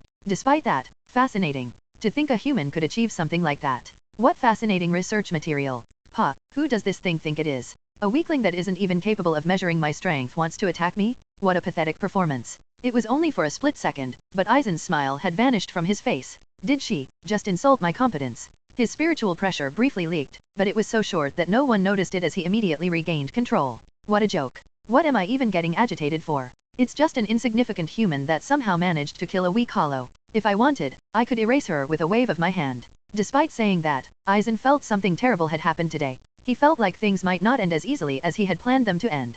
However, Aizen was a man filled with confidence. His plans had succeeded for hundreds of years without a single major blemish. He was not someone so easily intimidated by a few insignificant setbacks. Chapter 7, Bohahaha. Author note. You can still read a week ahead on my https://www.rayon.com/Mary. Also, please join me on my Discord, https://discord.gg/hsqq9ydthh. End of author note. Another day passed, and Yuna, Hinata, and Naruto were yet again lazying around the classroom, waiting for the class to begin. Morning, you three. Have two of you become samurai or something like that? Naruto couldn't help but chuckle in amusement when he heard Tatsuki's question. After all, he could fully understand why she would think that, as Yuna and Hinata were both carrying a long object covered in cloth. Well, don't worry about it, those are for protection. Protection? Against what? And why aren't you carrying one with you then? Against those masked monsters. Ever seen one? As for why I'm not carrying one with me as well, I'm not good with the sword. Masked monsters? What are you talking about? Wait, these really are swords. Although Tatsuki wondered why Naruto suddenly started talking about monsters, she was even more surprised by Yuna and Hinata bringing swords to school. She was pretty sure that was forbidden. Seeing Tatsuki's bewildered face, Yuna chuckled in amusement before removing the fabric covering what she was holding, revealing a wooden sword. Obviously, it's not a real one but a wooden one. Tatsuki couldn't help but blush a little when she saw that it was just a wooden sword. She wondered why she would even think that Yuna and Hinata would carry around real swords. As for the real reason why those two had a sword with them now, it was so they could hide their abilities better. Yuna felt like whoever was sending hollows after Ichigo would continue making trouble, and she didn't want to reveal too much in front of the unknown puppet master. Especially not as long as she didn't know who it was. That was just asking for death. Suddenly, Ichigo appeared in the window frame, seemingly having jumped there from the ground floor, which is quite the feat considering they were currently on the third floor. This is class 1-3, right? Yuna's eyebrows rose when she heard that question as she gave Ichigo a closer look with squinted eyes. This isn't Ichigo. He looks like him through. Yeah, it's the same body but a different soul. I would probably have a more severe reaction if I hadn't seen Rukia pulling off the reverse of this. I assume Ichigo doesn't want to leave a motionless body behind every time he goes hollow hunting, so he got his hands on an artificial soul. How did you get there? This is the third floor. While Yuna and Kurama were talking, Tatsuki couldn't help but ask Ichigo how he got here, causing him to smile. How? Didn't you see it? I jumped. Pretty amazing, right? Are you surprised? He became even more excited when everyone started talking about him, and as he was basking in the attention, his gaze wandered over the people in the classroom. Or, more precisely, the women. Moments later, he found his target, and his eyes started shining as he quickly moved toward it. Pleased to meet you, pretty lady. Could you please tell me your name? As he said that, he slowly lifted her hand and kissed the back of it. Yuna, whose hand was just kissed, couldn't help but look at Ichigo blankly as another commotion broke out in the classroom. What the hell? Isn't this thing supposed to help Ichigo keep his Shinigami activities hidden? Why is this guy acting so rampant? Seems like someone messed something up. Damn, someone is causing chaos, and it isn't me. I'm not happy about this. Despite her slight bewilderment due to the artificial soul's behavior, a leisurely smile appeared on her face as she answered his question. The name's Yuna Uzumaki. What is yours? Or do you prefer using your body's original name? At first, Ichigo was happy that Yuna gave him her name, but as she continued talking, his face paled visibly, and a trace of panic flashed through his eyes. She knows I'm not Ichigo? Shit, why did I need to show off? Is she a Shinigami as well? Considering I jumped up here, she might conclude that I'm not an artificial soul but a mod soul with enhanced leg strength. If she finds out, won't I get destroyed? No, I need to run. He was just about to turn around and run when a hand landed on his head and grabbed it in a vice-like grip. Oh ow, what the hell? Is a gorilla holding me? He to think you would call a small, fragile maiden like me a gorilla. How rude. A shiver went through Ichigo's spine when he heard a woman's ice-cold emotionless voice speaking to him. Meanwhile, the other people in the classroom could only look at the scene in front of them in absolute bewilderment. The always calm and gentle Hinata was currently lifting Ichigo in the air with a single hand. What the hell? Where does that strength come from? Crazy, has she always been that strong? Forget about the strength, look at that ice-cold facial expression. Before the other student could comment any further, Hinata moved her hand and casually tossed Ichigo out of the window where he had entered from, shocking almost everyone. Hinata, won't he die from this? Hearing Tatsuki's question, Hinata simply shook her head in denial. The usual Ichigo would probably get some damage from this, but this wasn't the normal Ichigo. No need to worry about that, Tatsuki. If he can jump up here, then he should also be able to jump down. Are you sure? Hinata held her chin, seemingly thinking about how to answer Tatsuki before a small smile appeared on her face. Yup, around 60%. 60%. Seeing the shock in Tatsuki's eyes, Hinata couldn't help but chuckle in amusement as Naruto rolled her eyes. Don't get tricked, Tatsuki. Hinata is just messing with you. Seeing Hinata chuckling and Naruto adding an explanation, Tatsuki's face deadpanned as she looked at Hinata. I thought Yuna and Naruto were the ones who like messing with people. Well, that doesn't mean that I can't do it, does it? Tatsuki could only shake her head as her gaze landed on the window Ichigo was just tossed out of. Seriously, though, what was going on with Ichigo? I have never seen him act like that. Naruto shook his head when he heard Tatsuki's words. He could easily throw Ichigo under the bus but decided not to do so. It was simply too easy, so where was the fun in that? That wasn't Ichigo. It's a little strange, but I can guarantee you that that wasn't Ichigo. Everyone looked at Naruto in bewilderment when he claimed that the person who looked exactly like Ichigo wasn't actually him. However, considering how differently he acted, they could somehow acknowledge Naruto's words. And I assume you know about his situation. Yup, but that is his secret to tell and not mine. Although Tatsuki frowned when she heard that, she could only nod her head in acceptance. She was not someone to forcefully pry other people's secrets. However, she had to admit that she was curious. Additionally, she couldn't help but be annoyed that Ichigo told Naruto his secret but kept it from her. As if he could read her thoughts, Naruto poked his finger into the side, making her flinch as he leisurely resumed speaking. Don't worry your cute little head about it. We found out about this by ourselves. Oh, so it's like, wait, see cute. Naruto chuckled in amusement when Tatsuki started glaring at him while blushing. Seeing her glaring at him, Naruto couldn't help himself and gave her a wink, resulting in her blushing and glaring even harder. Well, my bothers flirting aside, I wonder. Bang. Before Yuna could finish speaking, the door was violently opened, revealing an out-of-breath Rukia, who quickly scanned the room before silently cursing to herself. Has anyone seen Ichigo? Yeah, I tossed him out of the window a few minutes ago. Rukia nodded her head when she heard Hinata's words and was just about to continue running when she froze in place due to finally registering what she had just been told. Why you tossed him out of the window? Yeah, he tried flirting with Yuna, so I had to interfere. Rukia couldn't help but facepalm when she heard that the mod soul started flirting with Yuna. Was there any more obvious way to blow one's cover than a man flirting with a woman that he knew was a lesbian? Sigh, I have no time to deal with this now. As she said that, she jumped out of the same window, causing everyone's eyes to widen. Ichigo jumping. Well, being thrown out of the window was one thing, but Rukia jumping out was a different matter. Everyone gathered at the windows, hoping not to see Rukia's motionless body lying on the ground, but to everyone's surprise, Rukia landed safely and immediately resumed running. Tatsuki was probably the most surprised due to Ichigo actually waiting for Rukia on the ground. However, he somehow managed to change his clothes and was now wearing a black robe while carrying a massive sword. She was just about to exclaim in surprise when she noticed Yuna making a shushing motion. At first, she was confused about why she shouldn't talk about Ichigo, but she quickly realized that no one else seemed to have noticed him. What is going on? Why can't the other see Ichigo? This must have something to do with the secret Naruto doesn't want to tell me. Meanwhile, there was a single person in the room who wasn't paying the slightest attention to anything that was happening and was instead staring at Hinata in a daze. That person was Chizuru, who still couldn't get over how her view of Hinata had changed. Initially, she thought of her as a kind young woman that was occasionally dragged into perverted acts by her girlfriend, but that changed a lot after she visited the trio's home. The matter of 3 underage people living in the same home with no guardian inside aside, Hinata had quite the surprising side to her. While talking about how to pleasure another woman, Yuna had shamelessly requested Hinata to step forward for a live demonstration. Chizuru expected Hinata to simply roll her eyes at Yuna's request, but she surprisingly agreed after only a few seconds of hesitation. That was already, but it got even weirder when Hinata had basically no trouble holding eye contact with Chizuru while Yuna was playing with her body. Frankly, Chizuru had never felt this turned on. Anyway, on that day, Hinata's image changed to that of a perverted exhibitionist. Now, however, the image had changed yet again. That cold voice and eyes Hinata used to look at Ichigo sent shivers through Chizuru's spine. Although Hinata was still a perverted exhibitionist in her eyes, she was also a very dangerous person one should rather not cross. A few days passed, and inside Soul Society, Aizen was yet again watching a monitor with a calm smile on his face. The monitor showed a young man with orange hair fighting a large furred creature wearing a white mask that had a long appendage on its head. This was the hollow that was supposed to kill Ichigo's mother years ago. Although Aizen wanted Ichigo to fight this hollow with the thought in mind that it killed his mother, Aizen decided not to bother with that. Instead, he had it wound Ichigo's two little sisters, which served as an excellent substitute to make this fight personal.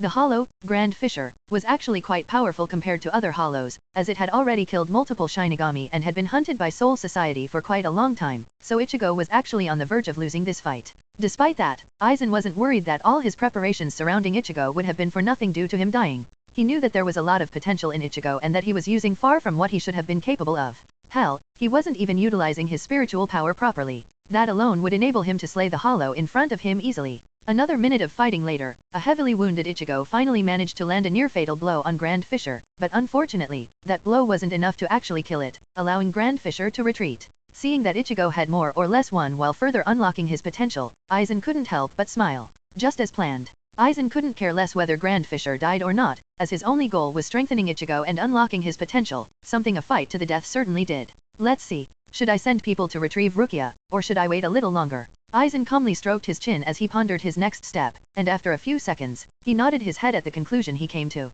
I'll wait a little longer. I feel like another good opportunity will come soon. Another day passed, and Yuna was currently on her way home. Today, she noticed that something seemed to have changed about Ichigo. She couldn't really put her finger on it, but it seemed like he was more determined than he previously was. Considering he was slightly wounded, she concluded that he had probably fought a strong hollow and set some kind of goal for himself. As she was walking, she noticed a stuffed toy lying on the street in front of her, causing her eyebrows to raise in surprise. The reason for her surprise wasn't the toy itself but the presence it gave off. That thing has a soul. What the hell? She cautiously approached the toy and squatted down next to it. After making sure that it wasn't some kind of trap, she picked it up and gave it a closer look. MHH, you feel a little familiar. Yuna squinted her eyes as she tried to remember where she had felt the toy's presence before, and after a few seconds, a light bulb lit up above her head. You are the soul that previously inherited Ichigo's body, right? Yuna noticed that the toy briefly flinched when she asked that question, pretty much confirming her guess. Despite that, the toy continued pretending to be just a toy, causing Yuna's eyebrows to rise. No need to continue pretending, the gig is already up. I already noticed you moving, but can you talk as well? The toy stayed unmoving for a few seconds longer, clearly thinking about its next step, before it started swinging its arms up and down and started talking. Ah, how impressive, so you noticed. As expected of someone with nice breasts, you are really smart. Well, last time I checked, a woman's intelligence isn't correlated to how nice her breasts are, but thanks anyway. Huh? Last time you checked? What do you mean? Hihi, isn't that obvious? There are a lot of breasts I get to check out, so I have a massive sample size. What? That's outrageous. I'm so jealous. Yuna chuckled at the wiggling toys in her hand and resumed speaking. Anyway, what should I do with you? Guess I'll just return you to Ichigo. No, I don't want to return. Ichigo and Nasan don't treat me well and don't appreciate me enough. I want to live with someone else. MHH. Nasan? Who is that? Nasan? Ah, it's Rukia. Yuna's eyebrows rose when she heard that. Surely it isn't like that, right? Are you telling me that Ichigo and Rukia are living together? Hearing Yuna's question, the stuffed animal tilted its head in confusion, not really understanding the reason why Yuna would ask that. Yes, Rukia lives in Ichigo's closet. Yuna almost choked when she heard that Rukia lived in Ichigo's closet, but moments later, a wide grin appeared on her face that sent shivers down the toy's spine. Hihi, so those two live together like that, huh? What excellent blackmail material. While Yuna was leaking a dangerous aura, the stuffed animal she held was sweating like crazy. Oh shit, I made a huge mistake. I placed myself in front of her thinking a beautiful woman would pick me up and take me home, but she was actually crazy. I need to get away from her. Anyway, could you let me down? I need to search for a new home. After hearing the toy's words, Yuna simply nodded her head and let it down. Although she found an artificial soul moving around in a stuffed animal somewhat interesting, she had better stuff to do and didn't want to deal with its personality, either. A few more days passed, and Yuna and Hinata were currently at home, preparing themselves to go to school. Well, they woke up early, so they were basically waiting for a good time to depart. Bohahaha. While Yuna was in the kitchen, weird laughter echoed out of the living room, causing her eyebrows to rise. As she walked back into the living room, she noticed Hinata watching TV without a somewhat weirded out face. What the hell are you watching, Hinata? Hinata glanced at Yuna before her eyes returned back to the TV where an extravagant closed man was swinging around a staff wildly while laughing like a maniac. I'm not entirely sure, but I think it's a series about some weirdo exorcising ghost. Yuna glanced at the TV and could only shake her head due to what she saw. It was a classic case of something being so over the top that it started getting fascinating. So bad, it's good. A few minutes later, Naruto entered the room and saw two women watching the TV screen with a combination of disgust and fascination, causing question marks to pop up above his head. Neither Yuna nor Hinata had ever spent much time watching TV, but here they were, glued to the screen. What the hell are you two watching? The duo glanced at Naruto before briefly exchanging glances with each other, causing both of them to smirk. The duo faced Naruto, crossed their arms in front of their chests, and imitated claws with their hands. Bohahaha. To say Naruto was weirded out was an understatement, as he could only look at the duo in bewilderment. What the hell? Yuna chuckled in amusement as she patted the spot next to her on the couch, motioning Naruto to sit down next to her. Ne/Wbnovel chapters are published on no/vel/bin.co/m. Don't ask any questions, and sit down, Naruto. You should experience this train wreck as well. Although Naruto was clearly wary of whatever Yuna wanted him to watch, in the end, he simply shrugged his shoulders and sat down next to her. Around an hour later, the trio arrived at school and entered their classroom.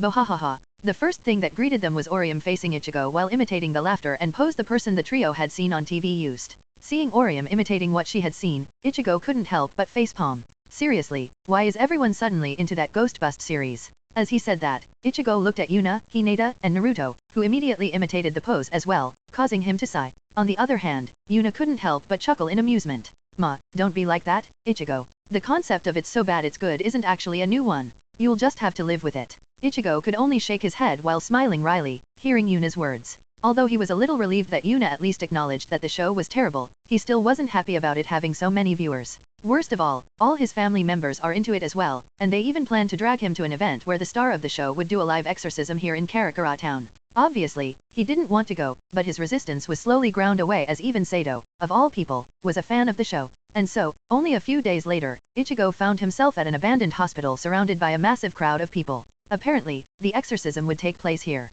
However, the moment he got into the vicinity of the hospital, he paused. This thing is actually haunted. He looked around and quickly found Rukia looking at the hospital with a deep frown. The duo's gazes briefly met, and Rukia shook her head at him, indicating that it was very likely not a hollow whistle. That's a haunted building if I have ever seen one. What do you think, Ichigo? Ichigo couldn't help but flinch when someone started talking very close to him. After glancing at the speaker, he noticed that it was Yuna who had just spoken. I know, right? Isn't this really exciting?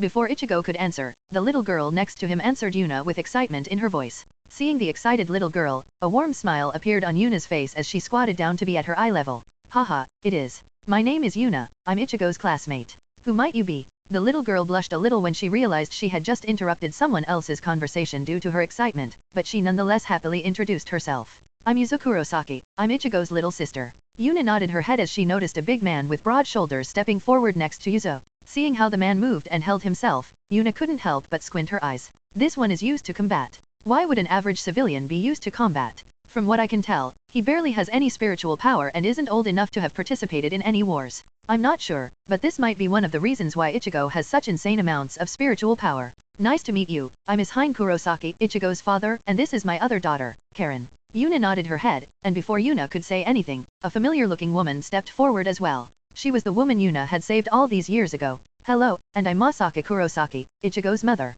Are you his girlfriend? Mom. Yuna couldn't help but chuckle while looking at the slightly blushing Ichigo and the glimmer of interest in his mother's eyes. Despite that, a wry smile appeared on her face as she resumed talking. Well, that question will be answered rather quickly by introducing the two next to me. This is my little brother, Naruto. Nice to meet ya. As soon as Yuna introduced him, Naruto issued his own greeting and was immediately greeted back. Following that, Yuna pointed at the person standing on her other side. And this is my girlfriend, Hinata. Hello, nice to meet you. A glint of disappointment flashed past Masaka's eyes when Yuna introduced Hinata as her girlfriend. It's not like she had anything against lesbian couples, but she simply wanted her son to finally find a girlfriend. Hell, he hung around with multiple good-looking women, but he never got any closer to them than simple friendship. Oh, so you are here as well, Naruto. Yo, good to see Tatsuki. While Masaka was lamenting her fate of not having a daughter-in-law to spoil, another familiar-looking face approached them. When Masaka saw how happily Tatsuki, one of the women Ichigo would frequently interact with, greeted Naruto, she was plunged even further into despair. Sigh, what are you doing, Ichigo? Not only are you not making a move on all these potential girlfriends by your side, but you are also allowing other people to snatch them away. Meanwhile, Tatsuki couldn't help but frown as eerie screams filled the air around the hospital. She cautiously looked around and quickly noticed a man that appeared to be chained to the hospital with a chain that looked like it was coming out of his chest. What the hell is that? How come no one is noticing that guy? Although she only whispered these words to herself, Naruto still easily heard her and whispered back. That is a soul that attached itself to this hospital for various reasons. He probably died here and had some regrets, so he could never move on to the afterlife. People without a certain level of spiritual power can't see him, that's why nobody is reacting to him. Tatsuki's eyes widened when she heard Naruto's explanation. Frankly, she wanted to outright deny his words, but considering what was in front of her, she really couldn't. Are ghosts really a real thing? What's with that chain? Why does it look like a hole is about to open in his chest? Hearing Tatsuki asking more questions, Naruto briefly scanned his surroundings, and after noticing that no one was paying attention to them, he continued his explanation. Yes, ghosts are definitely real. That chain is what binds his soul to the world of the living. If I, through some method, would take my soul out of my body, that chain would connect it to my physical body. As for that hole, it's a rather dangerous thing. If that hole is fully formed, he will transform into a monster called Hollow and will start attacking and eating people with high spiritual power. Tatsuki couldn't help but gulp as she digested the words she had just heard. Everything Naruto just told her went completely against what she thought was real, but considering what was in front of her, she couldn't entirely dismiss it. Naruto was a prankster, she was fully aware of that, but after seeing the sincerity in his eyes, she didn't believe that he was actually messing with her. Additionally, people like that could only be seen by someone with a certain level of spiritual power, and Hollow would only attack people with high spiritual power. Tatsuki could easily put one and one together and realize that she was very like a possible target for Hollow attacks. Can a normal human defeat a Hollow? Tatsuki was a fighter, so that was the first thought that popped up in her mind. If she was prone to getting attacked by a Hollow, she wanted to know if there was any point in fighting back. Hearing Tatsuki's question, Naruto could only smile wryly. Yes, a normal human can fight back, but it won't be easy. Let's put it like that. Are you confident in defeating a bear by yourself? Hearing Naruto's question, a deep frown appeared on Tatsuki's face. Defeating a bear? I only know how to fight bare-handed. How am I supposed to kill a bear without a weapon? Coming to that conclusion, Tatsuki clenched her fist in anger. However, before she could issue any regrets, Naruto chuckled in amusement, drawing her attention. Well, no need to worry. There are certainly other methods to fight against a Hollow. I'll say this frankly, traditional martial arts won't bring you far against a Hollow, but if you want, I can teach you a few tricks. Tatsuki's eyes shone with enthusiasm when she heard that there was a way. She hated being helpless, so Naruto providing her with a way to fight back was a back deal for her. Please teach me what I can do. I'll do whatever you want. Hearing Tatsuki's words, perverted laughter escaped Naruto's mouth, causing Tatsuki to reel back. Hehehe, everything. A shudder went through Tatsuki's spine as Naruto looked at her while licking his lips in excitement. What the hell? Is this his real self? Has he always been a pervert like that? And no, I won't do whatever you want. I won't be doing any perverted stuff. In fact, I don't want your help. Hearing her words, a smirk appeared on Naruto's face as she took another step toward Tatsuki, closing the distance. Now, you don't even know what I want yet. Are you sure you want to decline my offer that quickly? Tatsuki was a little torn when she heard Naruto's words. Obviously, she wanted to get stronger, but there was no way she would allow Naruto to do whatever perverted thing he had in his mind to her. What is it you want me to do? Ultimately, she couldn't help but let her curiosity take the lead. She really wanted to know if she had misjudged Naruto and that he was actually someone who would take advantage of her when she was in a weaker position. Hehe, in that case. Naruto licked his lips again as he slowly moved his mouth next to Tatsuki's ear. I want you to use your mouth. Another shiver went through Tatsuki's spine when Naruto talked so close to her ear. Additionally, hearing Naruto's words, there was already an image in her mind that made her quite angry. This bastard? He actually wants to force me to perform that kind of sexual act by luring me with a method to fight back against Hollow. What a bastard. I'll never talk to him again. Meanwhile, Naruto couldn't help but smirk a little when she saw anger building up in Tatsuki's eyes. He knew that he shouldn't push this too far, so he quickly finished his sentence. And give a kiss on the cheek. You bastard. How dare why? That's all. The perverted look on Naruto's face vanished instantly and was replaced with an innocent facial expression. What do you mean by that's all? What else were you expecting me to ask for? As he asked that question, Naruto's eyes widened as a blush appeared on his face. No way, you thought I wanted you to do that? Pervert. Tatsuki felt like the word pervert pierce right through her heart as she saw how Naruto shyly averted his gaze. Shit, I'm an idiot. Obviously, Naruto pushed me to do something like that. As for a kiss on the cheek, well, I don't mind. Naturally, this has nothing to do with Naruto being the one who gets the kiss. Right, it's just a kiss on the cheek. No big deal, hehe. However, while Tatsuki was a little caught up with her own thoughts, she realized something else. Wait a moment. Although Naruto looks innocent right now, he clearly had a perverted expression before. No way, was he? Before she could finish that thought, she gave Naruto another glance. Her eyebrows twitched in irritation when she saw the smug look he was currently giving her. He was actually messing with me. Seeing his smug look, a combination of anger and shame flooded her body. She really wanted to punch Naruto, but she didn't want to punch Naruto at the same time. Before she could say anything else, Naruto gripped her hand, drawing her attention. Okay, I'm sorry for teasing you like that, Tatsuki. Hearing Naruto's apology, Tatsuki couldn't help but pout, making Naruto chuckle. You are an idiot. Naruto chuckled yet again when he heard Tatsuki cursing him. Yup, I'm an idiot that likes teasing cute tomboys. Tatsuki's face became even redder when Naruto called her cute. Despite being a little angry at him, she couldn't help but be happy about Naruto's praise. Come on, Tatsuki. No need to be angry, I was just teasing you a little. How about I invite you for dinner tonight to make up for it? Tatsuki briefly pondered Naruto's offer, and as she raised her head to look into Naruto's eyes, she could clearly see how sorry he was for tricking her. Fine, I'll allow you to invite me to dinner today. Hehe, great. Don't worry, I know a great restaurant. Tatsuki nodded in satisfaction when she heard Naruto's words and refocused back on the show that was about to start. As for Naruto still holding her HND, she decided to ignore that for now. Date, get. That was quite manipulative. Meh, all is fair in love and war. Besides, it's not like she doesn't like me. Since we both like each other, why not speed things up a little? Sure, whatever floats your boat. On a side note, you still remember that you promised not to take in more than 2 women, right? Cough, what are you saying, Kurema? Obviously, I still remember that. Sure, let's pretend I believe you. A bit more time passed as more and more of Yuna's classmates met, forming a somewhat large group. Moments later, it was finally time for the show to begin as a gaudily dressed man appeared in front of a massive crowd of people, causing everyone to go wild as he started spouting multiple catchphrases. Seeing the man act like a clown, Yuna couldn't help but stroke her chin as she watched everyone go wild. Kurema, I need your help here. This is pretty shameful, right? I'm honestly surprised you managed to figure that out, but yes, it is. Good, thanks for the help. Wait a moment, you wanted help to find out whether this is shameful or not. Yup, you know that I'm not good with stuff like that, so isn't it obvious to ask for help? I guess. While the two were chatting, the star of the show finished his initial spiel and surprisingly focused on the soul that was currently cursing him like crazy. Okay, color me impressed. That guy can actually see spirits. I was not expecting that. After a little bit more showmanship, the man twirled around the ornate cane he was holding and slammed it into the half-opened hole in the soul's chest, causing Yuna's expression to stiffen. You can't be serious. Does he want a hollow to go on a rampage? Seemingly wanting to prove Yuna's thoughts right, the man continued slamming his staff into the half-opened hollow hole, significantly increasing its size. Shit, we need to act. Ichigo, Shinigami form. Hinata, Naruto, cover me. As Yuna said that, Hinata and Naruto immediately put on masks, while Yuna did the same, dumbfounding Tatsuki, who was the only one paying attention to them. After hearing Yuna's order, Ichigo was initially dumbfounded, but he realized quickly what he had to do as he grabbed the stuffed toy Yuna had previously met and pulled a pill out of its mouth, which he promptly swallowed, resulting in a second Ichigo wearing a black Shinigami robe appearing. Naturally, Tatsuki was dumbfounded by a second Ichigo appearing, but she quickly realized that this was probably the same situation that had previously happened in the classroom.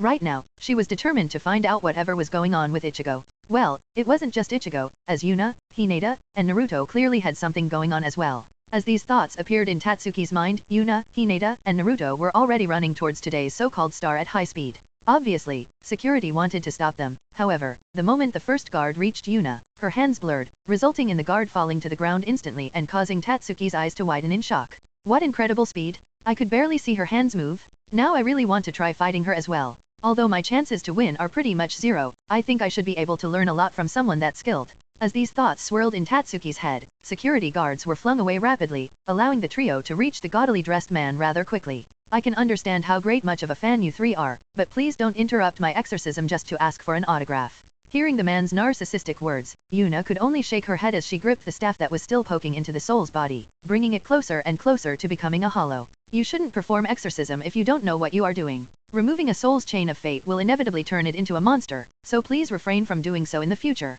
Naturally, a man that dressed like a peacock wouldn't listen to reason so easily, so he quickly puffed up his chest while futilely trying to free his staff from Yuna's vice-like grip.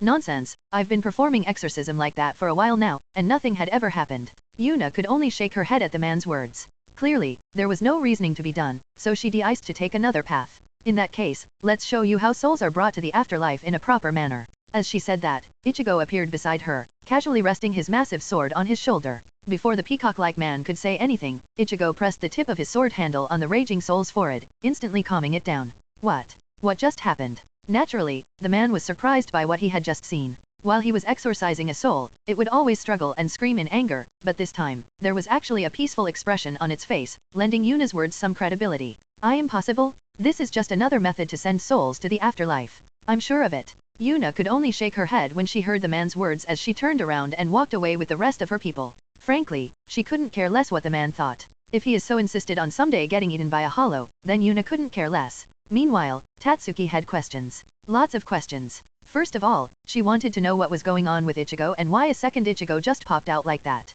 Then, he would like to know why Yuna, Hinata, and Naruto were all monsters with an absolutely ridiculous amount of close combat skills. Although she didn't want to pat her own back, Tatsuki was quite skilled in martial arts. So far, the only one in her own age group that was capable of defeating her was Ichigo. Well, that changed when she met Naruto, but apparently, the people by Naruto's side were stronger than her as well. There is definitely something going on. Didn't those three attend the same school as me for all these years? Where the hell does all that combat experience come from? Something is fishy, and I'll definitely find out what exactly is going on. As she thought that, her eyes wandered to the currently masked Naruto, that was running away from a bunch of security guards together with Yuna and Hinata. I'll be eating dinner with Naruto tonight, that should be the perfect opportunity to get all the answers I want. Tatsuki nodded her head in approval at her own idea before another thought popped up. Wait a moment. Naruto and I will be eating dinner together in a restaurant. Just us two, alone. Isn't this a date? She wanted to dismiss these thoughts, but no matter how much she tried, that idea simply wouldn't vanish from her mind. And no way, this isn't a date. Alright, he is just paying me back for messing with me. No problem. No date at all. Nothing is going on. Despite her thoughts, the blush on her face became more and more pronounced as she repeatedly told herself that she wouldn't have a date tonight but just a simple dinner with a friend. Should I go shopping for some new clothes? What the hell are you thinking about, Tatsuki? I can just wear some casual attire, and there will be no problem. Well, I wanted to go get a few new clothes for a while now, so I might as well do it now. Chapter 8, Hollow Attack on Karakura Town. Some more time passed, and it was currently time for this year's final exams. In the last few months, nothing much had happened except for Ichigo having to kill a few hollows. Well, recently, whenever he appeared where the hollow was supposed to appear, nothing happened, irritating him greatly. By now, he was pretty sure that Rukia's device to detect hollows was broken. Yes, it's finally over, and I'm dead. This year's last exam had just ended, and as soon as it was over, Kigo stood up and yelled in relief that they were finally done. Hearing his yell, Mizuru couldn't help but chuckle in amusement. Yeah, mine was pretty crap. Guess yours was the same. Quit worrying, final exams don't hold much meaning in life anyway. Hearing Ichigo's seemingly encouraging words, Kigo had tears streaming down his eyes as he frantically nodded his head. That's right, who cares about the final exams? Let's share the pain of being morons, Ichigo. Before Ichigo could comment any further, Mizuru pulled out a piece of paper and showed it to Kigo. I wouldn't make that kind of comment before reading the results of the midterm exam.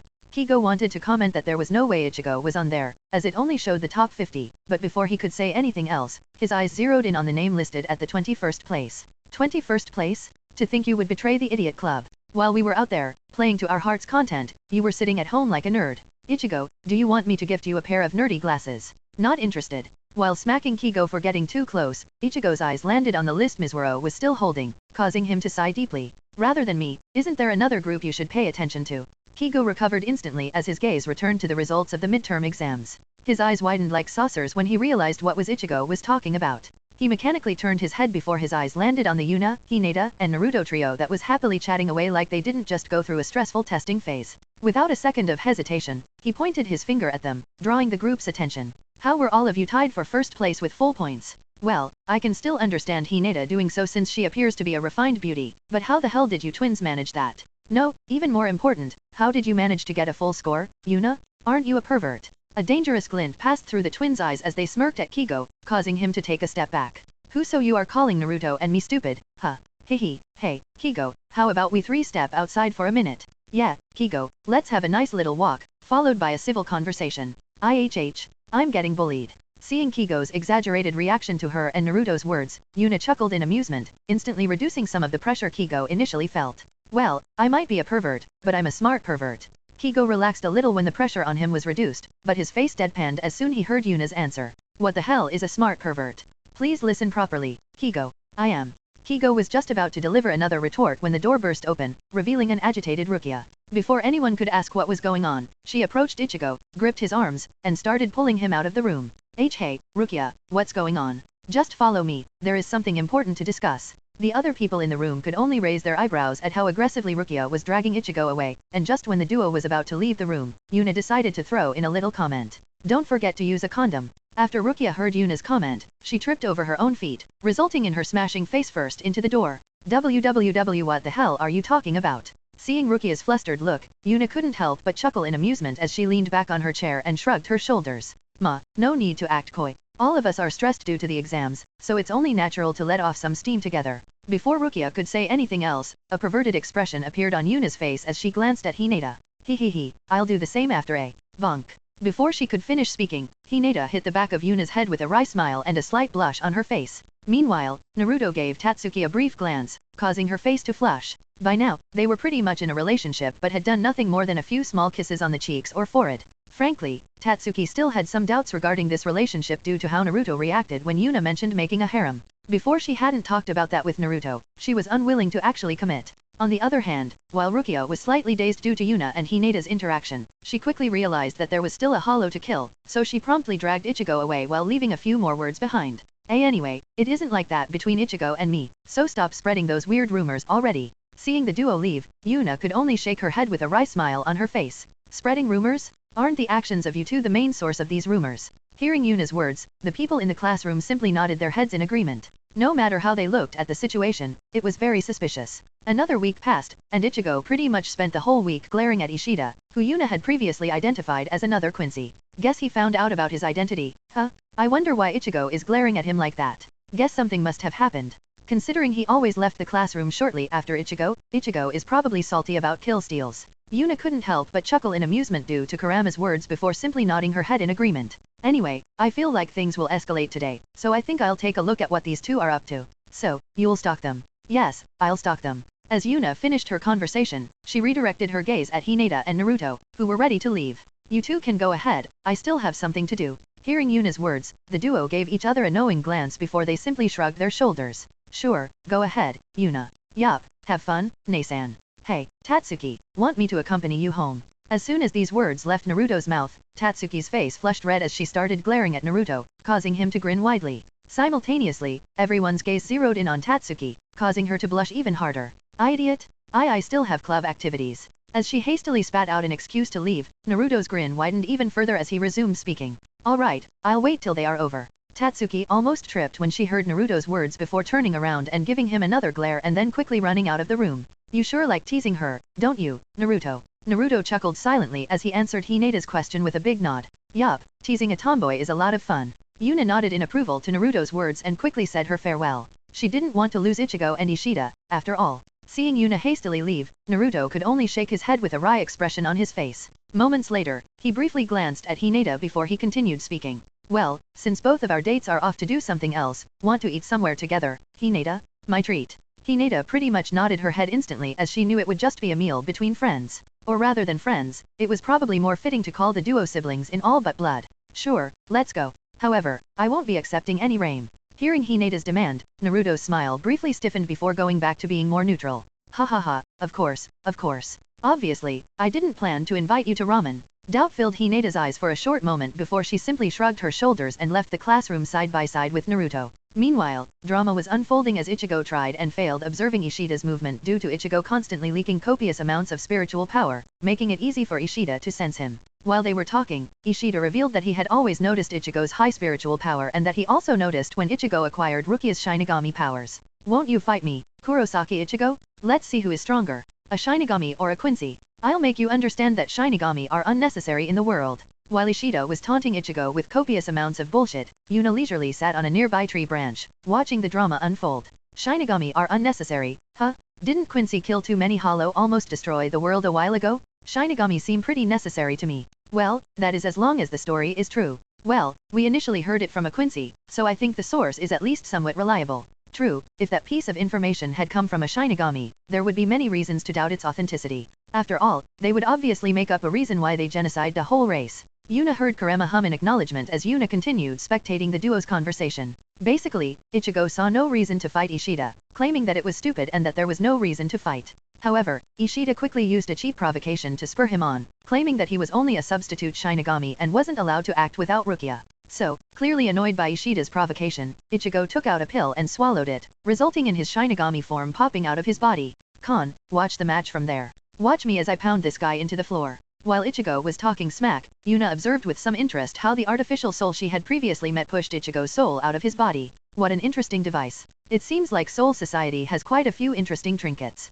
I should definitely pay them a visit when I find a good opportunity. Every single person in Soul Society just had a shiver go down their spine. Surely, it was a shiver of excitement due to finally being allowed to meet me. Sure, let's pretend it was. Let's play a little game, Kurosaki Ichigo. As these words left Ishida's mouth, he smugly adjusted his glasses with one hand while taking something that looked like a big medicine pill. Game? I have no interest in playing any games with you. Too bad, I fear you will have no other choice than to participate. As he said that, he crushed the pill he was holding, causing Yuna and Ichigo to frown. Somehow, both of them had a bad feeling about whatever Ishida just did. What the hell did you do? Simple. I used bait. Yuna couldn't help but squint her eyes when she heard the word bait. If Ishida did what she assumed he did, someone is getting into trouble. And, as if to confirm her guess, a black portal opened nearby, and a hollow came out of it. Fortunately, an arrow pierced its head before it could take its second step, killing it instantly. Hollow bait, to be precise. For the next half an hour, many hollow will appear in the vicinity. Let's compete on who can kill more. I'm already one ahead.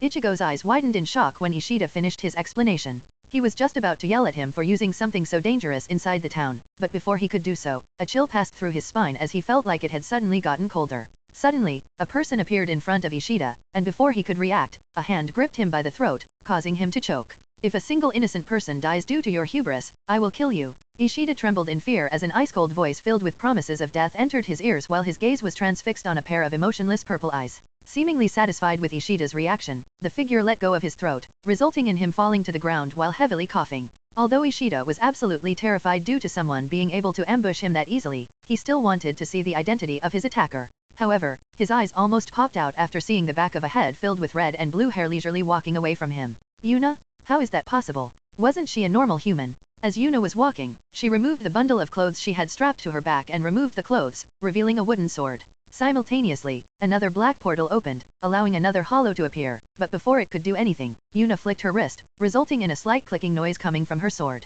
Moments later, the sword sheath that was made to look like a wooden sword slid off, revealing a gleaming, thin metal sword. Then, her hand blurred, and before the hollow knew what was going on, its head was sent flying through the air. Ichida could only look dumbfounded as he witnessed Yuna killing a hollow with what appeared to be a normal sword. What the hell? How can she kill a hollow so easily? What is she? Despite all the questions swirling around his head, he quickly realized that he had already activated the bait, so he had to get to work. It doesn't matter. I didn't plan for anyone to get hurt from the start anyway. I will kill every single hollow that appears. As Ishida said that, he pulled back his bowstring before letting it go, one-shotting another hollow. Besides, would she really kill a fellow human? A shiver went through Ishida's spine before he pulled back his bowstring again, allowing another arrow to form. An image of Yuna's cold, emotionless eyes appeared in the back of Ishida's mind, making him realize that his life was actually at risk. Meanwhile, Ichigo realized that hollow tend to attack people with more spiritual power, causing an image of his little sister, Karen, to pop up in his mind. Shit, I need to find her as soon as possible. If anything happens to her, I will never forgive Ishida.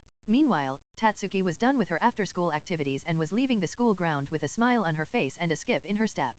Although she previously glared at Naruto for offering her to accompany her home, she couldn't help but be slightly happy as well. While she was walking, she suddenly heard a feminine yell coming from the school grounds, making her frown. She knew that voice, so she instantly turned around and ran back towards the school. Well, she would have even done so if she didn't know the owner of the voice. Orium, I hope everything is okay. Moments later, Tatsuki arrived at a rather unbelievable scene as Chizuru was currently choking Orium. Although Chizuru was a pervert, Tatsuki didn't think she would go as far as attacking someone like this. Chizuru, what the hell are you doing? When Chizuru heard Tatsuki's voice, she quickly looked at her, and to Tatsuki's surprise, there were tears in her eyes. Ne/Wbnovel chapters are published on no/vel/bin.co/m. Tatsuki, please stop me. Tatsuki's eyes widened when she realized that Chizuru didn't appear to have any control over the hand that was choking Orium. In fact, it looked like she tried to stop herself with her other hand but wasn't capable of doing so. Hi, does it hurt? It hurts, doesn't it? Before Tatsuki could react, a weird-looking creature wearing a mask with heart-shaped eyes appeared. It stood on multiple thin tentacles and had just jumped down from the building while laughing loudly and landing nearby. Since I don't like conflicts, I just inject seeds into my victims' bodies, controlling them and making them kill each other. Like that, I won't need to participate in any conflict. As the creature, which clearly was a hollow, said that, more students appeared. Most noticeably was that every single one of them had a tiny seed sticking out somewhere from their body. As Tatsuki noticed the seeds, she noticed that something similar was also stuck in Chizuru's shoulder. However, the other controlled students were currently approaching Orium, so Tatsuki had no time to think about this weird situation any further. Shit, whatever. For now, I'll beat down all the students that are being controlled and then deal with that tentacle freak. As she came to that conclusion, she sprinted toward the controlled students at high speed, easily knocking all of them down with a single hit. Not only was Tatsuki skilled in martial arts, but all the students moved very sluggishly due to being controlled, so she had no trouble knocking them all out. Is that all you got, you shitty freak? After knocking everyone out, Tatsuki set her gaze on the hollow in a provoking manner. Oh my, aren't you an energetic girl? However, you are not the only one that's energetic. As soon as the hollow stopped speaking, every single person Tatsuki previously knocked out stood back up again and attacked her instantly. However, as if she was predicting the sneak attack, she easily weaved through the attacks, knocking everyone down yet again. While doing so, Naruto's image briefly flashed past the back of her mind. In a real fight, never let your guard down, Tatsuki. There are no rules that will force your opponent to stop. Only when your enemy is no longer capable of moving or dead is a real fight over. A fond smile appeared on Tatsuki's face as she recalled Naruto's words. Despite feeling slightly uncomfortable due to Naruto mentioning death, she took his advice to heart. Additionally, she really wondered what kind of life Naruto had lived so far for him to mention death so casually. It doesn't matter, for now. The most important thing is defeating that freak in front of me. My stamina isn't exactly endless, so I can't continue beating these people down. Additionally, the more I beat them up, the worse their situation would be after I beat them up. I would just rush through and fight that monster, but that would endanger Orium. As those thoughts passed her mind, she dodged a barrage of projectiles the creature was firing while using her foot to kick one of them out of the air. If she hadn't done so, it would have hit Orium. Seeing Tatsuki's action, Orium couldn't help but grit her teeth at how helpless she was. No, she wasn't just helpless, she was actively holding Tatsuki back, bringing her in danger. She hated it. Tatsuki had always been protecting me. I hate this. I hate that Tatsuki is in danger because of my weakness. I don't want you to always be the one to protect me. I want to protect her this time. As that thought appeared and powerful determination filled her body, energy burst forth from the hair ornament her deceased brother gifted her years ago. Tatsuki was surprised by the shockwave suddenly erupting from Orium's body, and after giving her a brief glance, she noticed 6 small figures floating around her. Tatsuki briefly met Orium's eyes and couldn't help but be a little surprised at how much determination they radiated. Something changed about Orium's mental state. And as if to confirm Tatsuki's guess, Orium met her eyes and smiled at her. This time, I'll be the one protecting you, Tatsuki. Hearing her words, Tatsuki's eyes widened for a short moment before a smirk appeared on her face. Hehe, very well, then show me what you can do, Orium. Huh? Where did that confidence come from, brat? The hollow was enraged due to the duo disregarding it, so it shot another barrage at the duo. Tatsuki was about to dodge and redirect them yet again when she noticed 3 of the 6 figures flying around Orium approaching her. Meanwhile, Orium, who had heard someone talking to her for a few seconds now, finally realized that these voices stemmed from 6 fairy-like creatures that seemed to have formed from the hairpin she usually wore. After a brief conversation with the 6 little creatures, she quickly realized what she had to do. Hinajika, Began, Lily, Santon Keshan, I repel thee. While chanting that awkward chant, containing the names of 3 of the little creatures and the name of the technique, the 3 little guys who were just called formed a triangle in front of Tatsuki, easily blocking all of the projectiles. What? What was that? Naturally, the hollow was shocked by its attack getting entirely blocked, while Tatsuki only looked at the shield in front of her in interest. Seems like I'm not the only one getting stronger. Something is definitely going on. Before Tatsuki could ponder the situation any further, Orium made her next move as the shield in front of Tatsuki dissolved, and another one of the 6 small creatures started glowing. Subaki, Kadenzanshan, I repel thee. This time, only a single one of the fairies flew forward, and instead of stopping at any point, it flew straight at the hollow, which couldn't react in time before it was sliced in 2 halves by the tiny creature, killing it instantly. Asterisk whistle, that's some cutting power. Tatsuki couldn't help but be surprised by how easily Orium cut through the hollow's body. Currently, she only had her bare fists, so Tatsuki was genuinely not sure how she was supposed to defeat this weird creature. However, this incident wasn't over yet, since as soon as the hollow died, all the students that were controlled by it collapsed, while the bloody wound where they were infected was still clearly visible. Luckily, Orium also had an answer for that as she started chanting again. Shanu, Ayam, Sudden Kishan, I repel thee. This time, the last 2 fairies started glowing as they flew to one of the wounded students and encased them inside an energy barrier. Seconds later, their wounds started healing at a visible pace, shocking Tatsuki. What incredible healing speed! Just how versatile is Orium's power? As soon as she finished healing the first student, Orium immediately started with the next and continued doing so until all of them were healed. After she finished healing everybody, a deep sigh escaped Orium's mouth as she could feel herself on the brink of collapse. Obviously, healing so many people in a row was not something that could be done without getting utterly exhausted. She was just about to talk with Tatsuki when a nerve-wreaking roar echoed over the school ground, causing the duo to pale. Boom! A loud explosion occurred as something heavy landed a few meters away from Tatsuki and Orium. As soon as the dust settled, a grim expression appeared on the duo's faces as yet another hollow had appeared. It looked like a supersized white horse with a single black stripe along its spine and a horse mask on its face. Look what I found, 2 delicious-smelling humans. Hearing the creature's grating voice, Tatsuki frowned deeply as she glanced at Orium. Nope, she is definitely out of commission. She can barely stand very well, then I'll give it a try. We killed the first one, so we'll be able to kill the second one as well.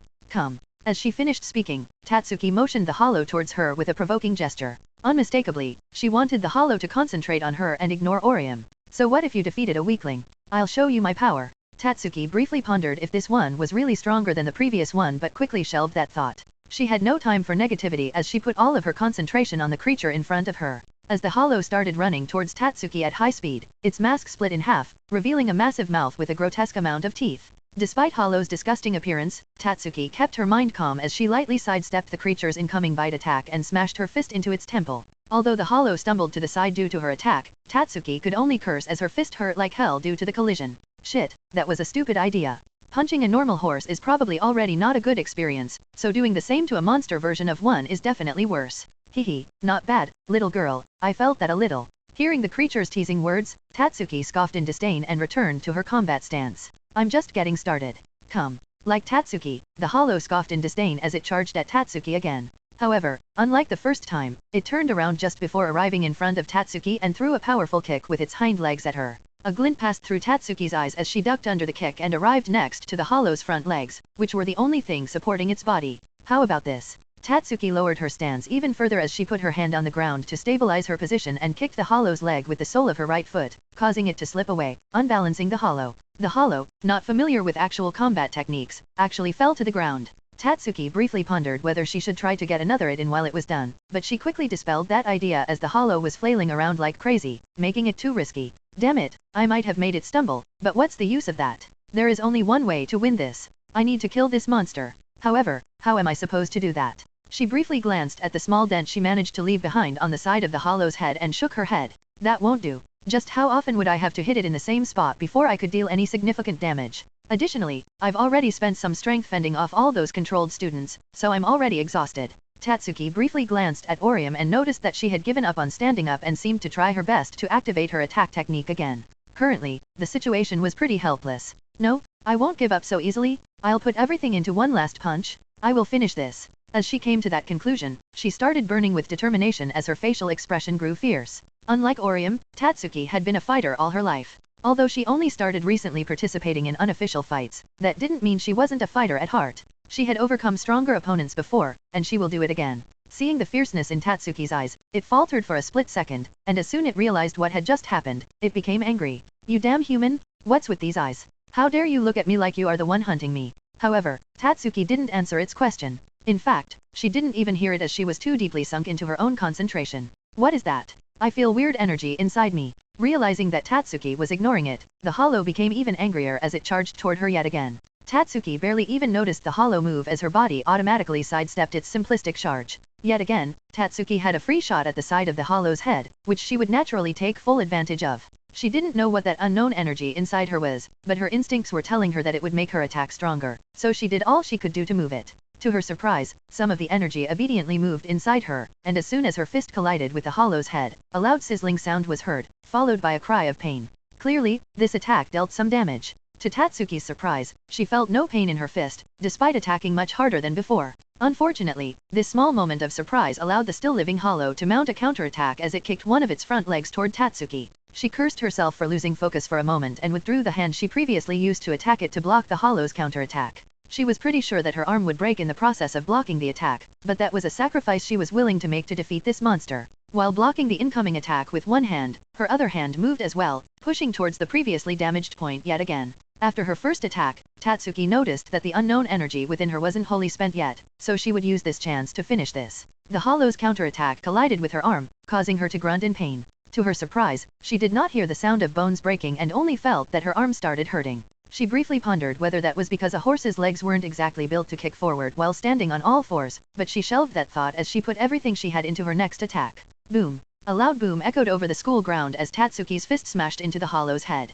Yet again, sizzling sounds could be heard as her arm sunk deep into its head. The hollow stilled for a moment, and, to Tatsuki's relief, as it started disintegrating a few moments later, indicating that it was defeated as well. Phew, I actually did it. As she said that, she looked at her two arms in wonder and quickly found out why the hollow's kick barely did any damage to her. There was a glowing yellow-orange substance covering both of her arms. Initially, she thought it looked like lava, but considering how she couldn't feel any heat from it, she quickly dismissed that thought. However, around half a second later, a drop of the substance slashed on the grass underneath her, immediately setting it ablaze. Tatsuki's eyes widened as she quickly stumped out the small fire with her food, and as soon as she was done with it, she concentrated on her arms, wishing for the lava to vanish. Surprisingly, it happened without a second delay, making Tatsuki sigh in relief. She would rather not run around with lava permanently attached to her body. Tatsuki shook her head to get rid of her idle thoughts, and despite being pretty much entirely out of steam, she shakily approached Orium with a slight smile on her face. However, she quickly noticed that there was deep dissatisfaction on Orium's face.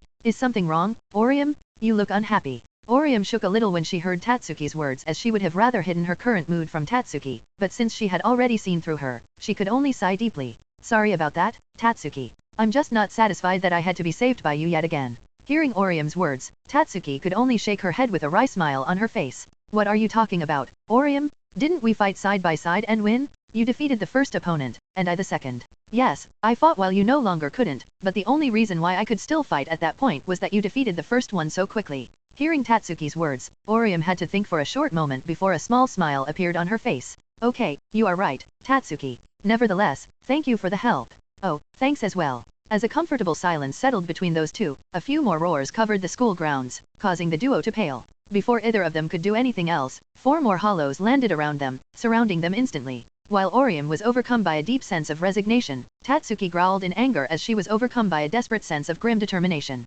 Not like that. I just acquired a new power that will make me stronger. I won't fall. Not like this. Unprecedented fierceness appeared in her eyes as her right fist was coated in lava yet again. She no longer had the energy to do so with both. She took a shaky step forward towards one of the hollow, and surprisingly it subconsciously took a step back from her. Man, I thought I might see something good, but this is beyond what I had suspected. Before anyone could locate the source of the voice, a strong wind blew, and before anyone was any smarter, one of the hollow was cut in 2 vertically, killing it instantly. No way. Naturally, Tatsuki was surprised how easily yet another hollow was killed, but when she saw the culprit, she couldn't help but relax her body, almost causing her to fall over. Luckily, before she could fall, a tall figure with blonde hair, deep blue eyes, and a broad smile on their face appeared. These 4 were probably drawn here due to my spiritual power. Sorry for ruining your moment of victory, Tatsuki. Naruto. All Tatsuki could utter was the name of the person who had just caught her. Lying in his arms, she felt like she was finally out of danger. However, before she could drift into unconsciousness, a certain thought tugged on her mind,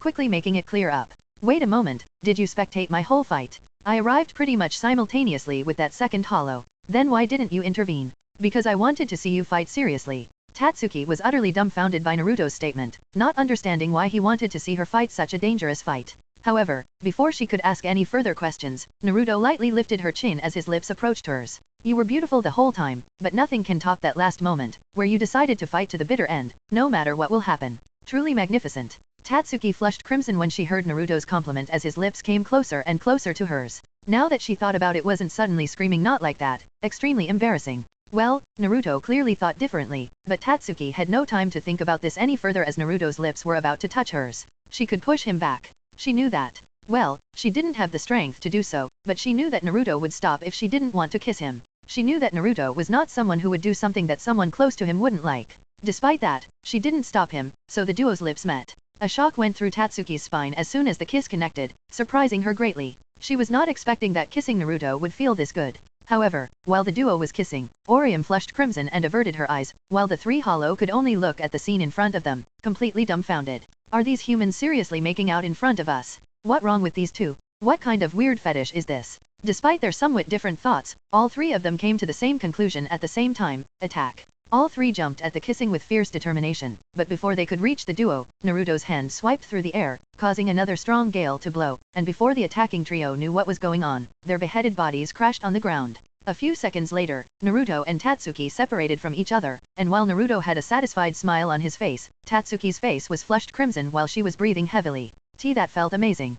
Well, we can do it as often as you want from now on, Tatsuki. Realizing what she had just subconsciously said and hearing Naruto's teasing tone, Tatsuki somehow managed to blush even harder as she started punching Naruto's chest, dealing 0 damage with every attack while cursing him. Idiot. Stupid.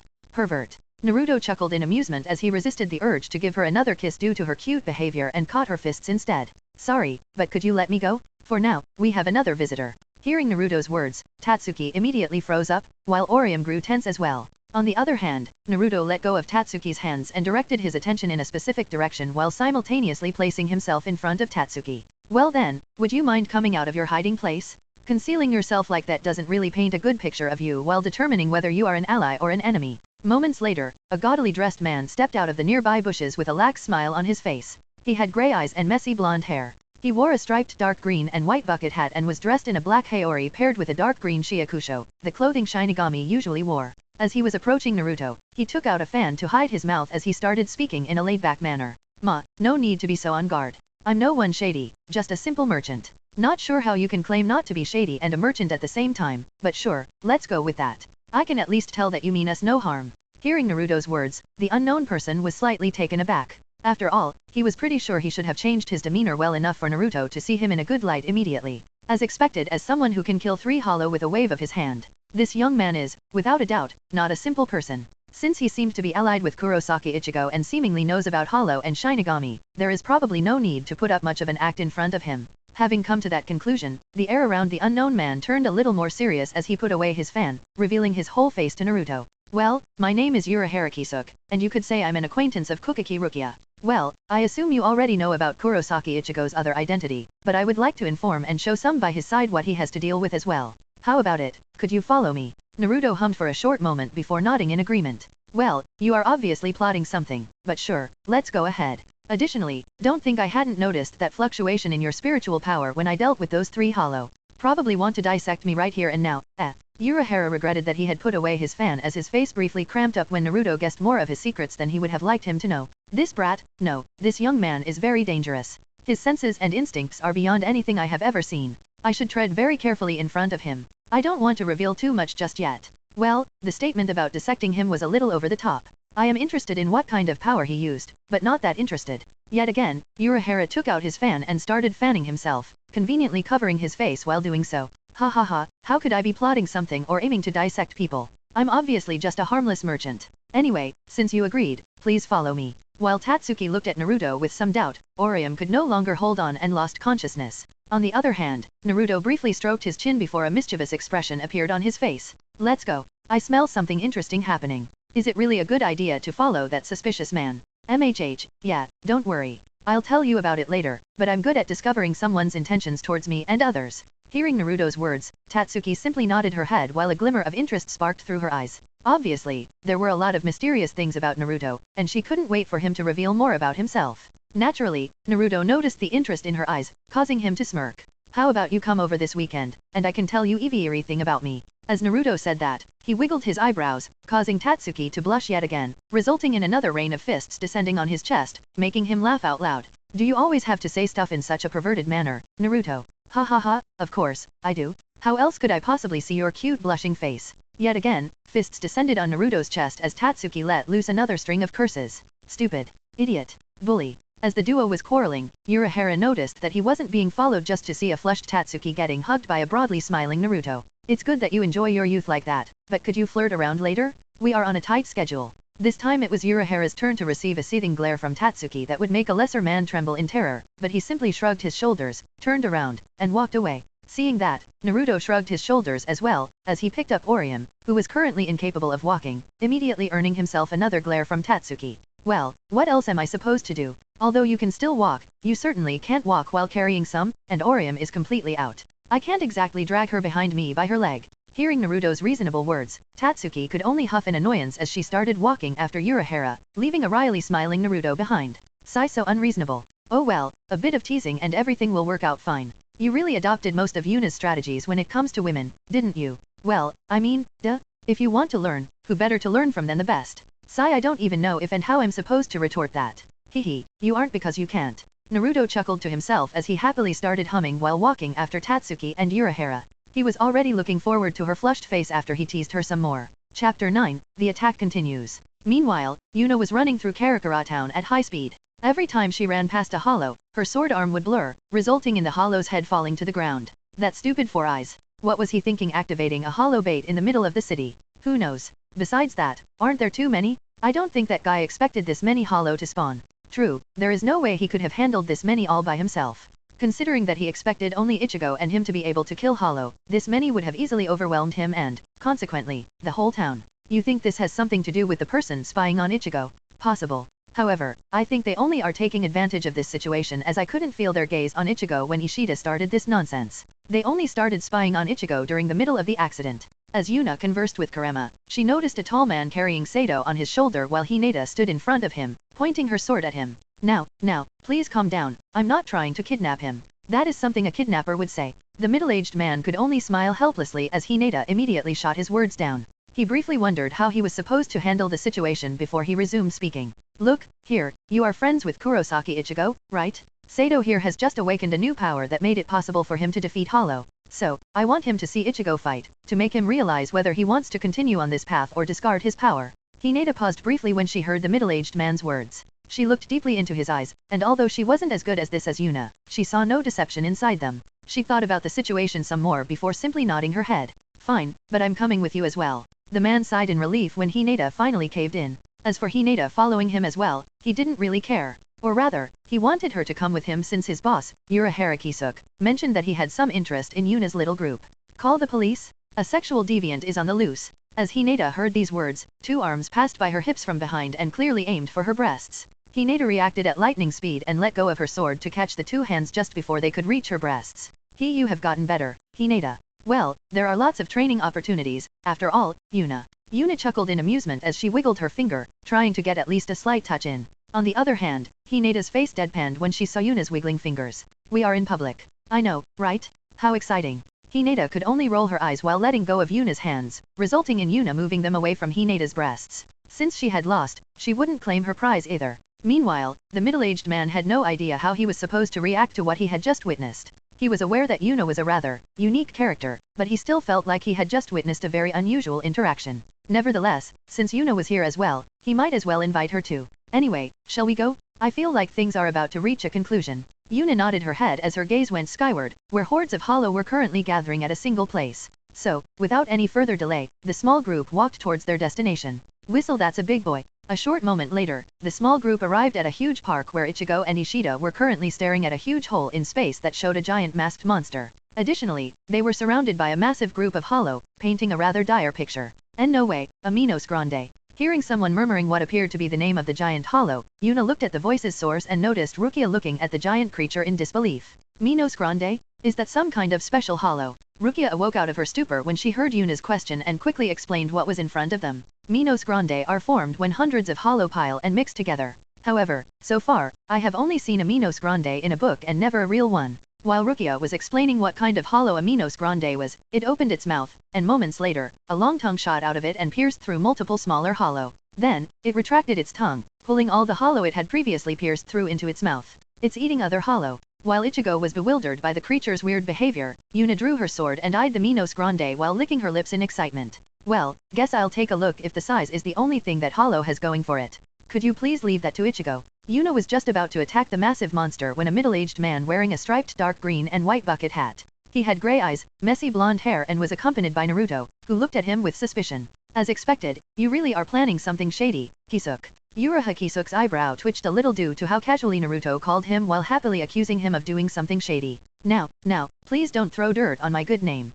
I'm not doing anything shady. Meanwhile, Yuna let her eyes briefly wander over Kisuk before coming to the same conclusion as Naruto, shady merchant. Anyway, who is this Naruto? He looks like someone who walks around a busy beach and sells fake sunglasses and watches. Could you stop insulting my style? I don't know him too well either. Met him for the first time a few minutes ago and helped him transport 2 unconscious high school girls into a hidden location. Oh, please formulate that differently. While Kisuk was sweating a little due to how Naruto was currently portraying him, Yuna nodded in understanding when she heard Naruto's words. I assume there were no witnesses. Naruto seemed almost offended when he heard Yuna's question and puffed out his chest with confidence. Obviously. If I help someone kidnap little girls, I'll do it properly. Excuse me, could I ask you not to tarnish my name like that? Yuna chuckled in amusement as she glanced at more and more frustrated Kisuk before her gaze wandered back to the huge Minos Grande and the crowd of standard Hollow filling up the park. Anyway, since Suspicious Sandal Guy wants Ichigo to deal with the big one, let's get rid of the little ones. Oi, who the hell is Suspicious Sandal Guy? Hinata and Naruto ignored Kisuk's comment and simply nodded their heads, while Hinata pulled out her sword, and Naruto coated his fists in a layer of wind.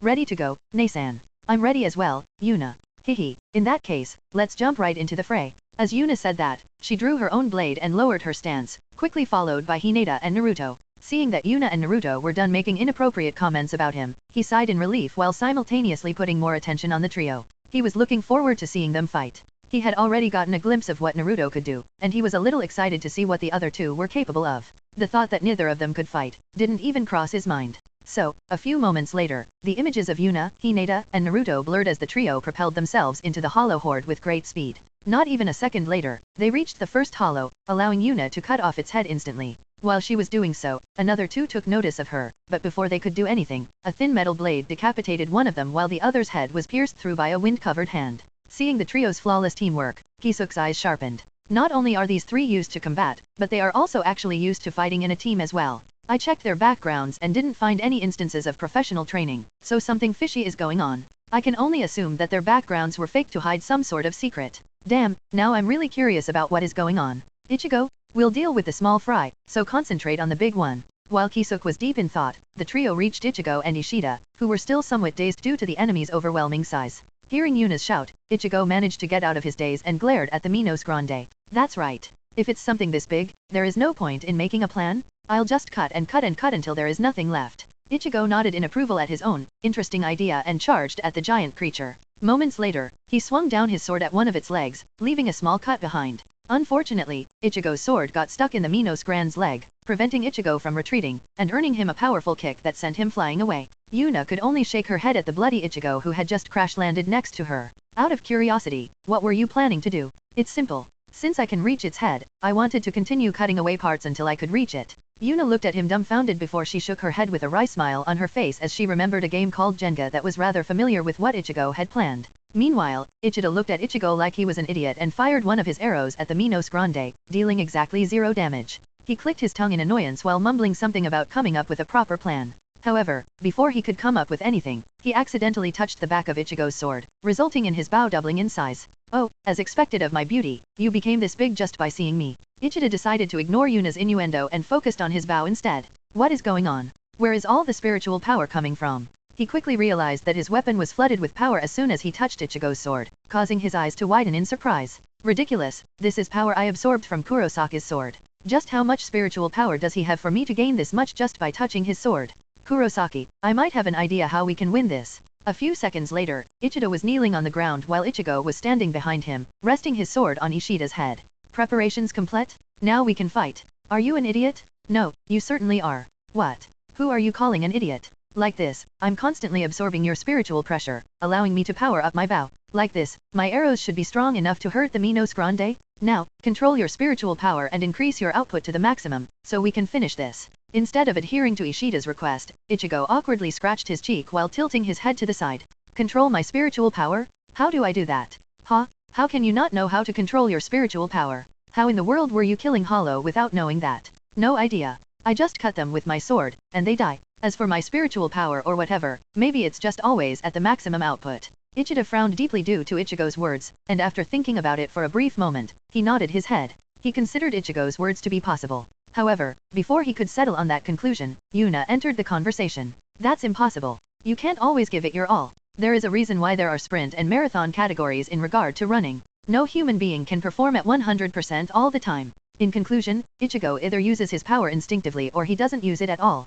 Personally, I'm pretty sure it's the second option. Ishida was shocked by Yuna's words, but before he could comment any further, the spiritual pressure oozing out of the Minos Grande started increasing rapidly. Ishida's eyes widened in shock as he quickly prepared his bow. Quickly, Kurosaki. Put your sword back on my head, so we can finish this thing before it can attack. However, Ichigo completely ignored Ishida's words and charged the Minos Grande instead, dumbfounding Ishida. What the hell are you doing? While Ichigo was running, a red ball of energy formed in front of the Minos Grande. It kept getting bigger for a short moment and then blasted toward Ichigo, forming a red laser beam. Ichigo's eyes sharpened as he moved his sword above his head, blocking the attack. Initially, it looked like he would falter, but the longer he blocked the beam, the steadier his posture became. He is getting stronger? No, he is tapping into his spiritual power. Yuna nodded in agreement when she heard Ishida's words. Now she knew why Kisuk wanted Ichigo to fight the Minos Grande. He wanted him to power up. Under the threat of death, every soul will tap into its potential and increase its power. This might not teach Ichigo how to control his spiritual power properly, but it will make it easier for him to learn it in the future.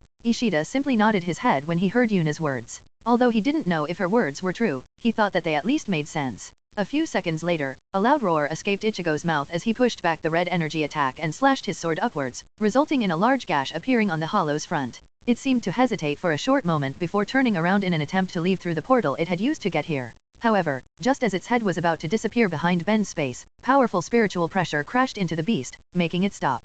Since you are already here, why not stay? Yuna appeared next to the hollow's head with a vicious expression on her face. Since Ichigo got his power up and the Minos Grande was retreating, Yuna decided to finish it, so she swung her drawn sword down on the middle of its head. Unfortunately, its skin was too hard, and Yuna was in midair without a foothold, resulting in a somewhat shallow cut. However, she had already expected that would happen, so there was no surprise on her face as her grin grew even wider. Hinata. Oh. Hinata appeared next to Yuna, her sword already cutting downward. A loud clang echoed over the battlefield as Hinata's sword smashed on top of Yuna, restoring some of its momentum and allowing Yuna's blade to deepen the cut. Despite the duo's efforts, the hollow was still alive, but luckily there was a third person in the group. Finish it, Naruto. Got it, Nasan. This time Naruto appeared and stumped his foot on the back of Hinata's blade, deepening the gash even further, finally turning it into a fatal wound. A final loud roar escaped the hollow as his body started crumbling away, indicating its defeat. While the Minos Grande was dying, Yuna, Hinata, and Naruto landed next to each other with satisfied expressions on their faces. This was the first time in this life that they defeated something worth defeating, so the trio was in a good mood. Yuna and Hinata weren't even too bothered that the swords they carried were pretty much done for, as their blades were nicked and bent out of shape. Normal swords clearly weren't made to cut through the skin of a Minos Grande. Phew, what a nice hunt. Yup, it's been a while, Nasan. Yeah, it has been an especially long time since it was just us three. Hearing Hinata's words, Yuna and Naruto nodded in agreement, while the other people in the vicinity were somewhat perplexed by the trio's conversation. They couldn't help but wonder what kind of hunts they were talking about. However, before anyone could comment on that, another burst of spiritual pressure covered the vicinity, attracting everyone's gazes. Ichigo was currently wiggling around on the ground as his sword was distorting like crazy. Seeing that, Yuna rubbed her chin as a frown appeared on her face. This is slightly dangerous. While clashing with the hollow, there was a proper outlet for Ichigo's spiritual power, but now that outlet is gone, and Ichigo still doesn't know how to control his power, it's all flowing inside his weapon, which is currently incapable of holding so much power. Ishida had a similar guess. However, he had a different problem as the moment he came too close to Ichigo, his bow started distorting and growing at an absurd pace. Seeing his bow growing, Ishida's face twisted in shock as he started pondering the situation at lightning speed. The power in my bow is overflowing due to Ichigo's power. If this continues, my bow will be destroyed. No, I'll just have to get rid of all the excessive power. As he came to that conclusion, Ishida raised his bow and created a huge arrow which he smoothly shot skyward. This allowed his bow to shrink a little, but due to the overabundance of energy in the air, it grew back immediately. He cursed under his breath as he made more arrows and shot them into the sky, using up the excess energy and helping Ichigo in the process. What are you doing, Ishida? Shut up. Hearing Ichigo asking him a question, Ishida immediately shot him down and continued shooting more arrows. I know what you want to do, but you might lose your arm. Don't overdo it. I said, shut up. Following the second, shut up, Ishida started a little speech while still trying to pretend that he was ignoring Ichigo. Basically, he wanted no thanks for helping Ichigo and was only doing so because he hated Shinigami, so he had to keep Ichigo alive so they could continue their fight. In other words, he's at Tsundere. Yup, full-on Tsundere, no matter how I look at it. I am not saving you because I like you, I hate you. Stupid NE/Wbnovel chapters are published on no/val/bin.co/m. Ha ha ha, somehow that image is both funny and disgusting enough for me to almost throw up in my mouth. I wonder if it's Ichigo x Ishida or the other way around. Ugh, now you are really pushing it. Pushing it? No, I only want to know who is pushing their D. Yes, I got it. A while later, Ishida finally managed to stabilize his weapon, and Ichigo fell to his knees. Seeing the duo's condition, Yuna could only shake her head. Who the hell almost dies due to their own power? That's a rather sad way to go, isn't it? Instead of answering, Hinata and Naruto simply nodded their heads in agreement. The highest priority in their training has always been control, so neither of them could even imagine that their power would go out of control. At least not in an uncontrolled environment like Ichigo's just did. Suddenly, a tall, muscular man flew towards the hole that was still somewhat visible in the sky. If Yuna remembered correctly, he was the guy who moved Sato around. Simultaneously, two young kids appeared and started squashing a few nearby insects, causing Yuna to squint. They are crushing the devices used to monitor Ichigo. Why are they doing it now and not while the fight was happening? Let me see. I guess their faction and the one who is frequently monitoring Ichigo have similar goals but also quite a few differences. Seems like things around Ichigo are even more hectic than I expected. Seems like things went well. Good job, ha ha ha. Meanwhile, Kisuke approached the trio and happily started chatting with them as if there was nothing fishy going on. It was easy to guess that the large man, who was currently fixing the hole in the sky, and the two children crushing monitoring devices were of the same faction. If it isn't the shady merchant. Good to see you here, as I have a few questions for you. Kisuke chuckled good-heartedly, but before he could comment further, his senses sharpened as he immediately took a more cautious stance. Without him even realizing it, Yuna, Hinata, and Naruto had spread out a little, surrounding him in the process. Yeah, these definitely aren't normal kids. Since his opponent appeared to be rather serious, he took on a more serious facial expression as well. Very well, I have a few questions of my own. How about taking turns? Yuna hummed in acknowledgement as she reduced the pressure she was oozing to show that she wouldn't mind a civil conversation. Very well, here comes the first question. Why are you and another faction I don't know grooming Ichigo to become stronger? Kisuk had to try really hard not to change his facial expression when that question was asked. He briefly wondered whether he should try to get rid of the trio to prevent information from leaking out but discarded the idea rather quickly. Currently, these three are either neutral or allies. Although Kurosaki is the most important person in this plan, having these three as enemies might be an unwanted variable. The speed at which they arrived near the Minos Grande was no joke, so I might not be capable of catching all three of them. For now, I won't take any drastic actions. Kisuk was about to answer Yuna's question when a smirk appeared on her face as she relaxed her stance. So you have decided to talk it out first, huh? Good decision. Anyway, it's not like I want you to spill your deepest, most hidden secret. Just give me what you can, and I will do the same. Kisuk was somewhat bewildered at how easily Yuna could read what decision he had come to, resulting in him increasing Yuna's assumed danger level even further. He took a deep breath as he prepared himself for a conversation that undoubtedly would be rather dangerous. He gave his surroundings a brief glance, and after making sure that Ichigo and Ishida had fainted and that Rukia wasn't nearby, he started talking. I can't tell you all the details, but what I can tell you is that Kurosaki has the potential to become very powerful. More powerful than anybody else. The other faction and I both want Ichigo to reach that level. Yuna squinted her eyes as she digested what she had just heard. After a short moment, she simply nodded her head in understanding and notion Kisuk that it was his turn to ask a question. Who are you three? No matter how I look at it, you are not normal high school students. Whether it's your strength, combat experience, or ability to cooperate, all of them are abnormal. Yuna nodded her head in understanding, and after briefly thinking how she could best structure her answer, she resumed talking. As you undoubtedly have gathered some information about us, you probably have already realized that most of our resume is fake. Kisuk quickly confirmed Yuna's question as he eagerly waited for her to continue. Well, up until our adoption, everything is real, but afterward, everything was edited. Instead of growing up normally, we grew up in a shinobi village deeply hidden inside a forest. There, we were trained to become skilled shinobi. Just like in your case, I can't tell you everything, but let's just say something went wrong, and here we are, three young adults with the skills and strength to kill a bear bare-handed. Hearing Yuna's claim, Kisuk couldn't help but raise his eyebrows in doubt. Obviously, he had heard about shinobi before, but that was usually either inside fiction or at some kind of tourist attraction. I'm sorry, but you must be aware that that claim is rather hard to believe. Yuna could only shrug her shoulders when she heard the doubt in Kisuk's voice. After all, she would have been more surprised if he had just eaten every piece of information she gave him without question. True, it's rather hard to believe, isn't it? Well, our obvious skills in combat aside, how about I show you something else? Make a guess. How many hidden weapons am I currently carrying? As Yuna said that, she spread her arms, allowing Kisuk a better look at her clothes. He couldn't help but frown when he heard Yuna's words. After all, he was once part of r18's stealth force, so being incapable of discerning that someone was wearing hidden weapons was a huge blunder. He inspected Yuna's clothes, but no matter how much he looked, he couldn't find anything, making him frown. Is she bluffing me? Why would she do that? I don't get the situation. You aren't carrying any. Hehe, too bad, that's wrong. As Yuna said that, she flicked her wrists, resulting in two small daggers appearing in her hands, making Kisuk's eyes go wide. She was really carrying something? Shit, it's been a long time since I was last active, I must have gotten rusty. Nonetheless, even if I'm rusty, I guess there is no longer any point in doubting her. Fine, I believe you about going through shinobi training. Although I still find it weird, it's the most reasonable explanation I have so far. Anyway, your turn. Yuna nodded her head in agreement as she opened her mouth and resumed talking. Very well, next question, who is the other person spying on Ichigo? A shiver went through Kisuk's spine when he heard the tone of Yuna's voice.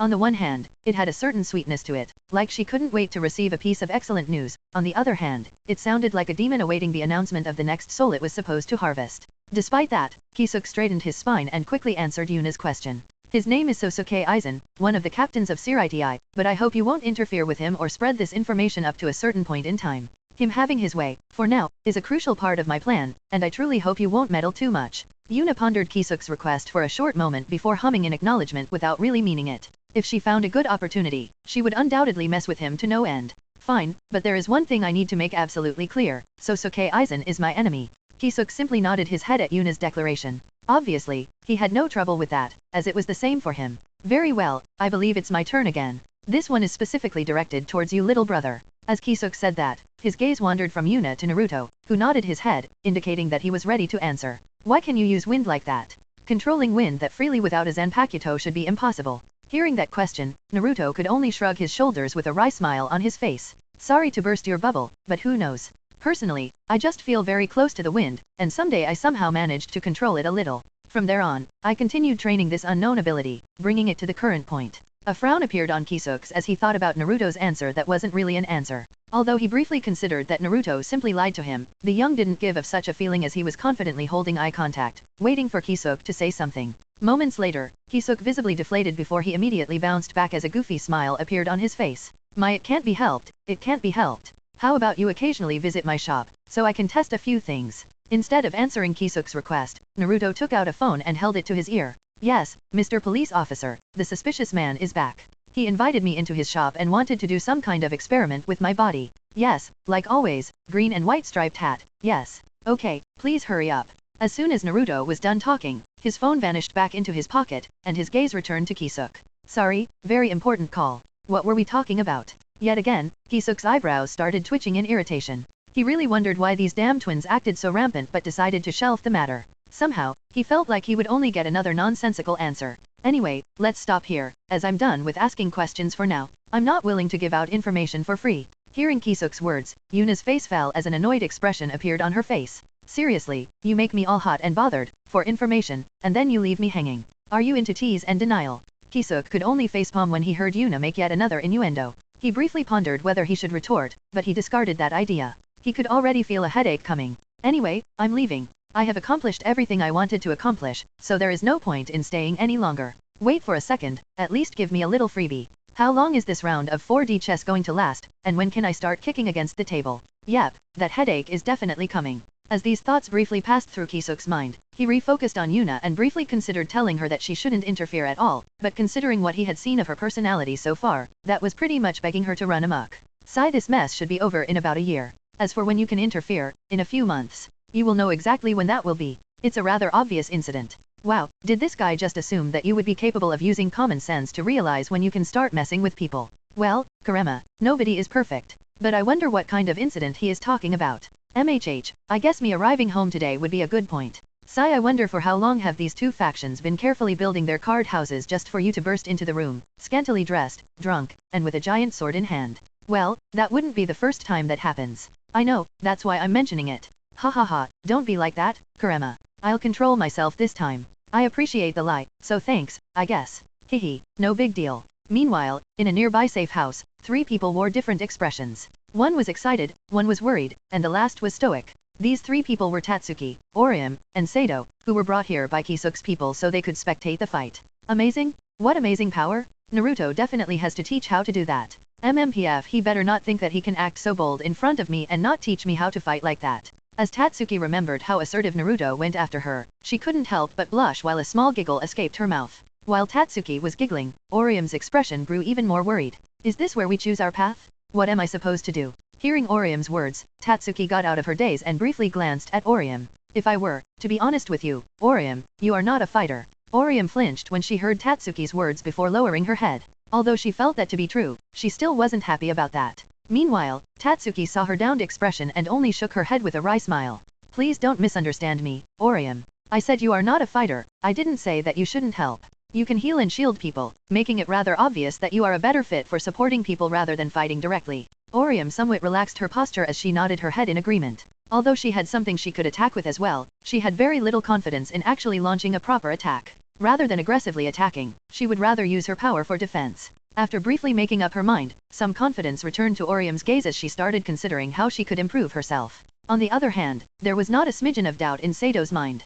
Ichigo's fighting this creature, so I'll do the same. I'll grow my power, making sure I can protect everyone I want to protect. Meanwhile, in Siritai, Aizen had a satisfied smile on his face as he watched Ichigo wound the Minos Grande. He had planned for Ichigo to have such an encounter soon, but Ishida's action allowed him to speed up his plan. Everything went even better than planned. How satisfying. However, Aizen squinted his eyes as he looked at the Yuna, Hinata, Naruto combo that killed the Minos Grande. How fascinating. A mere 3 humans actually achieved a level of power that allowed them to kill Minos Grande. Truly fascinating. Additionally, Aizen's gaze wandered towards another screen that simply showed the picture of an orange-haired young woman. This one is the most interesting. Albeit not as strong as the other 3, this one has the power to reject things. Marvelous, a power that might even surpass a god. I wonder how far it can be developed. After I finish setting my base up properly, I'll definitely have to capture her and inspect her power properly. As for the other 3, yet again, Aizen let his gaze wander. This time, he inspected monitors that displayed pictures of Yuna, Hinata, and Naruto. The twins interest me.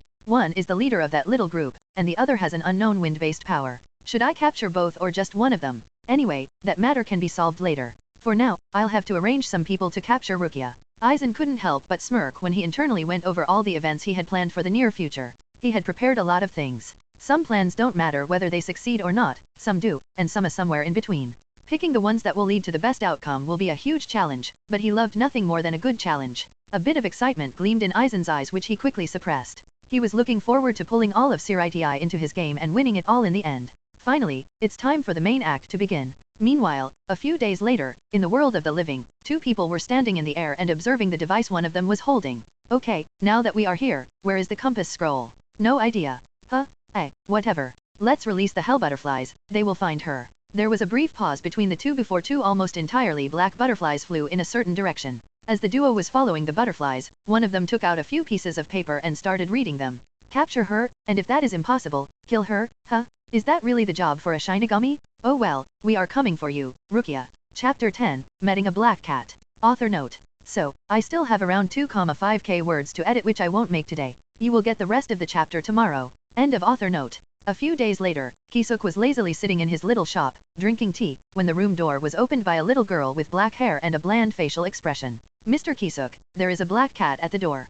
Kisuk's eyes lit up when he heard that, and quickly got up from his seat. He swiftly moved through his house and reached the front door, where a black cat was patiently sitting on the ground, waiting for him. Oh, if it isn't Yoriyuki. You are back. As he said that, he quickly approached the cat and picked it up, resulting in a small meow. What happened? That cat is... That's Yoriyuki, one of Kisuk's closest people. The question was asked by a young boy with orange hair that frequently did chores for Kisuk and was answered by a tall man with black hair that previously carried Sabo away. A cat is one of his closest people? Isn't that a little pitiful? At that question, the tall man simply shrugged his shoulders and went back to work. Moments later, Kisuk sat the cat down on the ground in his living room and fetched a bottle of milk. What's going on, Yoriyuki? Why did you come here? Is it going to rain? Oh, let me get you some milk. However, before Kisuk could pour any milk, a deep manly voice echoed through the room. Stop acting, Kisuk. You should be fully aware that they started moving. Hearing the words that surprisingly came from the black cat, a serious expression appeared on Kisuk's face. I see. I guess you want to talk about that first before I pour you your milk. The cat answered that by simply rolling its eyes as it resumed speaking. A few minutes later, Yoriyuki finished reporting, resulting in Kisuk sighing deeply as a frown appeared on his face. This is where things get seriously dangerous. I hope everything will work out as he has planned it. Yoriyuki simply nodded and waited for Kisuk to continue speaking. He was usually the one planning different schemes, so Yoriyuki didn't bother interrupting him during his thought process. Anyway, besides that, I would like you to investigate someone for me. Oh, investigate? It's been a while since I had to do something like that. Kisuk nodded his head as he gathered his thoughts, and after a short moment, he resumed speaking. I would like you to investigate a young, seemingly human woman living in a world of the living. Huh? A human woman? Have you developed a crush or what?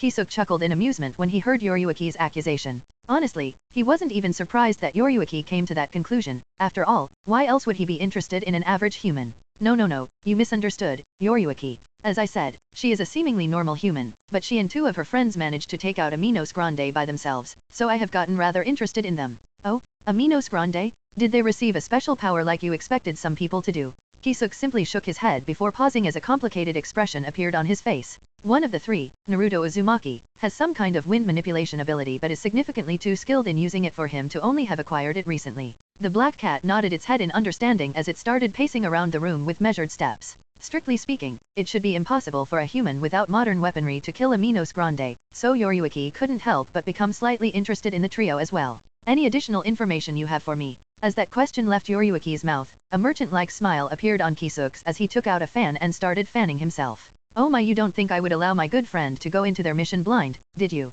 Instead of answering, Yoriyuki simply rolled her eyes. Frankly, she felt little tension about collecting information about a simple human, no matter how special she was supposed to be. Yes, killing a Minos Grande is quite an achievement for a human, but Yoriyuki could easily kill dozens of them. Spit it out already. What do you have?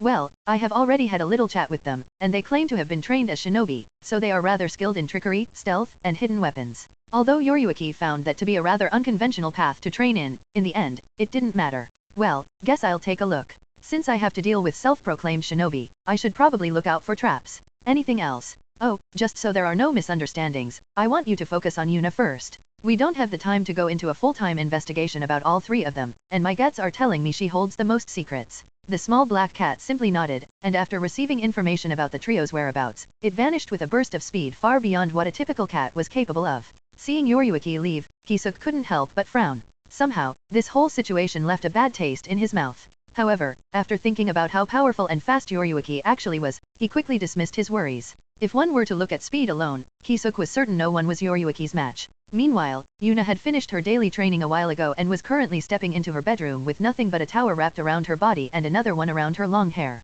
As soon as she stepped into the bedroom, her steps paused as she noticed a pair of golden cat eyes intently staring at her. Naturally, that was Yoriyuki, who had decided to finish Kisuk's request immediately. Good, she is surprised due to an unknown cat suddenly sitting outside of her window, but I can detect no trace of wariness in her eyes. Meanwhile, Yuna had slightly different thoughts when she saw the black cat for the first time. Up-to-date OVLS on O.V.L.Bin.cm.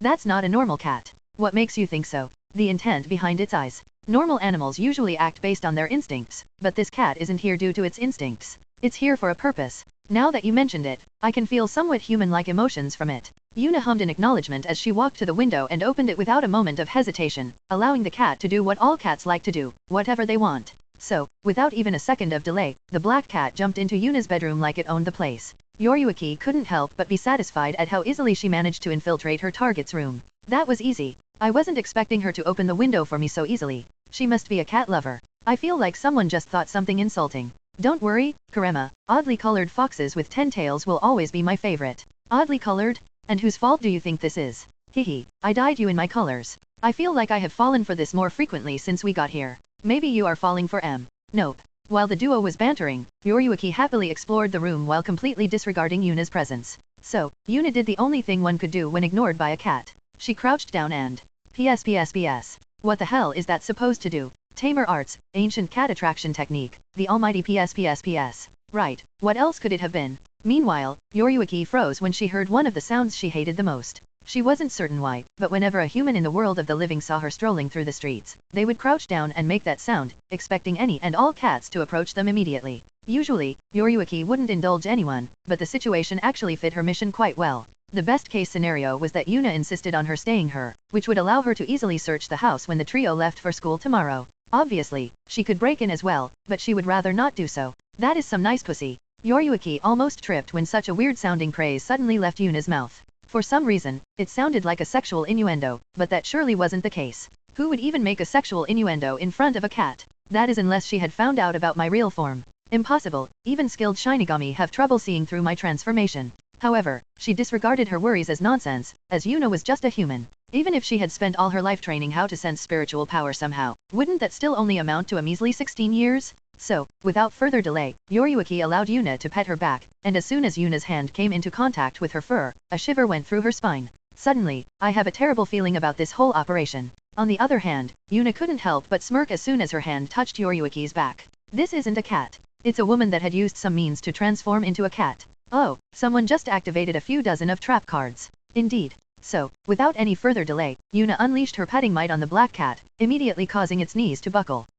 A surprisingly human-sounding yelp of surprise escaped the transformed woman as Yuna mercilessly started attacking her belly and head. Hey, purr SST. Purr. Yoriyuki involuntarily started purring as Yuna's hands weaved through her fur with machine precision. She tried to stop her by talking to her, but every time she tried to do so, a loud purr came out, shaming her greatly. I'm not even a real cat, why am I purring? Obviously, Yuna heard the cat's feeble attempts to stop her with a surprisingly deep voice, but Yuna continued her assault unhindered. Suddenly, the black cat started shining, as she had lost the firm hold of her spiritual power needed to maintain her cat form. The cat's limbs grew as the black fur simply vanished, revealing healthy dark skin hiding a set of well-defined lean muscles. Naturally, not only did her limbs change, but her torso swiftly became human-like as well, revealing a pair of well-endowed breasts and a well-toned butt. A little NSFW from here on. Not even a second later, a naked, dark-skinned beauty was fully formed in front of Yuna's eyes. She had long black hair, which was styled into a simple ponytail, and deep golden eyes, matching her cat transformation. Seeing a beauty suddenly appearing in front of her, what else could Yuna do but thoroughly inspect her body with her eyes?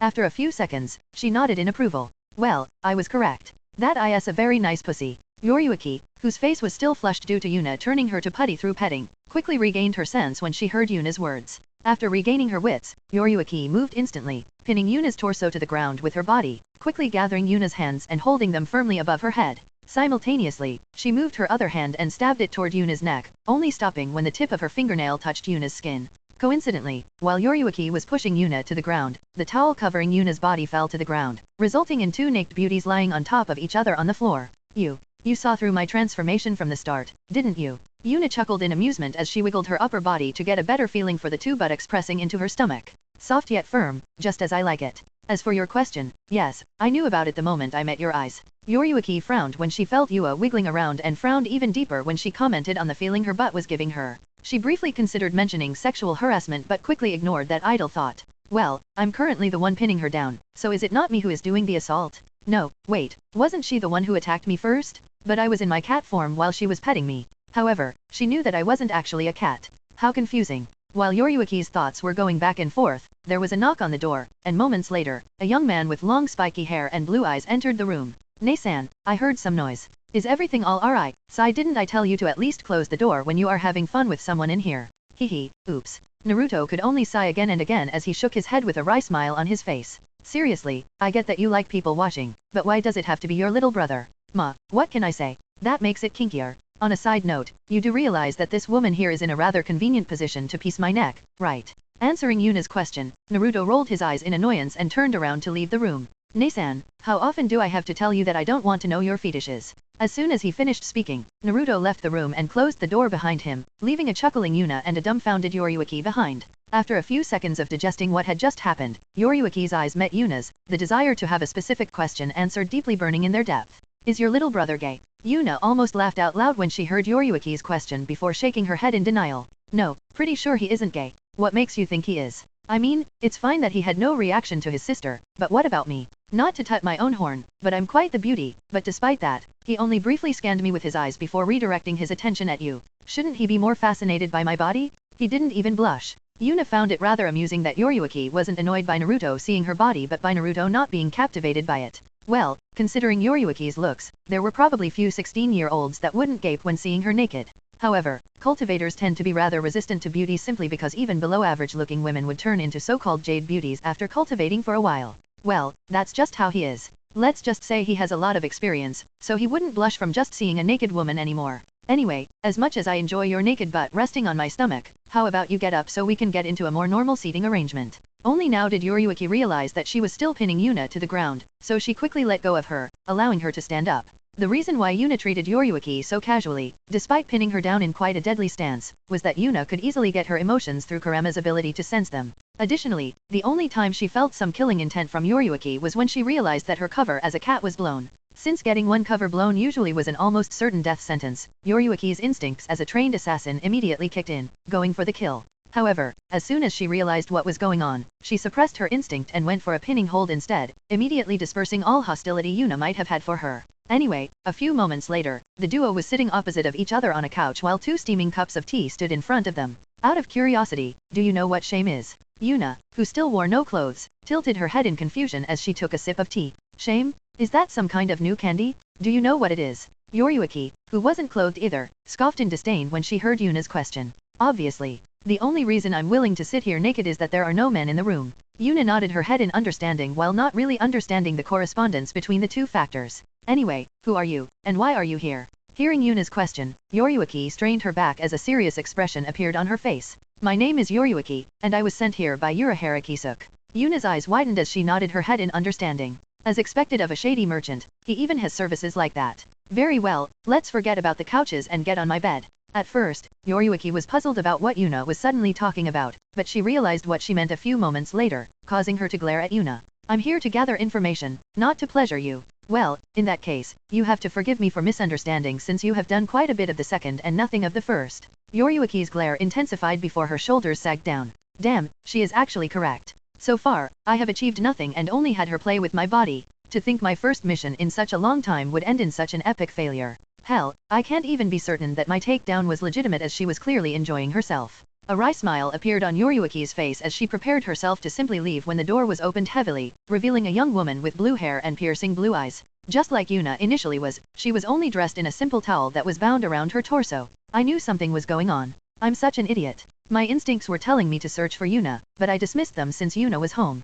There is no way she could pick up a new woman if she is at home. Shit, for how many years have we been together now? How stupid am I to think that Yuna couldn't pick up women in her own home? Without a moment of hesitation, Hinata walked towards where Yuna was seated and, while walking, loosened the bath towel clinging to her body, causing her to be completely naked as well. As Yoriyuki eyed the newcomer, she briefly met eyes with her and couldn't help but be surprised about what depth they held. Is she really 16? That's not the gaze of such a young woman. As soon as Hinata arrived next to Yuna, she sat down on top of her lap and hugged Yuna while pressing her body against Yuna's, seemingly trying to cover her in her scent. Hinata, this is Yoriyuki. She tried to gather information about us and was sent by Kisuk. Yoriyuki, this is Hinata, my wife. Although Yoriyuki didn't care too much that the duo in front of her was already married, it still surprised her quite a bit. Anyway, as Yuna chuckled in amusement and stroked Hinata's back due to her antics, Yoriyuki could hardly believe what she saw. Seems like everyone in this house is a weirdo. I guess a tidbit of information is better than no information at all. Moan. While Yoriyuki was bewildered due to the duo's behavior, a small moan escaped Hinata's mouth, snapping Yoriyuki out of her contemplations. Her gaze landed on Yuna and Hinata, who seemed to be surrounded by a pink atmosphere as Yuna's hands slowly wandered down from Hinata's shoulders to her hips and even further down. Oi oi oi, what the hell? I'll be excusing myself. Although Yoriyuki dealt with the embarrassment of being naked in front of other women pretty easily, what was currently happening was a completely different event. She quickly got up from the couch she was sitting on, making sure she left no stain behind. Just when she was about to leave, Yuna's mischief-filled voice echoed through the room. Now, why would you want to leave already? We don't mind you washing. These words shocked Yoriyuki as she glanced at Yuna, whose gaze made it rather clear that she wasn't joking. What's with these perverts? It's worse than I thought. Seeing the conflict in Yoriyuki's eyes, Yuna couldn't help but smirk as she quickly made her next offer. Or maybe, you would like to participate. Yoriyuki's whole body froze as she looked at Yuna in disbelief. Watching was one thing, but actually participating was a completely different story. Usually, Yoriyuki was very headstrong and almost impossible to fluster, but Yuna and Hinata's abnormal behavior completely threw her off. Sure Hinata would be against that. Moan let's *ck already. Unfortunately, instead of a jealously filled denial, Yoriyuki's question received a lust-filled confirmation dumbfounding her. Frankly, Hinata had enjoyed the long time she could spend with Yuna by herself. However, she had started craving the harem life as well. Spending alone time with Yuna was great, but having more people in the mix was fun as well. So, despite acting angry when she saw Yoriyuki for the first time, Hinata actually didn't mind her joining too much. On the other hand, Yoriyuki had no idea what she was supposed to do. If she had known that this would happen from the start, she would have probably just participated for the fun of it, but now, she was completely overwhelmed. Additionally, if it is about relationships, she actually preferred women. A cute young woman with black hair briefly passed by her mind before shaking the image off again. Well, the problem was that she suddenly had to deal with two people. For some reason, she felt like the following fight would very quickly dissolve into a 2vs1 where they would thoroughly toy with her body. A shiver went through Yoriyuki's spine when she remembered how good Yuna's petting alone felt. Another moan echoed through the room, snapping Yoriyuki out of her contemplation yet again. However, she had come to a conclusion now. I've decided. Hearing Yoriyuki's voice, the duo briefly paused and glanced at her. I'll think about it maybe next to me bye. And just like that, Yoriyuki fled the room, causing the duo to chuckle in amusement. She had to find a quiet place to recenter herself. You have become quite good at manipulating people, Hinata. Hinata chuckled in amusement as she tightened her grip on Yuna's waist while nuzzling her head in the nape of Yuna's neck. Hehe, I wonder what you are talking about. Yuna shook her head at Hinata's best attempt at sounding innocent of all charges. Frankly, considering that Yoriyuki had no trouble sitting naked in front of them, there were few reasons not to accept having some fun, but due to Hinata pressuring her with her actions, she gave Yoriyuki no chance to properly figure the situation out, resulting in her fleeing the scene. Oh well, since you caused my second meal to run away, you'll just have to work twice as hard today, Hinata. Hinata paled a little when she heard Yuna's voice before chuckling in amusement. Oh well, guess I won't be able to go to school tomorrow. Hehe, that's right. Yuna casually lifted Hinata off her bed and laid her on her bed. Well, any preferences for tonight, Hinata? A shiver went through Hinata's spine as Yuna lifted up her chin, forcing her to lock eyes with Yuna. Hinata couldn't help but lick her lips in excitement before answering Yuna's question. Your wish is my desire, Yuna-sama. Yuna's smile widened when she heard how Hinata addressed her. It was rather obvious that she was in the mood for something rougher today. NSFW end. Meanwhile, Yoriyuki, in cat form, returned to Kisuk's shop, shocking him. Aura? You are already back, Yoriyuki, how efficient. I'm not going there again. I'm not going there again. Naturally, Kisuk was bewildered by Yoriyuki's words. After all, they pretty much confirmed that she failed her mission. No way, how did that Yoriyuki fail to infiltrate and collect information from 3 humans? What the hell happened? What happened, Yoriyuki? A shiver went through Yoriyuki's spine as she reluctantly answered Kisuk's question. I was toyed with and almost eaten. Obviously, Kisuk had no clue what she meant by that, but considering Yoriyuki's bad mood, he shelved that topic for a later date. Meanwhile, Yoriyuki wasn't satisfied with her own performance in the slightest. Damn it, what was wrong with me? Why did I allow them to toy with me so easily? You will see, you damn brats, next time I'll take the lead and show you who the boss is.